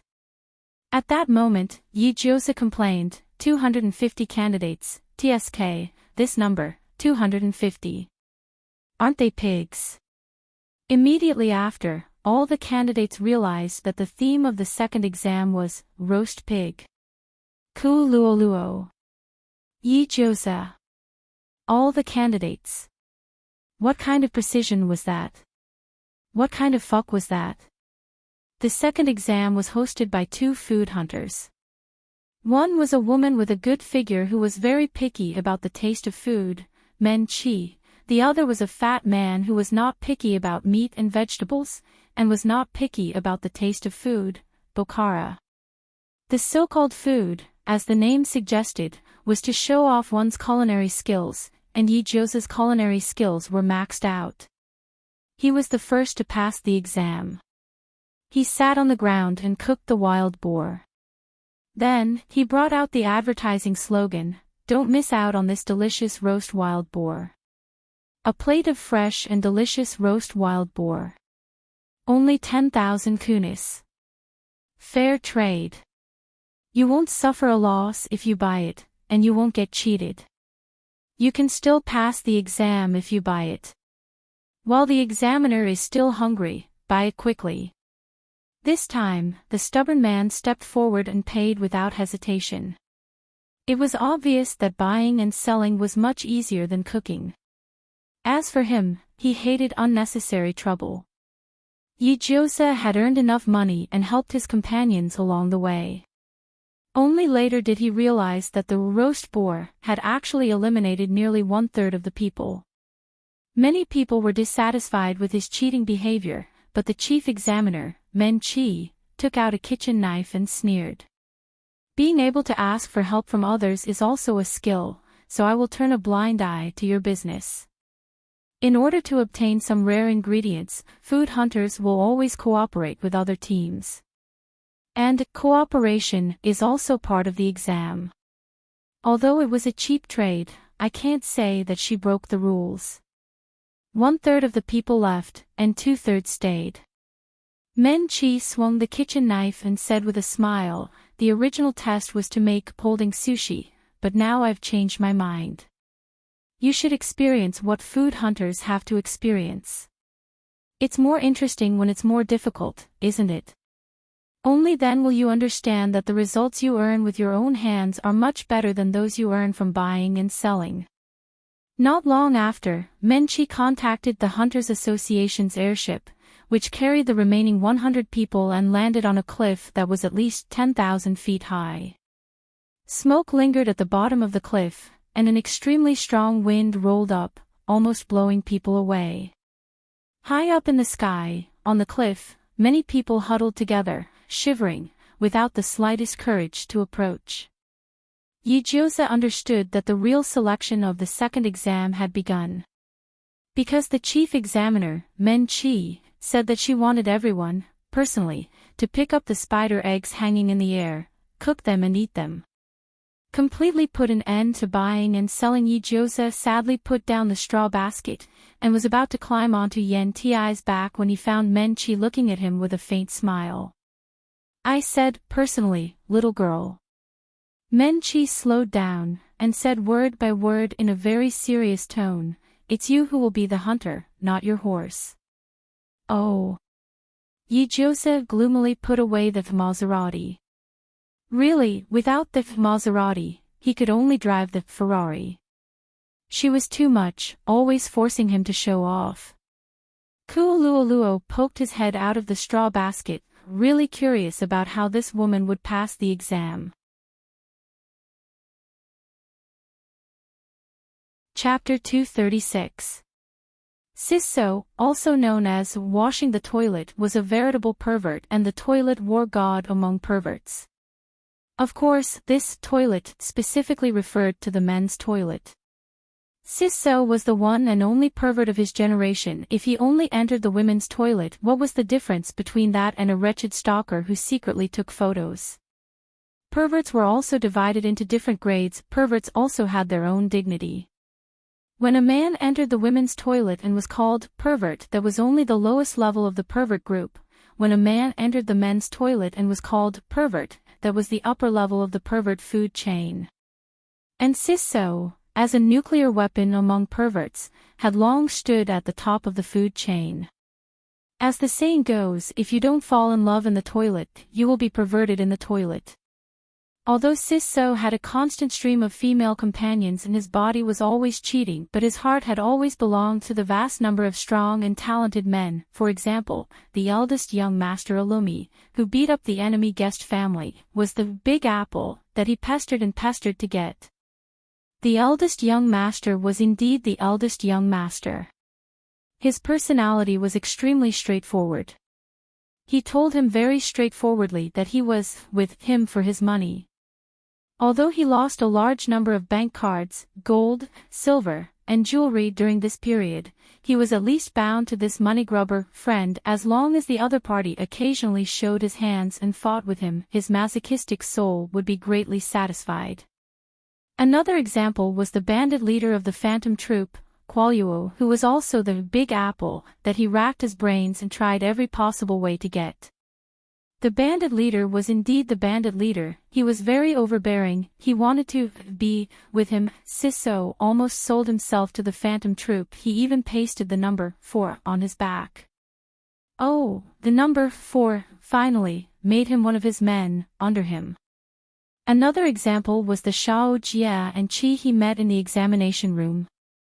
Guanadine playing with fish. Siaigu.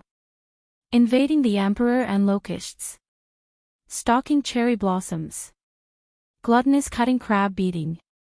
Shaw. As a fruit farmer who loved gardening and planting, Sisso regarded them as little apples. No matter how much he loved them, he would never have enough of them. He believed that as long as they were watered and fertilized, the little apples would grow into delicious big apples.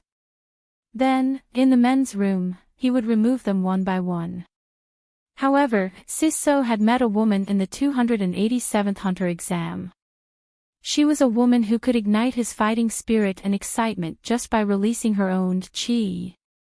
To date, it was the most perfect score of all the big apples. He really, really wanted to fight with her to his heart's content. Use poker cards to take off her head, or be beheaded by her sword. What a blood-boiling scene it would be. Sisso held his face in his hands and struck a coquettish pose. His erect crotch seemed to be covered in mosaics under the warm sunlight. Far away, Ku Luoluo, who had transformed into a dog, stole a few glances at Sisso. When he realized that the guy was still as perverted as ever, he finally looked away from his burning eyes. He blinked and shook Sisso's face away. Instinctively, he lowered his head and took a bite of the spider egg. Moments later, he widened his eyes. Delicious. Yijiosa used his qigong to collect quite a number of spider eggs. At the end of the test, there were only 120 or so candidates left who had passed. The failed candidates left dejectedly, but before they left, they received a gift from Yijiosa, a white spider egg. One for each of you, there won't be any more. Yijiosa smiled. Don't look so dejected. You've gathered your courage to participate in the exam and come this far. You're already successful. As soon as the word successful was mentioned, the power of his verbal cannons reached the maximum. The eliminated candidates were wiping their tears under the sunset. They were touched by Yijiosa's words. No matter if they succeeded or failed, it was an experience that they could not go without. The comfort and support they received from the tough times was the truth that the Hunter exam taught them. The men put the eggs down and said that they would come back next year. They all remembered Yijiosa, thinking that she was a good person that was hard to come by. Yijiosa waved his hand and said goodbye to them.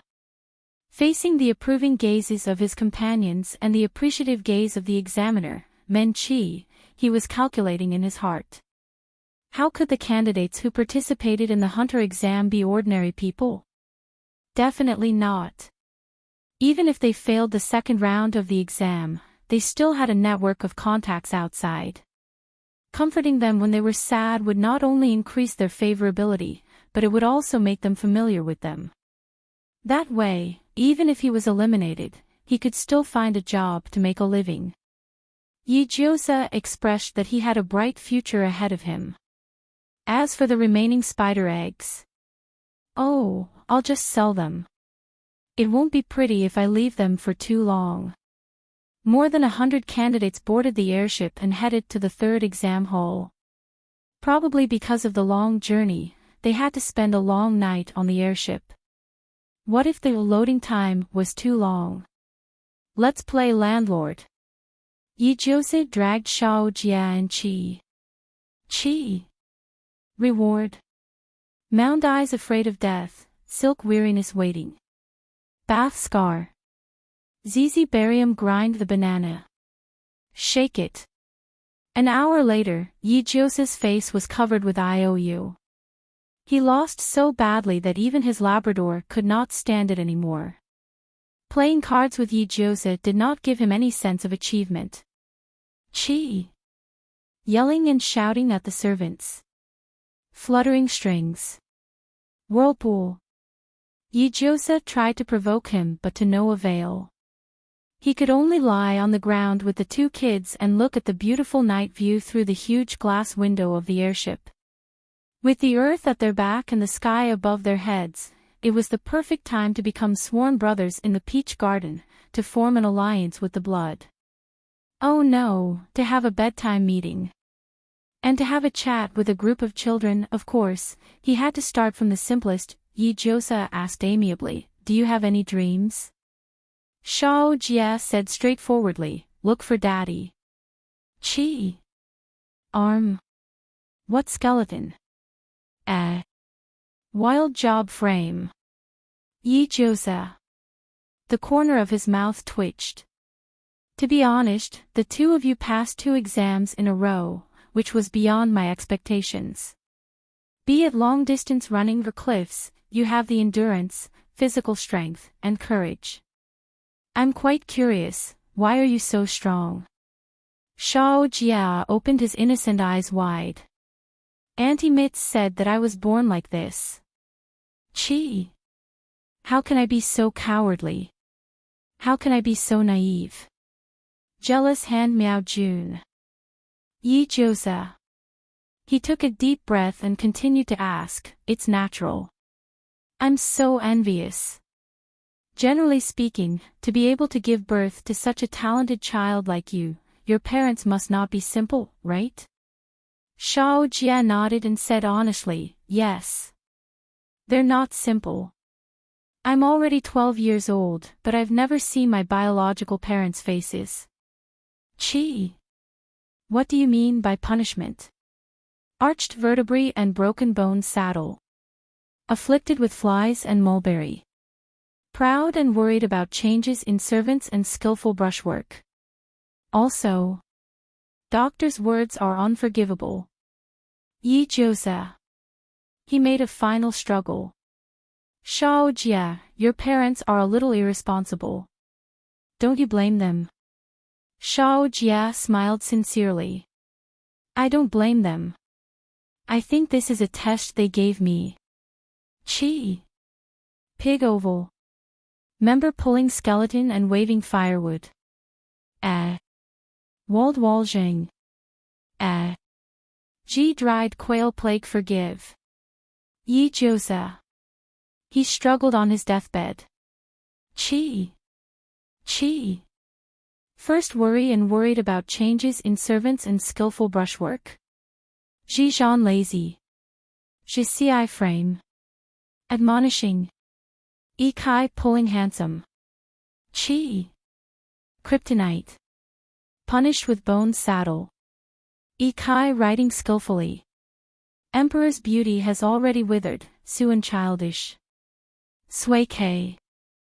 Song Itao's head. Yi. Shu. Yi Shun Yun Chu. Xiao Jie's eyes sparkled. Strange. Philopterygium Yi Josa. I can't continue this conversation anymore. Is it really okay for you to tell us such an important identity? To be honest, Yi Josa's worldview was a bit broken. In his mind, shouldn't the identity of a killer be hidden? Besides, the invulnerable family. Assassin. It can't be, right? There's actually a family that has been a killer for generations. Won't they be wiped out by the country? Don't tell me you don't know. Krypton Pan Si Na Ji Shan Shuo Lao Chang. The white cape zinc painting is easy to draw, and the yellow spring brush is easy to draw.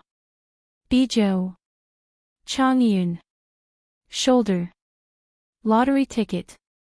Hiss. National protection. Yi Josa was really shocked. The three views of this world were incompatible with his. Yes, although we kill people, we still have to pay taxes. Compete in being more badass. By Qiao Zian Tu Yi Li Chao Huang Wasteland Li Yi Josa. It was a complete eye-opener for him. The profession of assassin was considered legal, and one had to pay taxes. What? Peng Ping Pong poison bewitched Mao Chin Chong. Stewed fermented rice. Patience. Catch the brackish party grains. Dad. Lao Yi Niao Pentoed Polypus Army. Qing Yu Yao Yao Jun. As soon as he finished speaking, he slowly closed his fingers, revealing his sharp fingernails. It seemed that as long as Yi Josa said the word yes, those claws would pierce through his heart. No.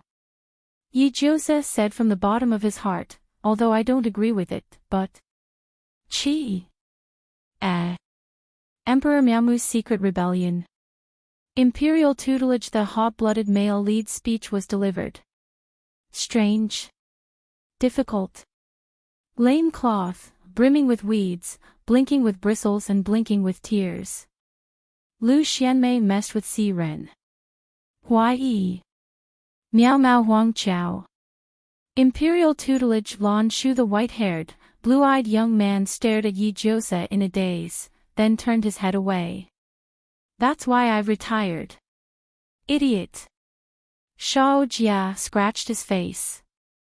Strange.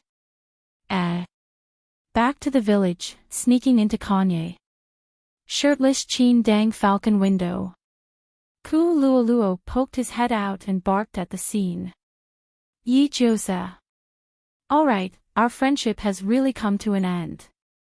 Leaving the two overly energetic kids to play in the corridor, Yi Josa found a corner and entered Sage Time with his straw basket. Based on his experience of transmigrating, he realized that the difficulty of completing a mission in a new world was simply terrifying. The most terrifying thing about this world was not that there were a bunch of weirdos and perverts, nor was it that there were some strange and special abilities, and it was not even about magical beasts, rare beasts, or mysterious species. It was the structure of the entire world and the assimilation of the outsiders in this world.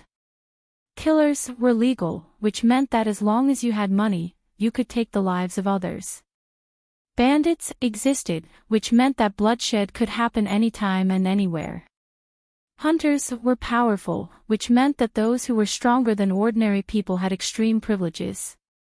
Gangs ran rampant, hunters' association, bandits, assassin families, and it was said that there was also a meteor street that could throw away anything. The rich and powerful ruled, and ordinary people lived and suffocated in the cracks. Human lives seemed to be insignificant in this world. Just like during the hunter examination, it was said that many people died when they crossed the wetland. However, neither the examiners nor the association said anything. They were just used to it. Yi Josa rubbed his chin, his thoughts flying far away. Humans were animals that went with the flow, and they often had a herd mentality. Whatever the others did, they would follow suit. If he stayed in this world for too long, he would not be able to keep his original heart, and even his thoughts would be assimilated. He would start to agree with this phenomenon, think that he was infallible, and hang on to it. Then, even if his body was still alive, he would already be dead. So, should he go along with the rules of the world? Or should he go against the rules of the world and re-establish it? That was a very big question. Yijose did not know that after spending too much time with his dogs, he had also developed the aura of a villainous boss. If it was in the past, he would definitely go along with the mentality of a nobody for the rest of his life, but now, his mind was filled with the core values of socialism, and he had already written a stack of drafts to build a new world. However, if a diamond wanted to do porcelain work, it needed to have a porcelain work. If he could not even get a hunter's license, everything would be for naught. Yijose stood on the cheap trap tower that was a few hundred feet tall, and peeked down. It was so tall. This was the third round of the hunter examination, and the theme was safely reach the ground from the top of the cheap trap tower, time limit, 72 hours. After announcing the rules, the examiner smiled at Yijose and read the remark, a candidate is prohibited from using the flying skill. Yijose was speechless. After the first round, tell him to put away his Maserati. After the second round, tell him to put away his Ferrari. I bet you guys didn't expect this, but I actually have a trick called the Rolls-Royce Phantom. Unfortunately, when one walks by the river, one's shoes will get wet. Perhaps anticipating that Yijose was about to do something strange again, the examiner unhesitatingly stretched out his leg and stomped on the stone slab beside Yijose's feet. In the next second, as Yijose's eyes widened, he realized that the light above his head was getting further and further away from him. The moment the stone slab flipped and closed, Yijose landed on the ground with his back against the wall. He was locked in a small space that was about 6 square meters. There was a box with 2 watches in it. Yijose instinctively picked up the watch and read the notice on the wall, 2 players, pass. When the second candidate enters the space, your watch will start the countdown. Note, time to pass is 72 hours. There are 3 walls in front of you. The first wall is easy. If you push this wall with your teammates, 20 hours will be deducted at once. The second wall is normal. If you push this wall with your teammates, no time will be deducted, but there will be no reward. The third wall is difficult. If you push this wall with your teammates, you will be rewarded with 10 hours. After reading it, Yijose immediately understood why the Tower of Cheap Traps was called Tower of Cheap Traps.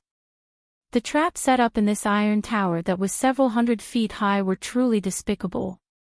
Just the content of this examiner's notice was enough to destroy the relationship between the 2 teams. The difficulty was divided into easy, normal, and difficult. If both sides were useless, it would be fine if they chose easy. If one side was weak and the other side was strong, then, if they chose normal mode, both sides would suffer. If they were forced to choose difficult mode, the weaker side would become a burden sooner or later. Forget about being a burden, they had 2 players to pass the game. Perhaps after passing the game, the stronger side, who was already sick of it, would directly kill the weaker side. This rule was really despicable. After thinking about it, Yijose fed the dog in the straw basket some water and food. Not long after, he heard some movement from above. A tall figure descended from the sky and landed steadily in front of him. Yijose took a closer look. Oh, it was an acquaintance, the nail-wearing guy, Kakaka. The nail-wearing guy seemed to be saying something. Yijose was extremely tired. Sir, I'm begging you. Say something personal. We're going to be teammates from now on. I really don't understand what you're trying to tell me. The nail-wearing guy made another kakaka sound. After reading the rules, he picked up his watch and thought for a while. Then, he walked to difficult mode and pointed at the examiner's notice for the reward of 10 hours. Kakaka. He chose this one. Yijosa's dead fish eyes were wide open. At this moment, he strangely understood what the nail-wearing guy was trying to say. Damn, humans were really adaptable. Not only did he learn Mandarin, Japanese, and English, but he also learned how to say kakaka. It was a great loss for the language department that he did not apply for the language department. Great minds think alike. Yijosa nodded. In fact, there was no such thing as great minds think alike. Yijosa had already thought about it. No matter what his teammate chose, he just had to agree with them and avoid conflict. As for the difficulty, it was secondary to the harmony of the team. The wall opened and the 10 hours entered. Seeing that the number changed from 72 to 82, the nail-wearing guy was obviously happy. Reached an agreement X1. The nail-wearing guy turned to look at Yijosa and held up 3 fingers. Kakaka. For the hunter license, I'll help you reluctantly, but I'll help you once for 30 million. But in Yijosa's eyes, these 3 fingers meant, okay. The nail-wearing guy seemed to be asking him, are you okay? Can you do it? Can you handle it? Yijosa nodded weakly, don't worry, I won't drag you down. If you're in danger, I'll help you. Of course, I won't do it for free. How about you pay me 30,000 for each time I help you? 30 million for 30,000, it was a win-win situation. The nail-wearing guy was brimming with joy. Reached an agreement X2, but soon, the nail-wearing guy owed 30,000 arrows were shot from the first passage, which was nothing to the nail-wearing guy. But Yijosa reacted quickly and cast an evolved version 2.0 of the mountain river, which covered him and the nail-wearing guy, forming an absolute defensive barrier. Yijosa smiled at the nail-wearing guy, 30,000. The nail-wearing guy was speechless. He did not even want to say kakaka anymore. So the question was, how could he make 30,000 pay back? The answer, of course, was to help her and make her owe a huge sum of 30 million. Help her a few more times, and it would be best if she owed a few 100 million. Anyway, with her speed of earning money, she would be able to pay it back soon. That was what the nail-wearing guy thought. But he did not know that Yijosa had also made up his mind to make him owe more money. Look at the nails on the nail-wearing guy's body, all of them were gilded. This guy must be a tycoon in real life.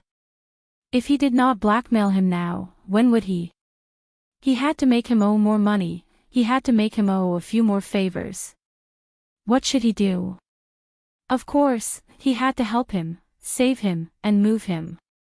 Therefore, the two of them, who had the same idea, started a friendly, mutually beneficial, and harmonious team mode in the same difficult passage.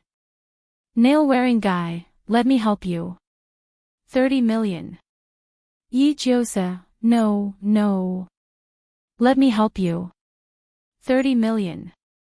Nail-wearing guy, no. I won't even give you 30%. Luoluo.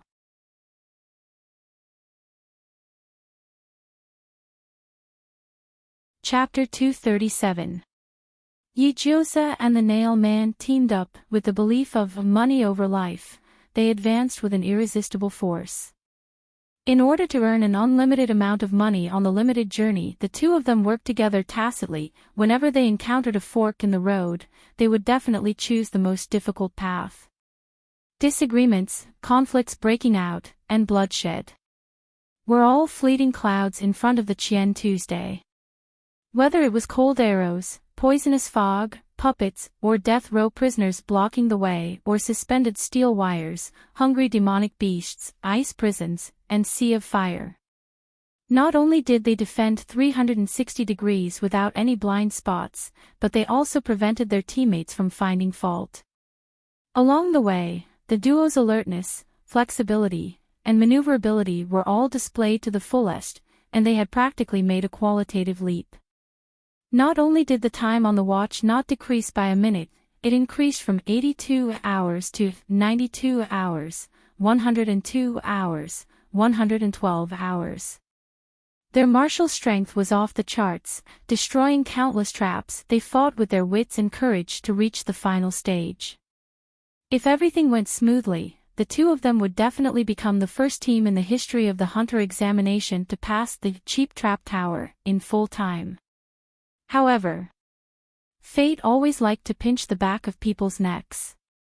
In the space that Yi-Jiosa and the Nail Man could not come into contact with, the examiners stared at the surveillance screen in the Cheap Trap Tower. On one hand, they were shocked and amazed. On the other hand, they re-evaluated the combat power of Yi-Jiosa and the Nail Man and decided to use a different method to examine them. This batch of examinees, there are many outstanding people. Examiner number 1 said, just based on their combat power to select and eliminate people, it's too easy for them. Number 444's group has entered the final stage. What should we do? Should we change the channel? Examiner number 2 asked. Yes, number 444's group doesn't need to test their combat power anymore. These two examinees have strong telekinesis. Examiner number 2 smiled and said, so, let's test their intelligence and temperament. Examiner number 2 nodded, all right, then their last stage will be a written test. Therefore, when Yi-Jiosa and the nail-wearing man put on their best defensive posture to face the last challenge, they found a table, a chair, a test paper, and a pen in the space behind the wall. They looked up blankly and saw the notes for candidates on the wall. It read, 2 people working together for the psychology test. If the total score reaches 85 points, you will pass. If you score less than 85 points, you will fail. If you want to take the test again after you fail, you will need to spend 20 hours to exchange for a new test paper. Note, dirty and messy paper will be considered as a 0. Please write carefully. Illiterate Yi-Jiosa was speechless. Illumi was speechless. Looking at the only test paper on the table, even the king of all dogs and the young master of the invincible guest clan felt a chill run down their spines. What they feared was not the exam, but the 20 hours they were about to lose. It was as painful as digging 2 billion dinners out of their pockets. The two of them leaned over to take a look. Looking at the densely packed exam questions, they couldn't help but look at each other in dismay. After a long time, Yi-Jiosa angrily took out the notebook from the straw basket and shoved it to the nail-wearing man beside him. You'll know when you open it. Yi-Jiosa almost covered his face and cried. He had just started studying, he was still a baby. The nail-wearing man opened the notebook and looked at the words, dog crawl, and the strange sentence. After a long silence, he closed the notebook and sat in front of the table, confidently, with a pen in his hand. The nail-wearing man gestured with 3 fingers. Clack clack clack. 30 million dinners. In Yi-Jiosa's eyes, it was equivalent to saying, don't worry, leave it to me, I'm okay, and, just watch from the side. Yi-Jiosa nodded in relief. Go ahead. We're all teammates, I trust you. Seeing that the client signed the contract without hesitation, he didn't even try to bargain. The nail-wearing man nodded in relief and continued writing. Very good. Not only did he pay off 30 million dinners, but he also made the other party owe him 97 million dinners. He was in a good mood. Question 1. If you can get 50 million dinners by killing your teammate, will you do it? A. Do it. B. Don't do it. The nail-wearing man chose A without hesitation. Of course, how could money be more important than teammates? Question 2. If you can get 50 million dinners by killing your girlfriend, will you do it? The nail-wearing man chose A without hesitation. What a joke, girlfriend, girlfriend. No, where is the girlfriend? Question 3. If you can get 100 million dinners by killing your mother, will you do it? The nail-wearing man chose B without hesitation. According to the family rules of beating up enemies, he couldn't attack family members. Moreover, beating up enemies was very important to family members. The nail-wearing man made his choice cleanly and smoothly. It only took him 10 minutes to finish 100 multiple-choice questions. Then, the nail-wearing man stood up, lifted the test paper, and put it into the only recess in the room. The recess instantly closed, and the test paper began to rewrite. In less than a minute, the score was out, 1 point. Yijiosa Axelumi was speechless. The examiners behind the monitor looked at the psychological test paper and were dumbfounded. This is the easiest test. Except for the third question, where did the rest of the questions choose money? They're really abnormal. The next paper has to be more difficult. It has to be more difficult. How can you be a hunter if you have such messy thoughts?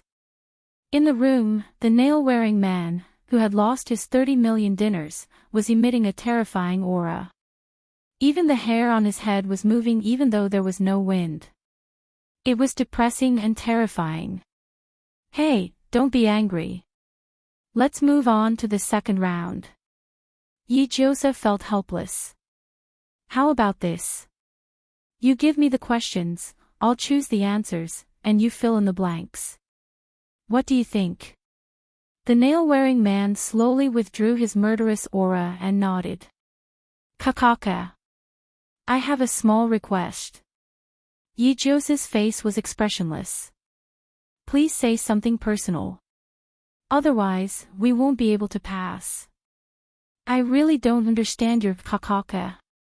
The nail-wearing man was silent for a while, as if he was weighing the pros and cons of something. Not long after, he reached out and pulled out a nail from his cheek. It flew out at an extremely fast speed and pierced through the camera in the corner. Then, he reached out with both hands and pulled out every nail that was stuck in the skin of his face. It was as if he was pulling out a giant blackhead. Yijiosa clearly saw that as the nails were removed, the strange-looking tough man's face gradually shrank, expanded, and changed. Little by little, it transformed into a fair complexion. The tuft of hair on the top of the man's head quickly turned into black hair that reached his buttocks. The tough, square face turned into a handsome face with gentle lines. His soybean-sized eyes evolved into black and shiny cat's eyes. His long hair reached his waist, his skin was smooth, and his beautiful eyes were half closed. From an ugly man to a fairy, he was only one nail away. Yijiosa was speechless. He looked down and glanced at the man's protruding Adam's apple and flat chest. Finally, he was sure that the man in front of him was a man. So, who are you, handsome? Illumi Beatdown, who had returned to his original appearance, looked at Yijiosa with his inorganic eyes and said, "Let's begin." They exchanged 20 hours for the second test. Yijiosa answered and Illumi wrote. However, the two of them soon discovered that the difficulty of this test was even more disgusting than the previous one. Question 1, as shown in the picture below, what is this plant? Where does it grow? What are its characteristics and functions? Yijiosa Illumi was speechless. What should I write? Illumi turned his head. As the young master of the Beatdown's guest family, he had been trained in poison since he was young. All the plants he ate were poisonous. As for non-poisonous plants, sorry, he didn't know many of them. Yijiosa's face was blank. I don't know either. Instead of blank, why don't we make a last-ditch struggle? Yijiosa scratched his head. Why don't you write chives? They grow in farmland, and their specialty is that they're delicious. Why don't you write that they're good for bowel movement? Illumi X Qualuo was speechless. Half an hour later, they submitted the test. After about 3 minutes of marking, they saw the freshly published score, 23 points. Yi-Jose was extremely touched. "That's great. I'm 22 points higher than you." Illumi X Qualuo was speechless. This wasn't something to be happy about, was it? A moment later, they had to spend another 20 hours to exchange for another test. In total, they had lost 40 hours and wasted a lot of time on the test. On their watches, they still had 71 hours left. If they didn't pass this test, the time they had left would only get shorter and shorter. Even if victory was right in front of them, there was a possibility that they would slip up and end up dead. Time ticked by, and the final score of the third test was 67 points. It was so touching. They finally passed. But at the same time, they had to spend another 20 hours to exchange for the next test. Looking at the 50 hours displayed on their watches, both Yi-Jose and Illumi looked unusually serious. The anxiety of a stock market crash or a business going bankrupt was detestable and scary. Learning from their previous experiences, the two of them tried to solve the questions carefully. They discussed each question 3 times and checked the final answer before putting pen to paper. But the two of them didn't agree with each other and always chose opposite answers on the test. They wanted to convince each other to follow their train of thought, but they realized that they couldn't do anything to each other. Time ticked by, and the dog in the straw basket couldn't stand it anymore. Seeing that the two of them were about to start a heated debate about whether they should kill someone, Qualuo climbed out of the straw basket numbly. He groped around the table and chair, picked up his pen, and took a closer look.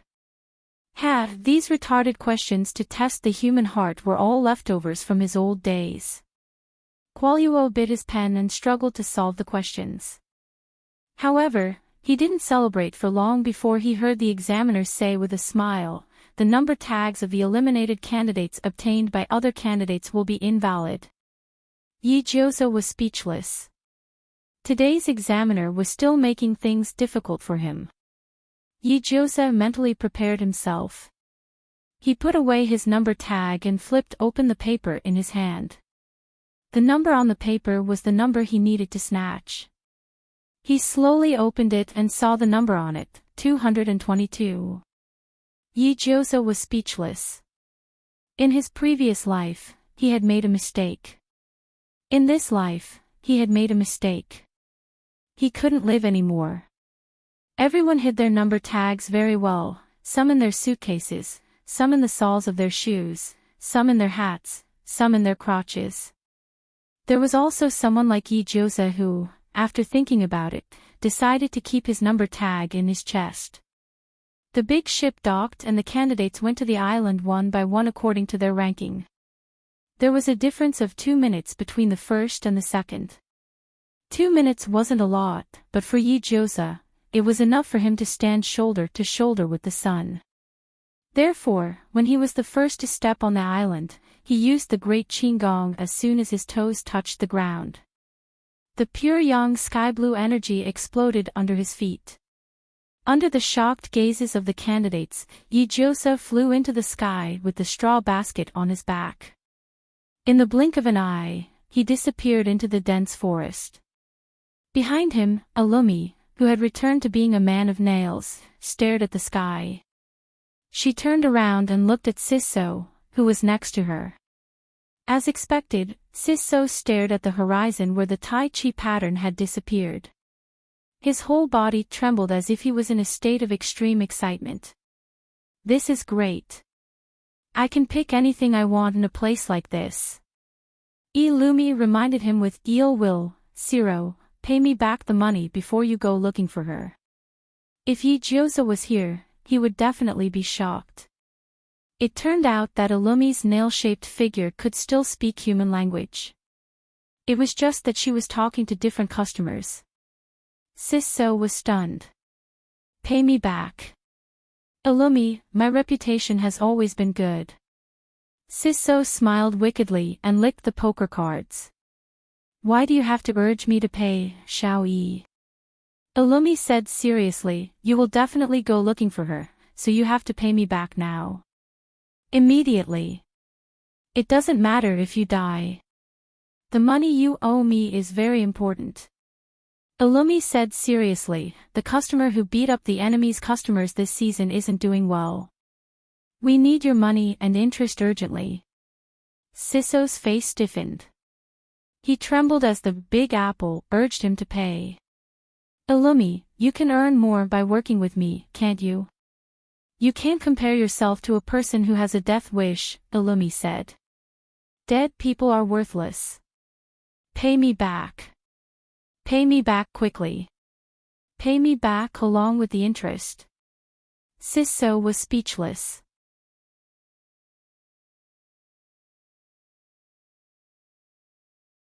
Chapter 238. Illumi beat up the enemy and guest, also known as masturbating with the enemy and guest, was a professional killer who treated both enemies and guests as fat sheep and was determined to finish all the wool on them. He was born in the long-established family of assassins. As the eldest man in the family, he was talented and had outstanding strength. He was mature and reliable. At a young age, he was well-versed in the creed of the enemy and guest, of beat up the enemy and guest together, and used this as a foundation to develop the family's murder industry. With his own strength, he raised the entire family's milk powder money. Yes, milk powder money. The enemy was a ferocious family of assassins. Their educational philosophy and worldview were very different from that of ordinary people. But even so, they were unusually united and they cherished their family very much. For example, Illumi's parents, they had been married for almost 30 years, but they were still as loving as before and never left each other. Because the husband and wife lived a harmonious and happy life, so that the fruits of love were born one after another. So far, Illumi had 4 younger brothers.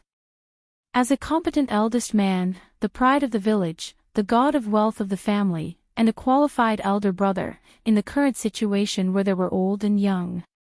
Illumi deeply understood the truth of the economic base determines the superstructure. For this, he worked hard to earn money, earn money, earn money. Milk powder needed money, diapers needed money, toys needed money. Everything needed money. Although the income of an assassin was very high, he also had to pay his taxes seriously. Every cent of tax that he paid made his heart bleed. He never made friends because relationships required money. He didn't have a girlfriend because women were especially good at spending money. He didn't fall in love early or have a crush because this kind of thing delayed him from earning money. Illumi carried the burden of raising the young, holding the firm belief of being responsible for money. He grew up until he was 24 years old. In order to be able to work for a long time, he had always known how to seek advantages and avoid disadvantages, and not make enemies with the strong. It was not that he was a coward, but making enemies with the strong was not suitable for the survival of the enemy. Although defeating the strong gave him a sense of achievement and a large commission, once he was injured, he had to be treated and recuperated. And treatment meant spending money, recuperation meant wasting time. Whenever the Illumi imagined herself lying on the bed, unable to move, it was as if she could see countless rings growing wings and flying away from her purse. It was an unbearable pain. Therefore, as long as her life wasn't in danger and there wasn't enough profit involved, Illumi wouldn't make a move. That was because he had to throw a nail. A nail was also money, and a nail could not solve the problem. With his clever mind, it would be another dreadful expense to drive in a few nails. Not only was he working for free, but he was also causing trouble for himself. He was making a huge loss. No way, no way. This was the reason why the Illumi would never look for trouble with Yi-Josa even if she wanted to. After all, although they didn't spend much time together, Illumi knew that Yi-Josa was a troublemaker just by thinking about his outstanding appearance. He couldn't understand why Sisso wanted to duel with Yi-Josa. In his opinion, Sisso was an idiot who did business at a loss every day. If Sisso didn't have a huge sum of money to pay, he wouldn't have bothered to remind him not to seek death. However, if Sisso didn't die, he would definitely be injured. When the time came, he could provide some small help and earn a large amount of rings. So, the Illumi opened her big cat eyes and stepped on the island, staring in the direction that Yijiosa left on his sword. It was better to quietly follow and watch. Yijiosa overlooked the panoramic view of the island, enjoying the birds and the fragrance of the flowers. Carrying a straw basket, she picked mushrooms, caught fish, and dug for wild vegetables. Then, she found a place with a wide view and started cooking. Clolo was speechless. He really suspected that this woman was here for a picnic and not to take the exam. Look at the place she found. It was wide and flat, with no cover at all. As long as there was smoke, others would be able to discover her whereabouts, completely exposing herself to danger. If there was a sniper at this moment, there was an 80% chance that he could successfully blow her head off. But not only did she not have any sense of danger, she was even washing the vegetables, killing the fish, and making a thick soup. Clolo's simple and honest face was twisted. On one hand, he had sinister intentions, hoping that Yijiosa would die soon. On the other hand, he rationally restrained himself, knowing that if Yijiosa died, with his current situation, there was no way he could walk out of this island alive. 42 examinees were surviving in the wilderness without water and food.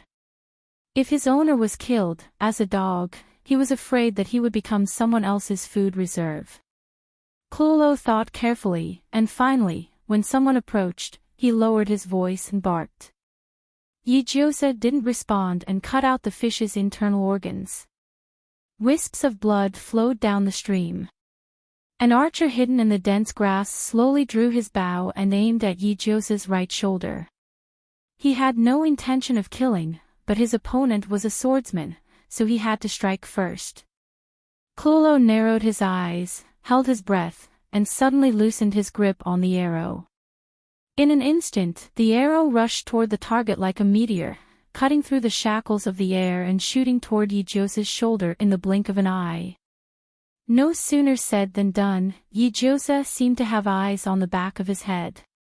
He shook his long sword, turned around, and slashed with a backhand. In an instant, the powerful sword energy shattered the long arrow and broke open a deep gully in the ground. In the blink of an eye, it attacked the grass that was as tall as a person, ruthlessly shaving off a large piece of the thick cover.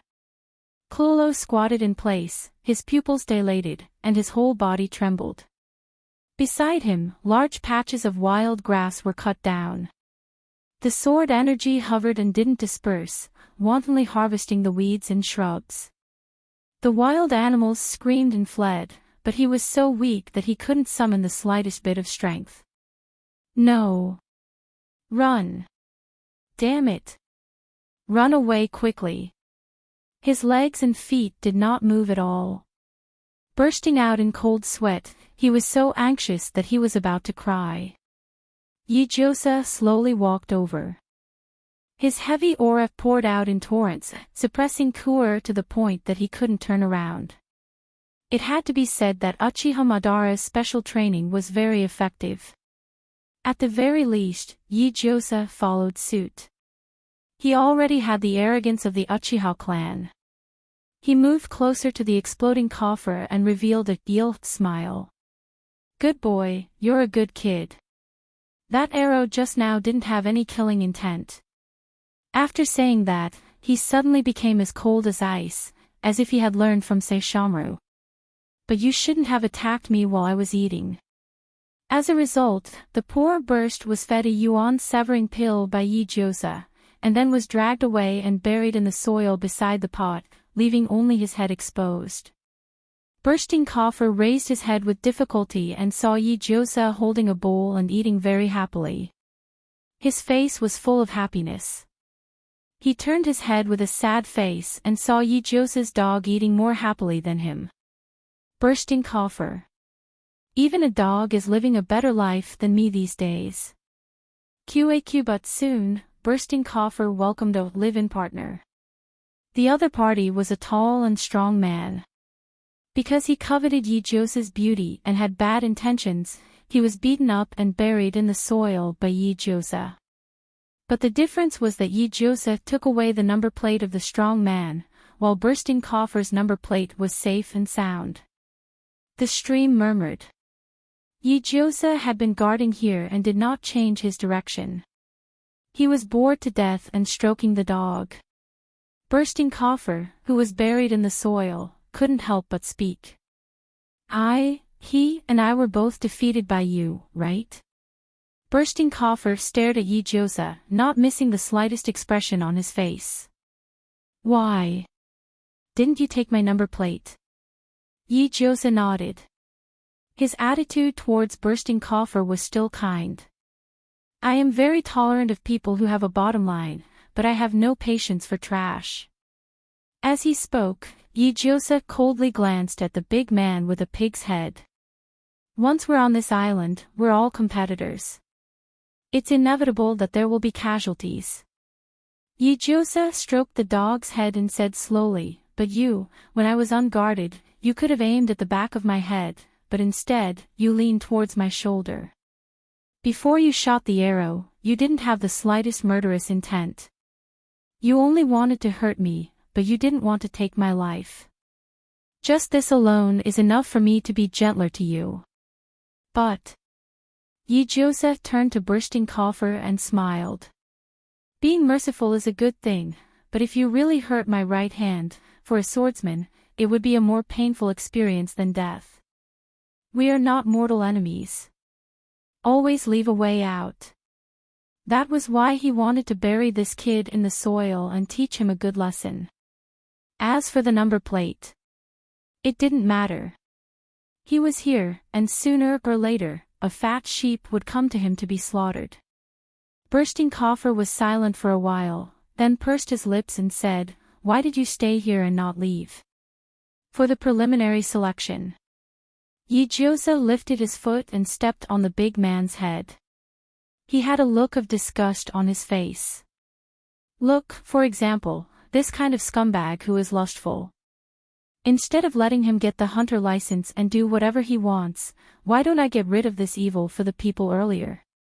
Those who could reach the 4th round were all experts, and if they were not careful, they would become real hunters. And the power and convenience of hunters was too great in this world. Yi-Josa didn't know how the hunters of the previous years were selected, and what kind of people were selected. But since he was participating in this year's competition, he had to do something within his power. If he wanted to change, he had to start from some small aspects. Yi-Josa and Bursting Coffer chatted casually. Koluoluo, who was listening to Yi-Josa, snorted disdainfully at Yi-Josa's words. In his eyes, all bottom lines and the truth, kindness, and beauty were hypocrisy. Only the ugly and the fake were the truth of the world.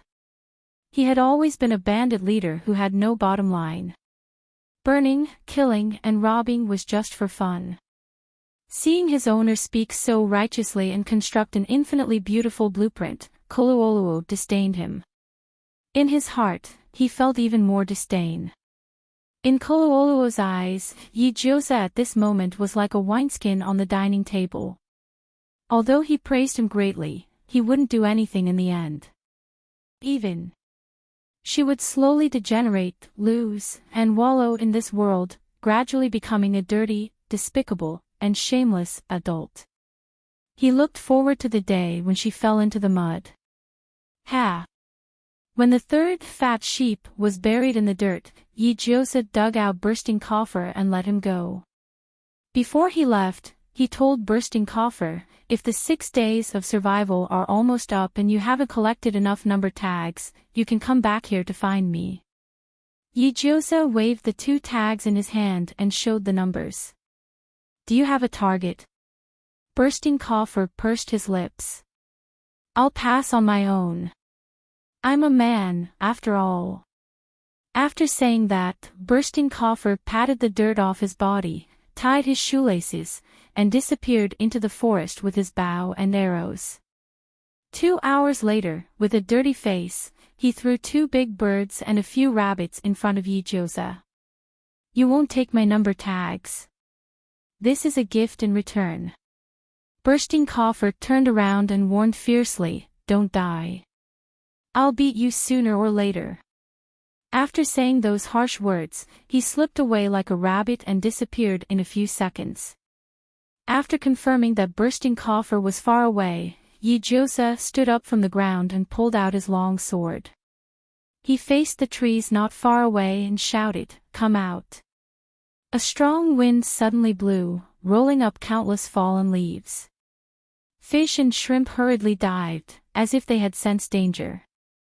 At this moment, it was close to dusk and the sky was hanging low. In the gradually dimming light, a tall figure slowly walked over. Sisso held a joker tag and stood in front of Yijosa with an excited expression. Oh, you're more delicious than I expected, little sweetheart, little sweetheart. As soon as this word came out, Yijosa's HP bar was instantly emptied by half. In his 2 lifetimes, he had never been called little sweetheart by a man, especially a pervert. What a terrible blow this was. Seeing Yijosa's extremely sinister expression, Kuluoluo silently opened his mouth. Very good, there was finally someone like him who could experience the pain of being attacked by Sisso's words when he was fighting against him. This was really worth celebrating. Unfortunately, Kuluoluo had overestimated Yijosa's integrity. When he chose to be shameless, he was indeed invincible in the world. Yijosa took a deep breath, imitated 2Z's orchid fingers, and said shyly, Look at what you're saying. Retract the telepathy threads.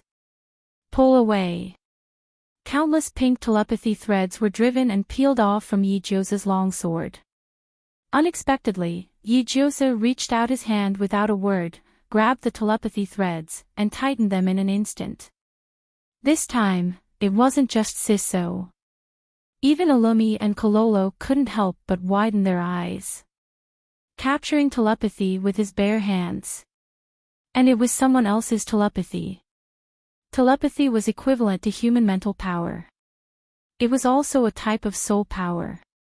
By tempering, cultivating, and leveling up, one could break through oneself and become a powerful existence. Telepathy wasn't a physical entity. It was an invisible and intangible existence. But this person was capturing telepathy with his bare hands. What kind of trick was this? Yijosa grabbed the telepathy threads and gripped them tightly. With his other hand, he took out a huge frying pan. He brazenly pulled Sisso over, locked onto him, and shouted, "Shield dance." The frying pan instantly flew 90,000 miles, drawing a strong red and black wind as it spread out a terrifying pressure. Like a flying saucer, it shaved off Sisso's hair, clothes, and pants. Amidst the flying shreds of clothes and hair, Yijosa slapped the stunned Sisso in the face and punched and kicked him. Coincidentally, his foot landed on the wrong spot. It landed directly on Sisso's condor. For a moment, they thought they heard the sound of eggs breaking. Yijosa. Sisso. Even a powerful pervert like Sisso trembled as he held his torn underwear and curled into a ball in pain. At the same time, whether it was Illumi on the tree branch or Kololo in the straw basket, they all deeply felt the horror of women. Ah. Are you okay? Yijosa instantly froze. He really had been careless. As a man, he knew very well how fragile this part was. Although he hated perverts, he wouldn't make things difficult for someone else's condor. So, he picked up his long sword and carefully squatted beside Sisso. "Why don't I take a look at you? If I can, I'll fix it for you." Sisso opened his eyes with difficulty and saw Yijosa holding his long sword and staring at his crotch, as if saying, "Look at how you can stretch and shrink. I'll cut you again."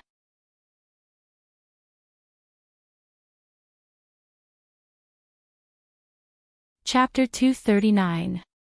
As it turned out, when you plant a siso in the spring, in the autumn, the whole siso will be dug up by Illumi. While Yijiosa was busy washing up, the young master who beat up the enemy guest quietly appeared. He stood next to Siso with the face of the nail man and pulled out a creepy welcome smile. 100 million, Illumi said slowly.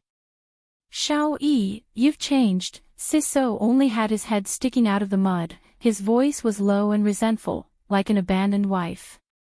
His voice was low and resentful, like an abandoned wife.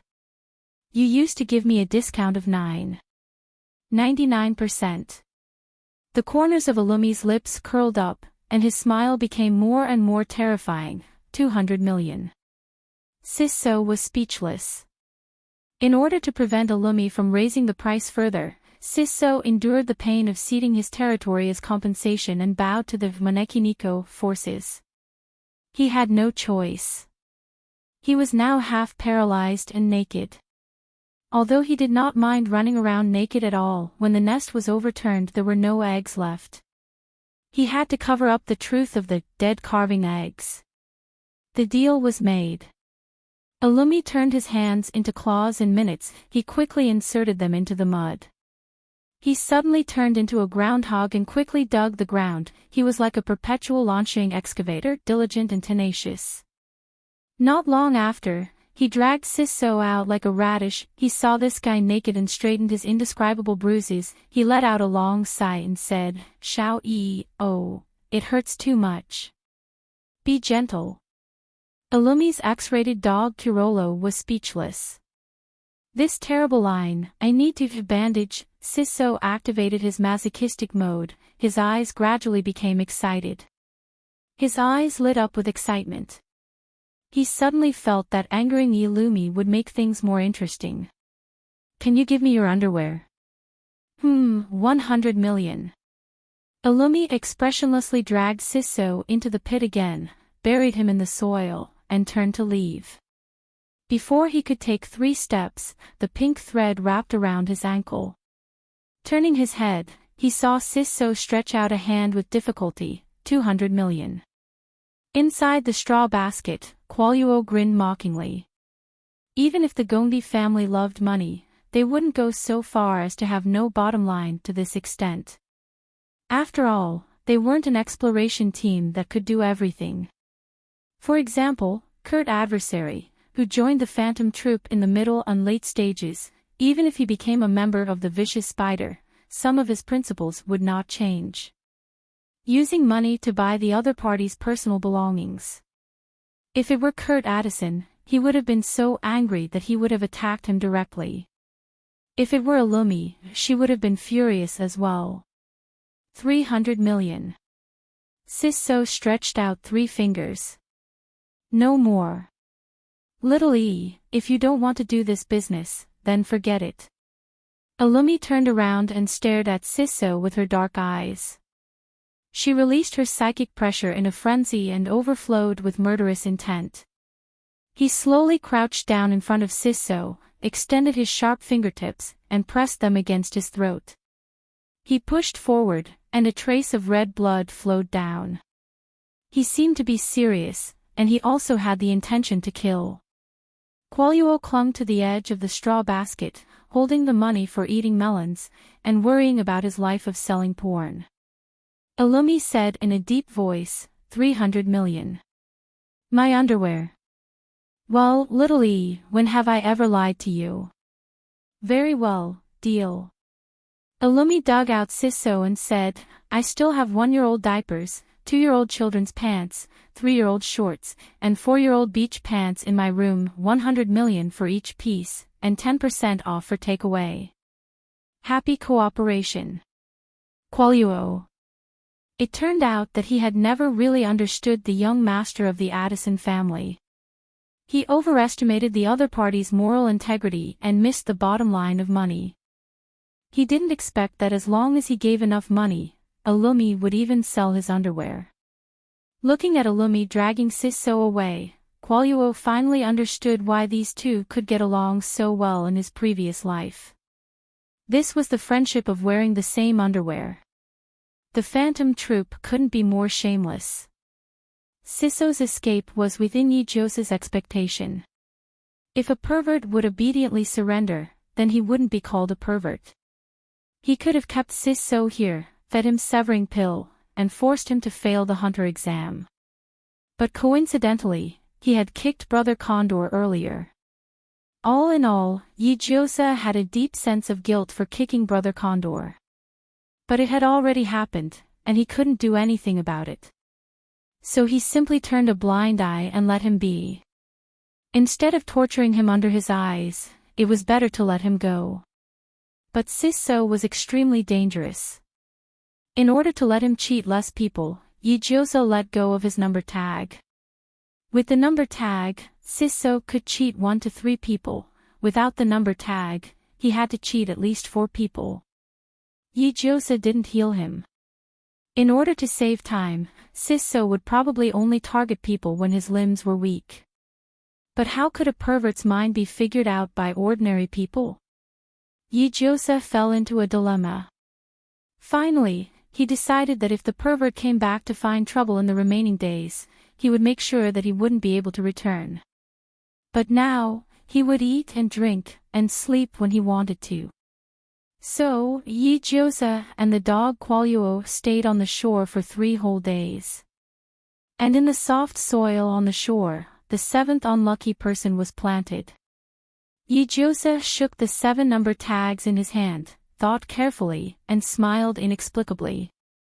Then, he picked up a broken piece of wood and chopped out a tag.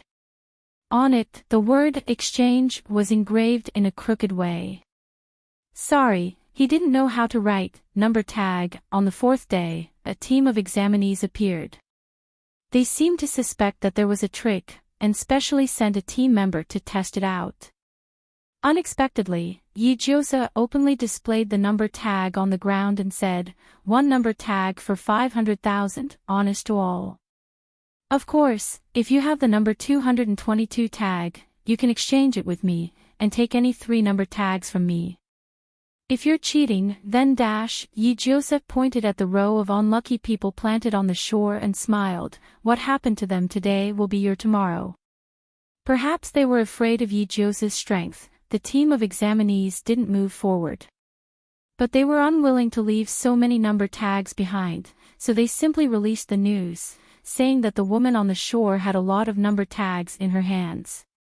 They needed a stepping stone to test the bottom line of Yijosa's strength. Unexpectedly, many examinees took the bait, but none of them were able to withstand a single attack from Yijosa. They were all buried in the ground and turned into radishes.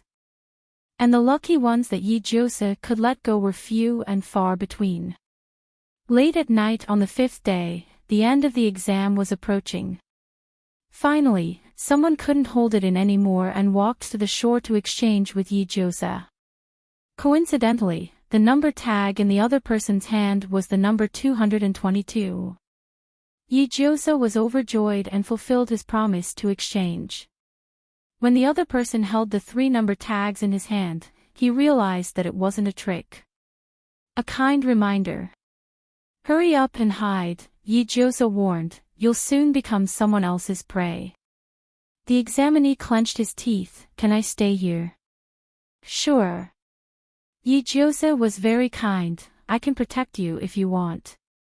How about 300,000? It's a good deal. Then please guide me. The examinee obediently sat next to Yijosa, waiting for the exam to end. At 3:00 in the morning on the 6th day, the exam was coming to an end. The examinees who hadn't collected all the number tags were finally restless. They came one after another to exchange for number tags. In less than 20 minutes, Yijosa's hands were empty. He counted with his fingers, I kept 3 tags. The guy who shot the arrow probably doesn't need them, right? I sold 4 for 2 million, plus 300,000 for protection. 3 million. Including the money from selling the water, roasting the pig, and helping the nailman. All in all, his turnover from the exam had reached a terrifying figure. Yijosa was overjoyed. He brought the kids beside him and walked towards the ship that was about to reach the shore. There were 14 people who passed the 4th round of the exam. Sisso, Elumi, Exploding Ku, and Shao Jia were among them. After 4 rounds, most of the qualified examinees had reached their limits mentally and physically. However, the exam was not over yet. The 5th round was the final screening. However, before the screening, they still had to face an interview from Nitro, the president of the Hunters Association. It was said that Nitro was shocked by the abilities of this batch of examinees. To be cautious, he had to meet some of the examinees personally. Especially Yi Jiosa, who had appeared out of nowhere. They realized that all the examinees' backgrounds were more or less traceable, except for Yi Jiosa. Her identity information was blank. In other words, she did not register for the exam through the proper channels, and instead joined the exam out of the blue. It was a great coincidence, but it was also a result of her abilities. According to the rules, examinees who broke the rules would be eliminated. However, Yi Jiosa's temperament and abilities had caught the attention of the older generation of the Hunters Association. She has telekinesis, and she's very good at it. The examiner, Sasa, took a video and played it on the big screen. It was the scene of Yi Jiosa using Great Qinggong to take off. But she doesn't seem to know that it's telekinesis. Speaking of which, the vitality and energy flowing around her is shocking. She's only 17, but she's already reached such a level. If she has enough time, she might become the second President Nitro. The examiner, Men Chi, rubbed his chin and said, "She's a telekinesis user of the materialization type, right? I'm very concerned about the horse and the tools. What about the materialization type?" The bean-faced man frowned even though he did not have eyebrows. Look at the aerial camera on the island. The energy she unleashed when she raised her sword against Sisso is not to be underestimated. Is it a trait type? The examiner, Bohara, couldn't help but think. She can pull out anything.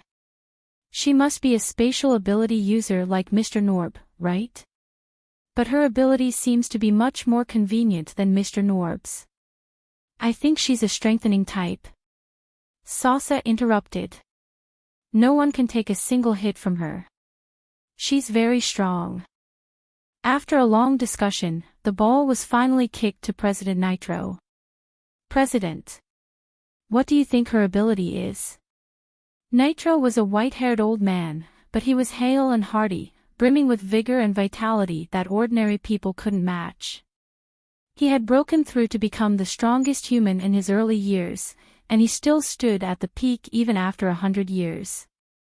More than that, because of his excellence and amiability, Nitro was an indispensable existence to the entire world. As the president of the Hunters Association, he was the anchor, the beacon, and the beacon that guided the way. Moreover, he had lived for too long and had rich experience. He had a shrewd and profound side to him when it came to people and things. While many hunters were wary of Yi Jiosa's strength, Nitro was the only one who laughed. Did she kill anyone? Nitro asked. No. At the mention of that, the examiners looked at each other in dismay. None of the prisoners in the Tower of Scum Traps died, and none of the candidates who were planted on the island died. She even told us the search and rescue location before she left the island.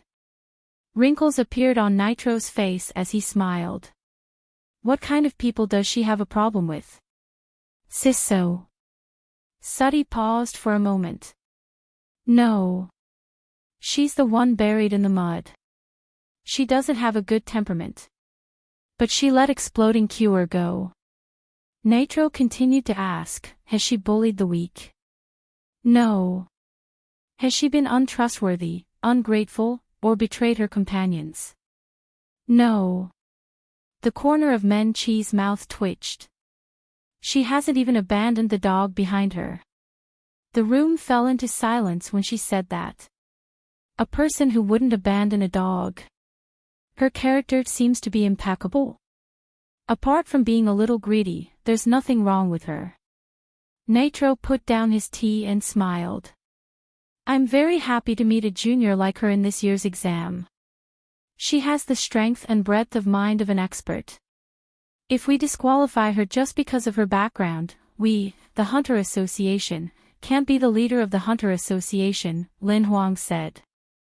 Nitro said in the end, I'm already over 100 years old. I'll grow old in the future. I know you'll inherit my consciousness, but without enough strength, the Hunters Association will only be a pile of loose sand. The examiners didn't make a sound as they stared at Nitro in silence.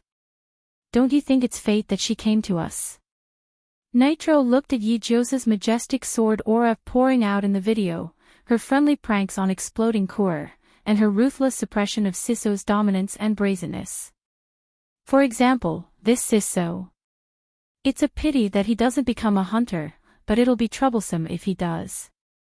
I can't suppress them forever. I'm already old, Nitro said straightforwardly. Her temperament and strength are very suitable for this. If nothing goes wrong, we'll keep her. Nitro admired Yi-Josa very much, but Yi-Josa was the last examinee he interviewed. Unlike the other examinees who were interviewed in the office, when it was Yi-Josa's turn, he was brought to a huge arena. It seemed to be a sealed space made of hard alloy, and a huge word hung at the center. The word heart was written in strong handwriting. Miraculously, the word heart was written in Chinese. Nitro was standing right below the word heart. When Yi-Josa stepped in, the old man suddenly opened his eyes and revealed his sharpness.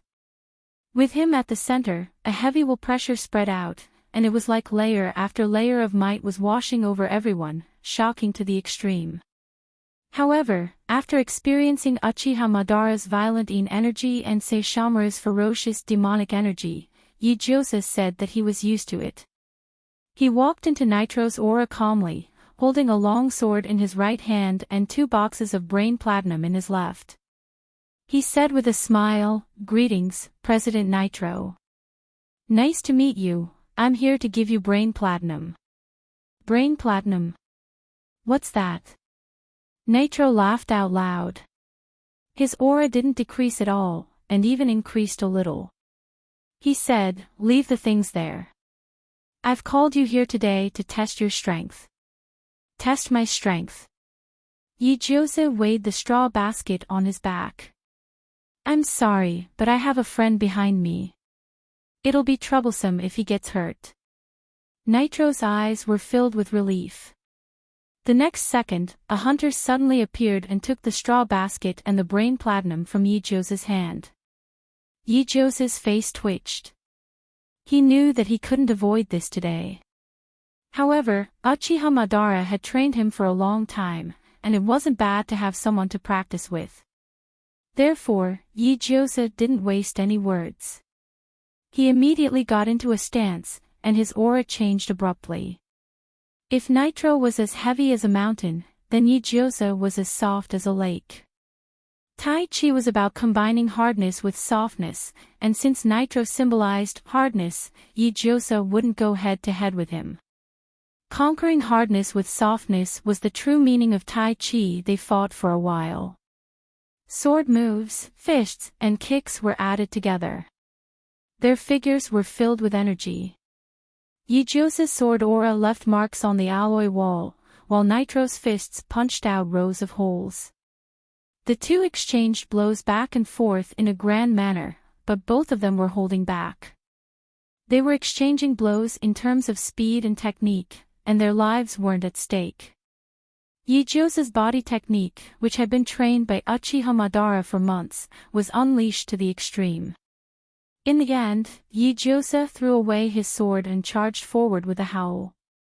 However, his fists were still immature, and he was defeated by his lack of battle experience after a while. "Why did you throw away your sword?" Nitro asked. "I wanted to try my fists." Yi-Josa lay on the ground and smiled. "Old man, it's pretty painful when you beat people up. But compared to Grandpa Spot, your fists are already very gentle. Grandpa Spot. Yes, he's my partner, and also half my master. Joseph propped himself up. I'll introduce you to him if there's a chance, but I don't think the old man is his match. Nitro asked, what kind of person is your Grandpa Spot?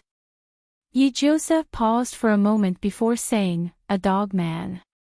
Nitro laughed wildly and told Joseph directly, you pass. From today onwards, you're a hunter.